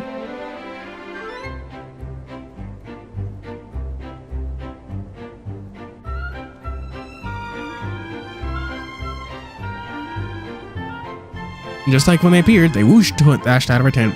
So passionate, but no matter what. It's our luggage chest, and best we don't trouble them with our problems. Let's go. Once we finish signing up, we can get these large things onto the carriage. Alright. Time that's a very mundane, satisfying job. Coordination, we're able to help each other out in carrying the luggage chest back in the cart. We're tying them tightly into the vehicle with a strong piece of rope. And how much is ours? Much ourselves in terms of luggage, nor too much space taken, but upon seeing the Cuckoo brothers have a large chest carried outside from Rufeng's tent, our expectations are all subverted again. The scene of the Pigeon brothers working with sweat and tears, carrying the girl's chest, while Rufeng stood aside, gracefully fending herself. Can't help but feel sympathy for their plight. Getting it! Coming! Soon. Sister Rufeng, I'm pretty sure you didn't have this large number of chests taken with you while coming here. True, these are just specialties I bought from Sichuan. We're taking back with us. All that back to TianheHui! No, except the large chest over there, the rest are presents I prepared for our friends in Hangdu. They're all such a rare chance to visit Sichuan. It's a shame to go back and visit them without any courtesy gifts. Oh, you have a point. We're all old friends who help us out with TianheHui business. A little spending won't hurt us too much. A little spending? I watched the unending train of goods carried by the Cuckoo brothers before the twitching face, and I would understand how she's able to determine this a little spending. Afterward, I quickly walked up to Sally, who's doing some calculation with a pen and notebook in hand. Hey, we are going to go out of business, right? Morning, Sally. What are you bringing back to Wangdu this time with you? Just wait a moment, I'm trying to calculate the shipment cost different goods are carrying back with us. Sure. Outside, I discovered her notebook's hands filled to the brim with numbers, symbols, and notes. The comparison table of price and difference of Sichuan and Wangdu goods, and the price of goods we're carrying. And come Schnappets, Sally and Sister Rufeng are on two different ends of the extremes. This will be all my luggage calculating done, and by the way, not too much difference from the start. I didn't buy too much this time. It was a present for the old master himself, since he couldn't come with us to Sichuan this time. And he'd be feeling rather lonely staying in town here all by himself. No, he's having a good booby talk with the boys. Really kind of hard considering that, Sally, eh? Other products that I only found in Sichuan, most of the purchases I made are down the formulas I counted. The market price wasn't anything doing here and caused the shipment on the way and selecting the products that come back with me. Some shipmanners are really different from Sister Rufeng's habit, one based on meticulous calculation. Well, considering I've managed to finance down a spending and all, and with somewhat time spent overdoing it, I guess I developed a simple habit for myself. It's been you all along who's doing our finance work and bookkeeping for us, Sally. Not really, it's mainly because Master thought Mojio's responsibilities a little too much, so he asked me to handle the finance. Help him relieve some workload. Oh. My brief chat with Sally, I quickly turned about you and Mojio, staying as the horses and preparing them for our journey back, for deciding to ask them about our plans once we return. So, what's our plan once we're back? Work. I imagine TianheHui will be applying up the commission request us being out for so long. Yeah, I figured. Yeah, for their names are just puns on the things pigeons say. That's nice. I like that. We troublesome to clean out one by one. I'm so excited to get back to work. Actually, I'd want to stay here and play in Sichuan for another 2 days longer. Opportunity arises in the future, we can organize another trip out here when the season is good. Hooray! Not tired of coming here again? Well, how big Sichuan is, how could I get tired of it? True. Meanwhile, over in the back, Xiao Yu and Chrono in charge of tying the luggage back, trying to beg an argument over something small. No, seriously, use your muscle for one to push the chest on top. Can't tie my knots like this, okay? Can't reach it, okay? Reach out with your hand a little longer. You think I'm an orangutan? My arm is already at its limit. You not have some magic potion or something that shoots your size up by another 8 feet or higher or something? Nothing like that exists. Besides, what's with growing 8 feet in one go? Want to be a giant or something? And that does sound appealing and awesome. You know, maybe I can help you out. Billy up. On modern Chinese, Billy up. Okay, Chinese YouTuber for who's I don't know who that is. Are they popular? Like Billy, I suppose? I don't know, maybe I can help you out? Oh, Tex, you're finished with your task? Yep, it's best you leave this to me in TianheHui's hand. Alrighty, I'll leave it to your hand. I'm just gonna go off and take a breather. That's fair. Tex is a taller guy, and I'm less afraid of falling as with him around. Alright, stop talking for now. Seriously, Colonel's probably gonna stab you, and you're going to deserve it. Can you get the things tied up so loosely so we can head off soon? Sure. Yeah, I'm aware of it. I've actually seen like videos of Telepod on it. I was looking up information for that video I did way back in the day. I say like it was that long ago. The busy morning, finally able to put away all the luggage and purchase on the carriage, and seeing the sack of cargo, the size of a small treasure mound, I could tell the weight and strain of the carriage is getting heavier and began to worry. The horses don't die of exhaustion. You can go now. If there's anything else you need to do, do it now. Say goodbye to the Mingjing. What you gotta said and turn at me. Any goodbye you want to make? Now's the time. And fast. Tex! As I looked around for the familiar, Mingjing quickly ran over to us. Mingjing, I was going to search for you, man. Sorry about that. I was riding for most of the morning. Couldn't help with the packing up. So what? You're a busy man. What's before you out of your task? Alright, we need the compliments for a bit. Back for a bit. Take this with you. What is this? Is that self-influenced man? This is? You can describe the series of events you experienced that day. Grew more curious. Start digging around new written textbooks and books were on your book for the last few days. What? For your precious time on my crest, I can't really pay back this debt of mine at this rate, my friend. What debt is there between us? Friends helping one another is a natural course of life. Besides, an archaeological institute scholar, researching this is part of my job anyway. Still, hold the archaeological institute recommendation letter with it. Go back to Royal Capital, you can show this in and go in and out of our institute, whatever you like. Thanks. That's not the big one. Once you're inside, find Madame Yue Li and hand this letter to her. But everything I've found so far, as well as the questions you mentioned in it, as well. She'll be able to help you with your answers, and I'm in question about seeing it. I'm gonna say, except thank you again, Mingjing. It's nothing. If you don't want to thank me in a way, let me help me out with my essay. Yeah, sure, no problem. I'm joking. Don't go to read something I have no idea what you're getting into, buddy. Eh? Jing smirked a cheeky look, his nose bled for a little bit, pinched it to a stop.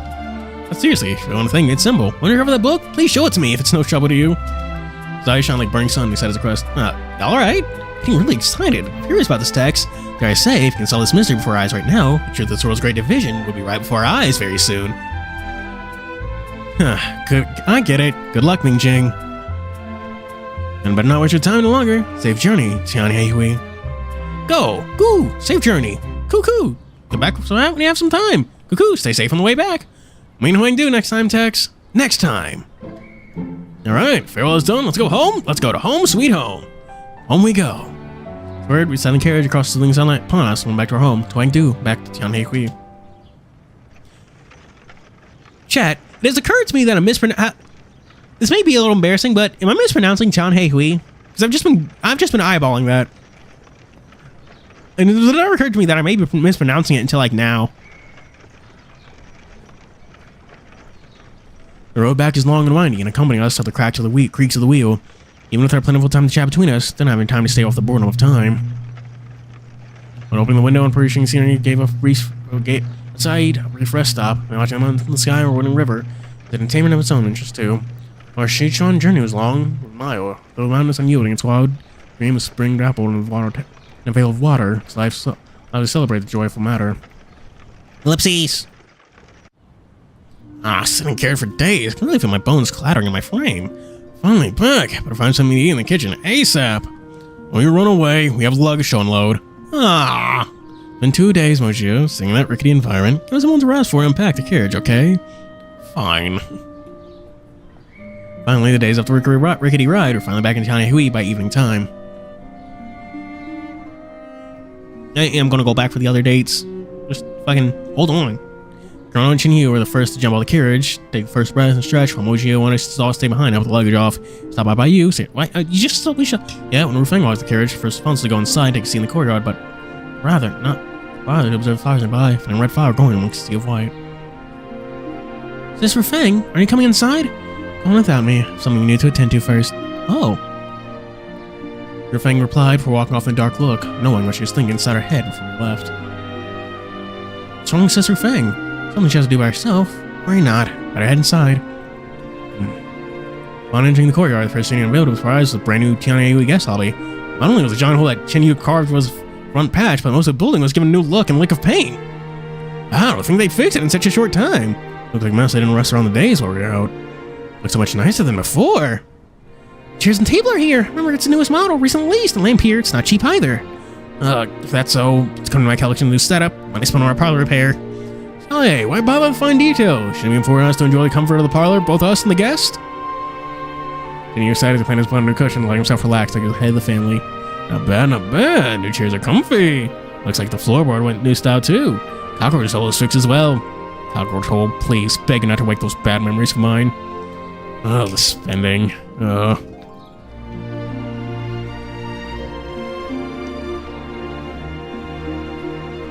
youngsters are back. Look at my newly refurbished parlor, courtesy of my contacts and friends. Oh, is it? Is everyone happy about it? It's fucking purty. But they don't mass flow to the side door in a leisurely manner.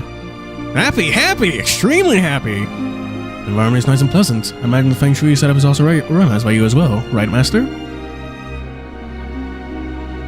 Of course, surely my brightest pupil would have recognized it at first sight. And with that logic, we're about to roll the big bucks. New big mission that'll pay good for us TianheHui.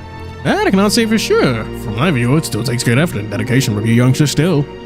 Feng Shui only serves as a means of adjustment. Whether they earn money or not, it will take us and our approach to do it. I'm sure we can do it. A bunch of good boys here. Ligia walked off the new parlor and nodded in agreement. Excellent. Perfect. Immaculate. Very clean. Oh, to get Jia's praise is impressive. Oh, good that you're happy about it. Little Sally, what are you? Do you like it? I do, it's nice, but master... Just, can you not hug me so tight? I just came back, I'm feeling tired. I'd like to sit rest for a bit. Oh, sorry about that. Got a little too excited. Oh, yes. Old me's big. Oh yes, old me's big. Oh, sorry, where's little old me's Rufeng? How come she hasn't come back with you people? Sister Feng said there's something you had to handle herself, so she didn't come back with us.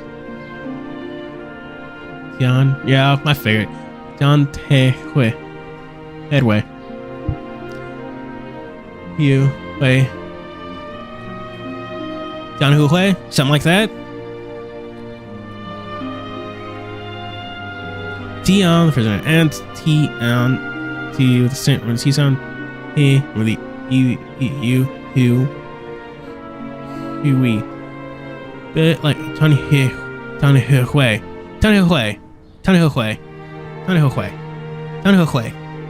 Like that. TianheHui.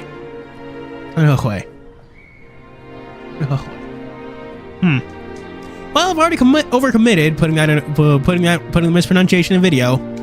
Oh well. Looks like I'm not gonna live this down.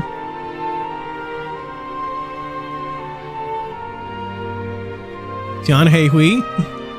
TianheHui. Sister Frank said something.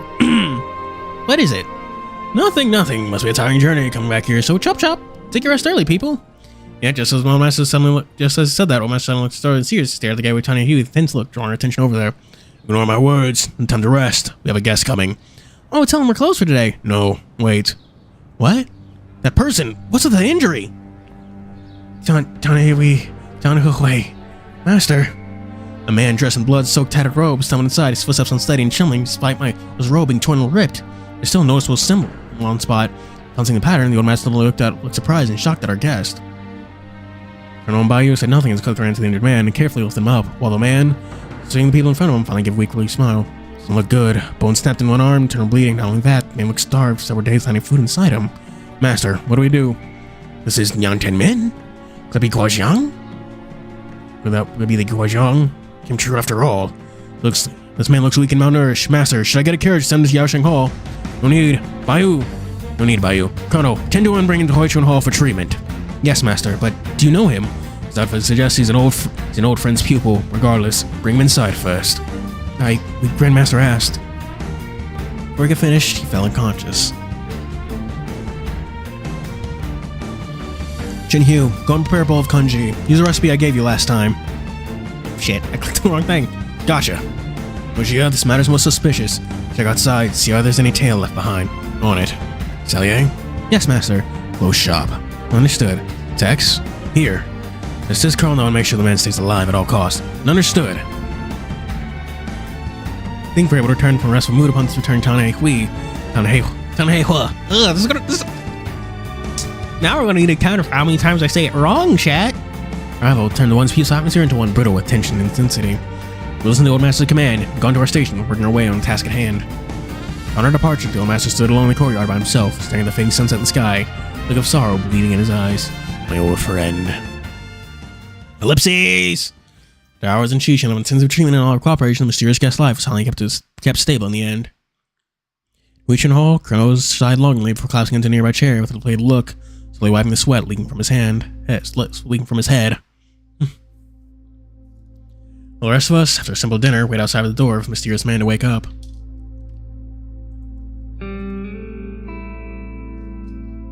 Yeah, the Cloud guys got their asses beat.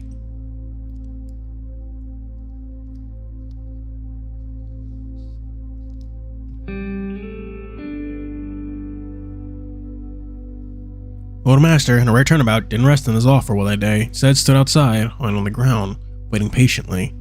You okay? Mujia, report? Done. No one is following him when he came. The man came all by himself, to Huangdu, it seems. Several days of starvation, dragging himself out with a heavy injury, alone in Huangdu. Be the misfortune has befallen upon Yan Min after all. Yan Min? Master, saying this person here is from Yan Min. You people stay here most of the time in the capital. It's understandable you might not know too much about Jianghu rumors. But the star marks on his robe are symbols of Yan Min, no mistake. But I don't know much. I've heard about a reputation of Yan Min in my time here. Aren't they the ho punching people? The kind of kung fu sect? Oh, interesting. So an overwhelming reaction from his friends, just by the name Yan Min, I started get curious what Yan Min is really about. Sorry, I know what I'd say is going over the moon, but Yan Min, what is it? Why, please explain the text for me. Yes, teacher. Yan Min is one of the major kung fu sects in our world back then. Dongtan-min, Jiantan-min, Biantan-min, the fourth sect is known by the people of Kung Fu as the Four Celestial Gates. It was one of the major participants in the Demon Gold Crusade years ago. In that battle, except for the head of Jiantan-min, the other three Grandmasters all died valiantly in battle. Ever since then, the Four Celestial Gates became nothing but a myth from Jianghu, with no more influence in the world. Is that how powerful they were? But why retreat from working with the world then? It said that with the Grandmaster's death, the three sects went into chaos. Added with the royal course approaching them, the remaining disciples all chose to join Jiantan-min. Buying studies of all four sects, leaving this one last spark in the world of their teaching. Do you think that's the reason why? Current Grandmaster Gong Shizong, the old acquaintance of our teacher, Zhang Tianjing, were key forces in the eradication of the demon cult back then. The first 6 disciples that Gong Shizong took in are known as the Kung Fu as 6 Gods of the South Heaven, some of the finest fighters in our Kung Fu world.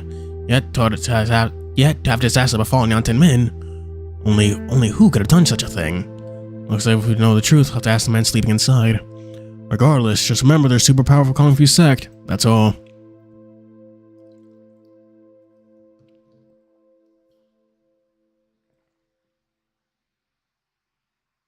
Oh my god. Next. Wait. Or 17? We're not done with chapter 4? Are we not even close? Oh my god!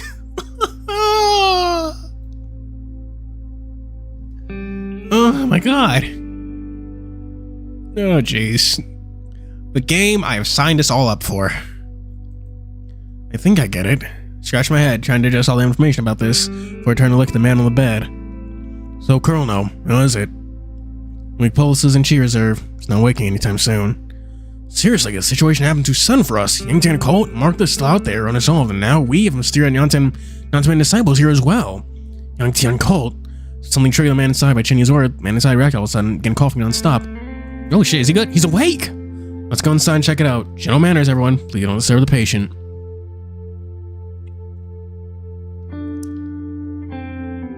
Yeah, it is a big novel. Like, just those... Every single one of those dates could have carried a chapter on its own. Colonel quickly went inside and began inserting needles into the man's acupuncture points. Instantly, the man in bed's patted clock. Ooh. Breathing finally started on a balanced tempo. Where am I? Don't think too much about it. You're still too weak to move. Here, take a drink before you get some food in you. TianheHui. This is TianheHui, isn't it right? Yes, it is TianheHui, saying, Sheng Tan Sing. Which of you have a master of Zhang? You called for me? Junior Xiao Yang, it's my privilege to meet Master Zhang. My privilege. Lie down and rest for now. Listen to the doctor. Anything you want to say, wait until tomorrow morning when you feel better. Yes, thank you, old master. Seeing man finally awake, we let all out our breath of relief. Yeah, with how weak and exhausted his body is, we decided to let him rest for a while so we can recuperate.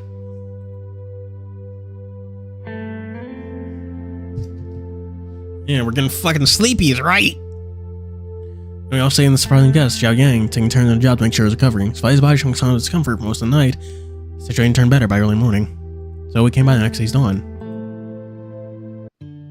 Xiao Yang, I'm going to introduce you, my TianheHui members. Anything you've gone through as of recently, you can share with them with trusted confidence. Yes, sir. Immediately, we gathered quickly to Hui Chun Hall, tiny room filling up with our figures, while Xiao Yang finally gained some of his complexion and a once pale face, giving us something to rejoice over. Rejoicing, I don't want question to answer now. Then, Xiao Yang, what made you come to TianheHui? Yesterday, in my trance, heard one of you guys mention the name Yangtian cult, right? Are you saying that you're like this because those bastards in the Yangtian cult? Yes, I think it's because of Yangtian cult. Instead of being injured like this, Gong Shizong would let his foul act set aside. With his temper and heart. Was he now? What happened to Yangtian men? Master Grandmaster, Xiao Yang showed as he grabbed the bitchy and tighter grip, while emotion boiling inside, his wound open. Once again, he spit out fresh blood again. Settle down, take a breath, saying what you need to say. Thank you, doctor. Xiao Yang took a deep breath. A few days ago, a masked man claimed himself the cult master of Yangtian cult.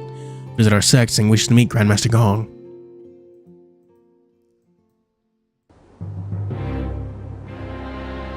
On a burning ruin, countless black-clothed soldiers were committing a merciless massacre on a scale never seen before.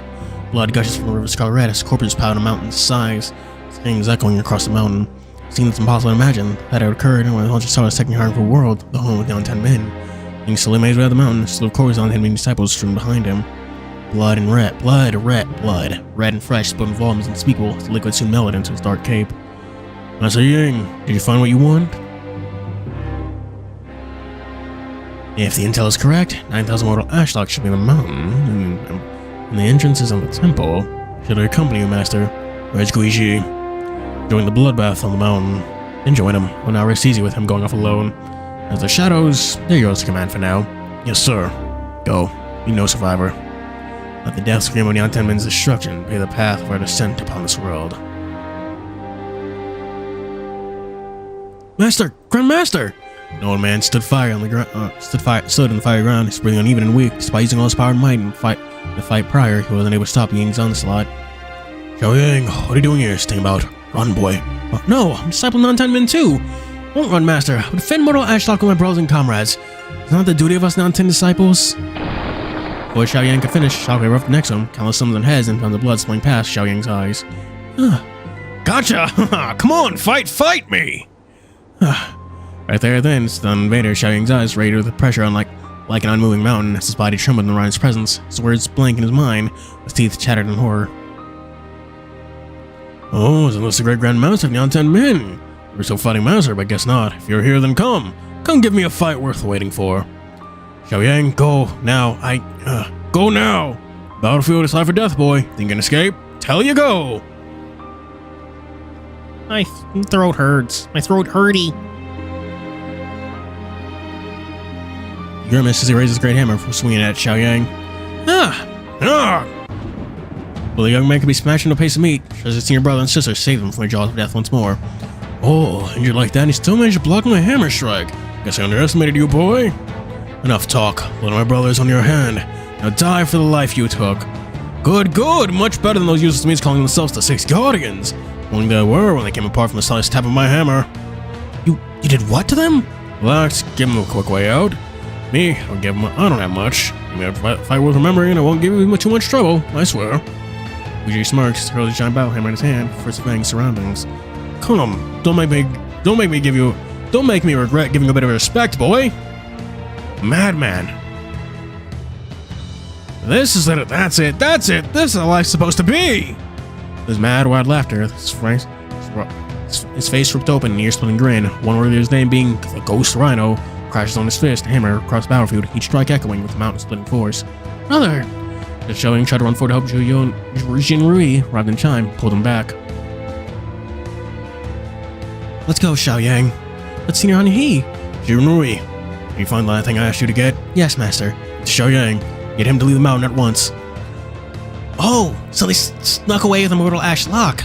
TianheHui stuffed a thick book into Xiao Yang's hand before pulling him by his hand toward the mountain road. But, sister, Grandmaster, what happened to you? Aye. Fate deigns this to be my end, and I must find that Ying bastard and finish this with him. As Gong hoisted himself up, clutching his wound, letting the last of his chi support him in his movement before he looked up at the mountain top. Xiao Yang, when you're on the mountain, go to Huangdu, the capital, and find a place by the name of TianheHui. Find Zheng Chunzeng and tell him everything that happened in Yantianmen today. Grandmaster. Just Xiao Yang approached him again, TianheHui pulled him into that direction towards the end of the road mountain. Sister Zhen, what are you doing? We should be helping Master Gong. You want to bear the sin of letting our Kung Fu art go extinct in death, and listen to our Grandmaster's words. Xiao Yang looked at him one last time, seeing Grandmaster, then steadily resolute steps, soaring toward the mountain without a single glance back. Meanwhile, 100 soldier credit to you, good old days. You can spend that soldier credit to either increase or decrease the Choron own counter. What is your decision? The jobber that's be nice. Be nice. Shut up.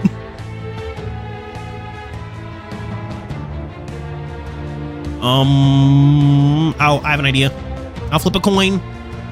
Call it, chat. What will be heads and what will be tails? Oh, damn it, work. Fucking phone. Flip. Coin. Yeah.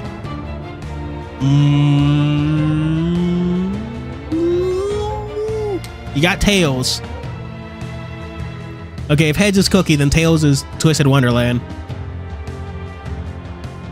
Godspeed to you, Mason. Good luck in your gotcha endeavors. Red Rhino, with his wild swinging battle hammer, finally smashed apart every ligament and bone in Hane's arm, apparently disabling him from fighting. Neither groan nor whimper, Hane kneeled on the ground, exhausted, with gushing blood rippling down his arm, his eyes lightless and blank. Last hateful stare looked at Guiji and his mad laughter, defiance and regret. Now that's a fun fight! Excellent! Our worthy opponent! Boy, your name? Yantianmen 6-8 Guardian. TianheHui. Good, I shall remember your name. I'm glad that belonged to him off his face. Guiji raised the great hammer. With it, TianheHui closed his eyes. Brother! He didn't turn, but instead, continued leading Xiao Yang down the mountain, while Xiao Yang felt a drip of tears. Oh, damn. Senior sister. Down the mountain first, then talk.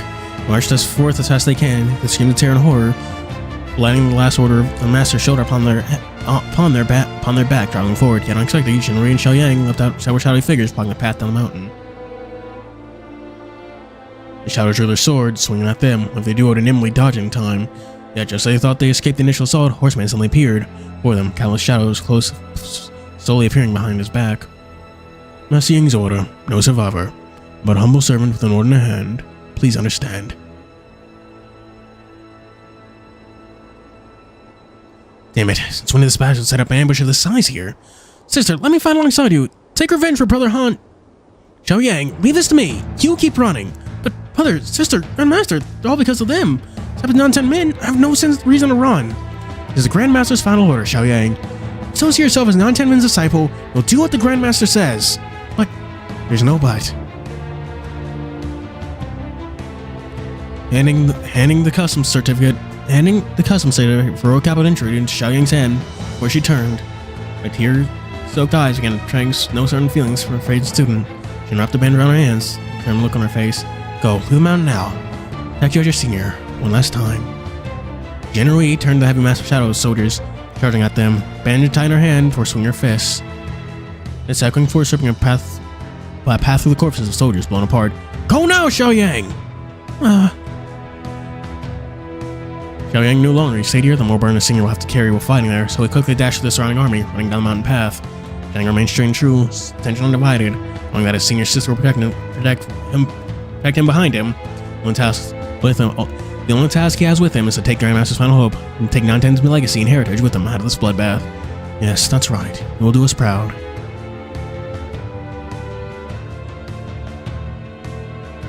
Yi whispered as he continued hammering through the chasing black-clothed soldiers, watching Xiao Yang disappearing in her eyes, smiling bitterly at her fading figure after him. Oh no, you don't! Yeah? Ellipses! Temple on the mountaintop is a funeral hall for all the past Grandmaster non-10 men, sacred site of prayer and remembrance. However, this holy site is now nothing but polluted ground, stained by the stench of blood and corpses. Ying's approached slowly, the shadows beneath his feet dicing and slicing the guards into shreds. But he barely glanced at the carnage left in his wake. Looks there intently at this. I feel weird. I feel bad. Maybe I'm sick. Hopefully not. Looks there intently at the statues placed upon this shelf of the funeral hall before giving a smile. Parlor tricks. So the statue in the top left corner, as the interior of the temple suddenly turned into a dark chamber. The door slowly opened in its presence. Torches light up the wall one by one, knowing the darkest part of the depths inside. So what's inside then? That's where you'll stop as well. Old Grandmaster, seems like you've arrived on time. Ying turned to confront the Grandmaster Gong directly. Grandmaster Gong, in rips and tears of bloodied wounds, stood there before the Cult Master with fierce determination. I will not let you take the Mortal Ash Lock away from here. Old Master, you've grown senile in old age. Pity. Scumbag. I do agree to my initial offer when we stand here today on non-10 men becoming nothing but a blot in the history book. The non-10 men choose to hide from Jianghu and would interfere with its working. It was all in the name of protecting this Mortal Ash Lock. All of us, blood oath and sworn brothers, sworn by the troth of our ancestors, have been sold to protect this item, whatever the cost. You know who you hold prisoner. You know you hold prisoner to the vilest filth. You know you hold prisoner to the vilest filth of Jianghu. Who should have been erased utterly for the greater good. Tell me, you really think it's worth the lives of your disciples just to defend such a man? With every bit of it, that is the reason why we cannot let it fall into the hands of evil. Protect the peace of the Ji Kingdom and the world. Today, you will not leave Yan-Tan men alive. Mr. Gong swung out with a powerful punch, Ali's resolve by a single wave of Ying's hand. Stop wasting your strength. Your radiant veins are all caught up and severed. Try and force yourself your chi and power. I'd say 3 moves all you can do before you fall over and die. Young man, ask you one last question. I desire the sealed thing in the lock. A better world, Gunmaster. That's why I must take it. Ridiculous! That is the head of Yu Wu-Tan, young master of the demon cult. Do you have any idea of the disaster unleashed in the world? Dare you say you're doing this for a better world? Save your strength. At least you can live with your final moments. Live to see the final moment the sect you've cultivated with blood and sweat all fall apart. Alright then, speaking of which, it's 3 moves and I'll perish, right? Then, 1 move is all I need. You! Heaven and earth, sun and moon, my hands shatter all. Yin and yang, feng shuo, sunder the mountain and break the river. Cause all censure to my whims and will. Use that move. You've gone mad. Mahasurva's call. Ellipses. Xiao Yang kept on running through the forest until he reached upon the river where he once trained.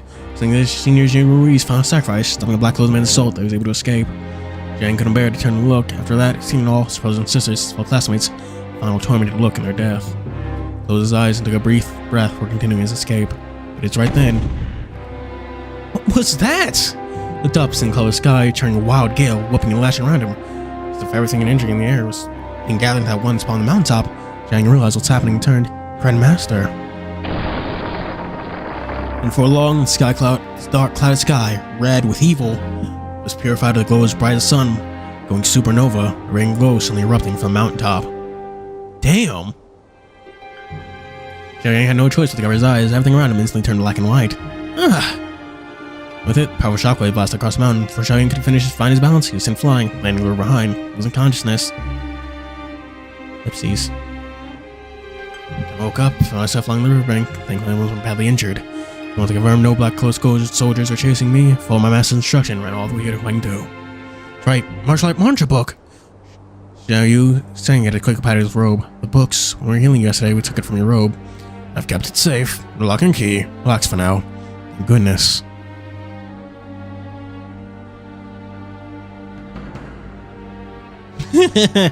Woohoo! World Trade Center jokes.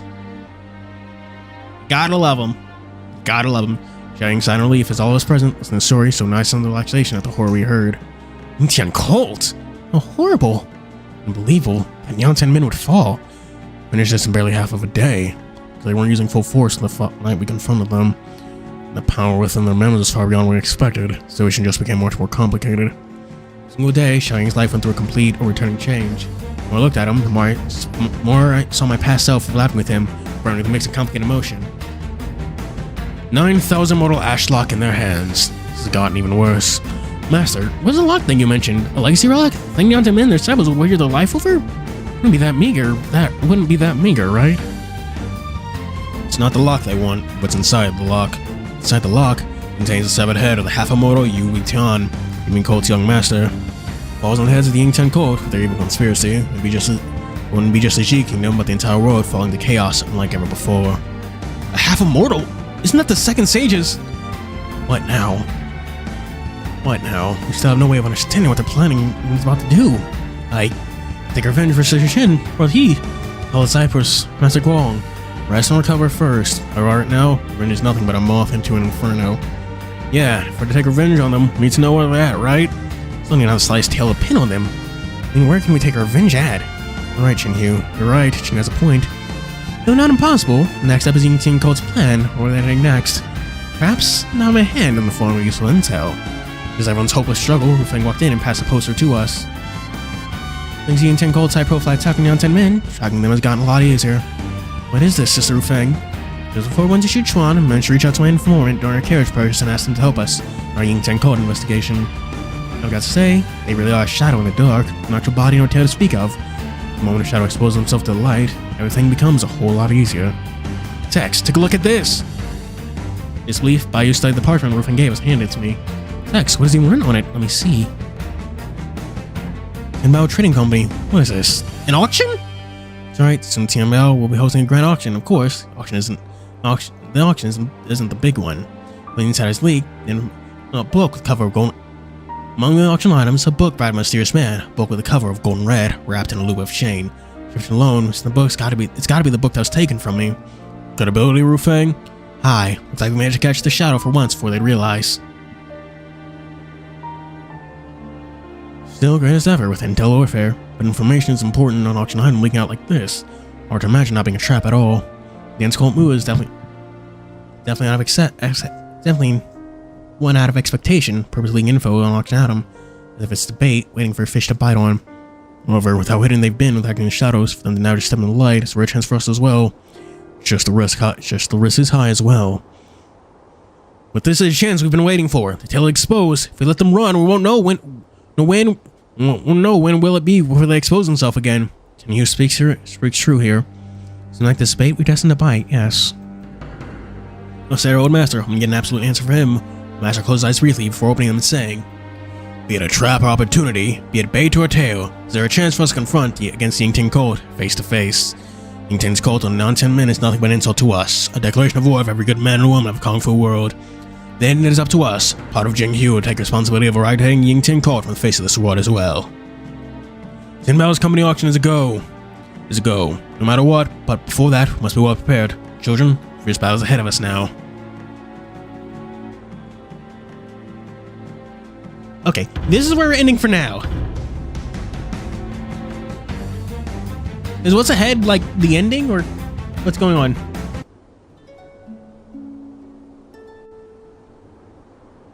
This is where we're ending for now, because we really gotta go.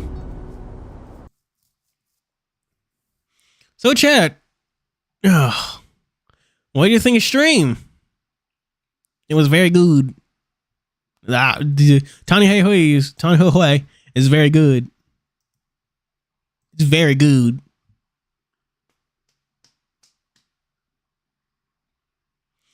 Oh, yeah, I will show that. Just not now, because stream ran overtime. Again. I'm probably gonna go stream this game one more time, go back and do fucking one of the character routes, one of the other dates, show the date stream, and that's it.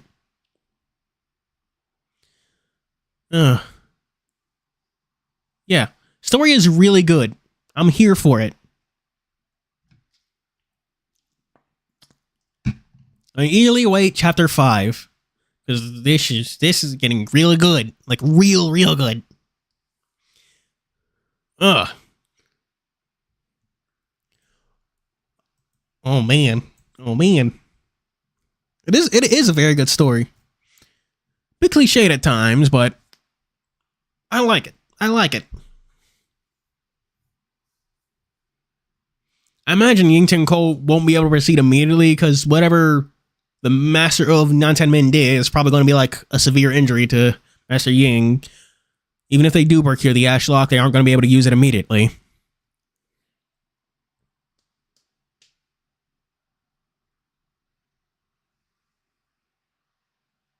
Late 2025.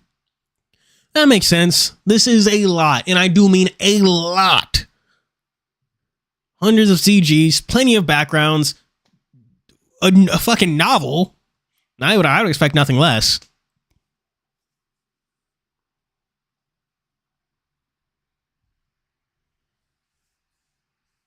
No, we've gone overtime way more than twice.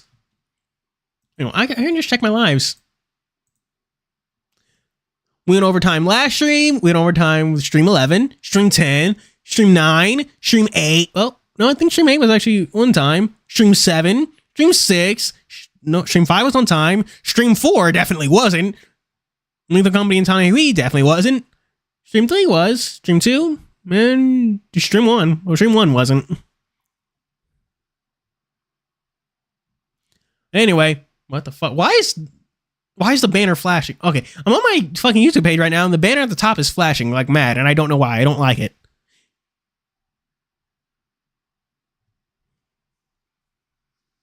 And if he's half immortal, it does mean he was very dying. But anyway, thank you for being here. Human Trend, Green, Good Old Days, Lightning Shadow, Mason Gullet, Mo Fluffy Fluff, Law.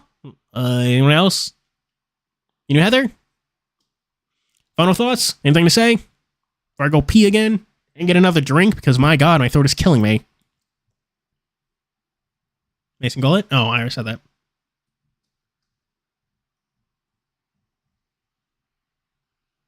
Alright. In that case, thank you for watching. Be sure to tune in on Friday for when I probably do the last TianheHui stream for the time being.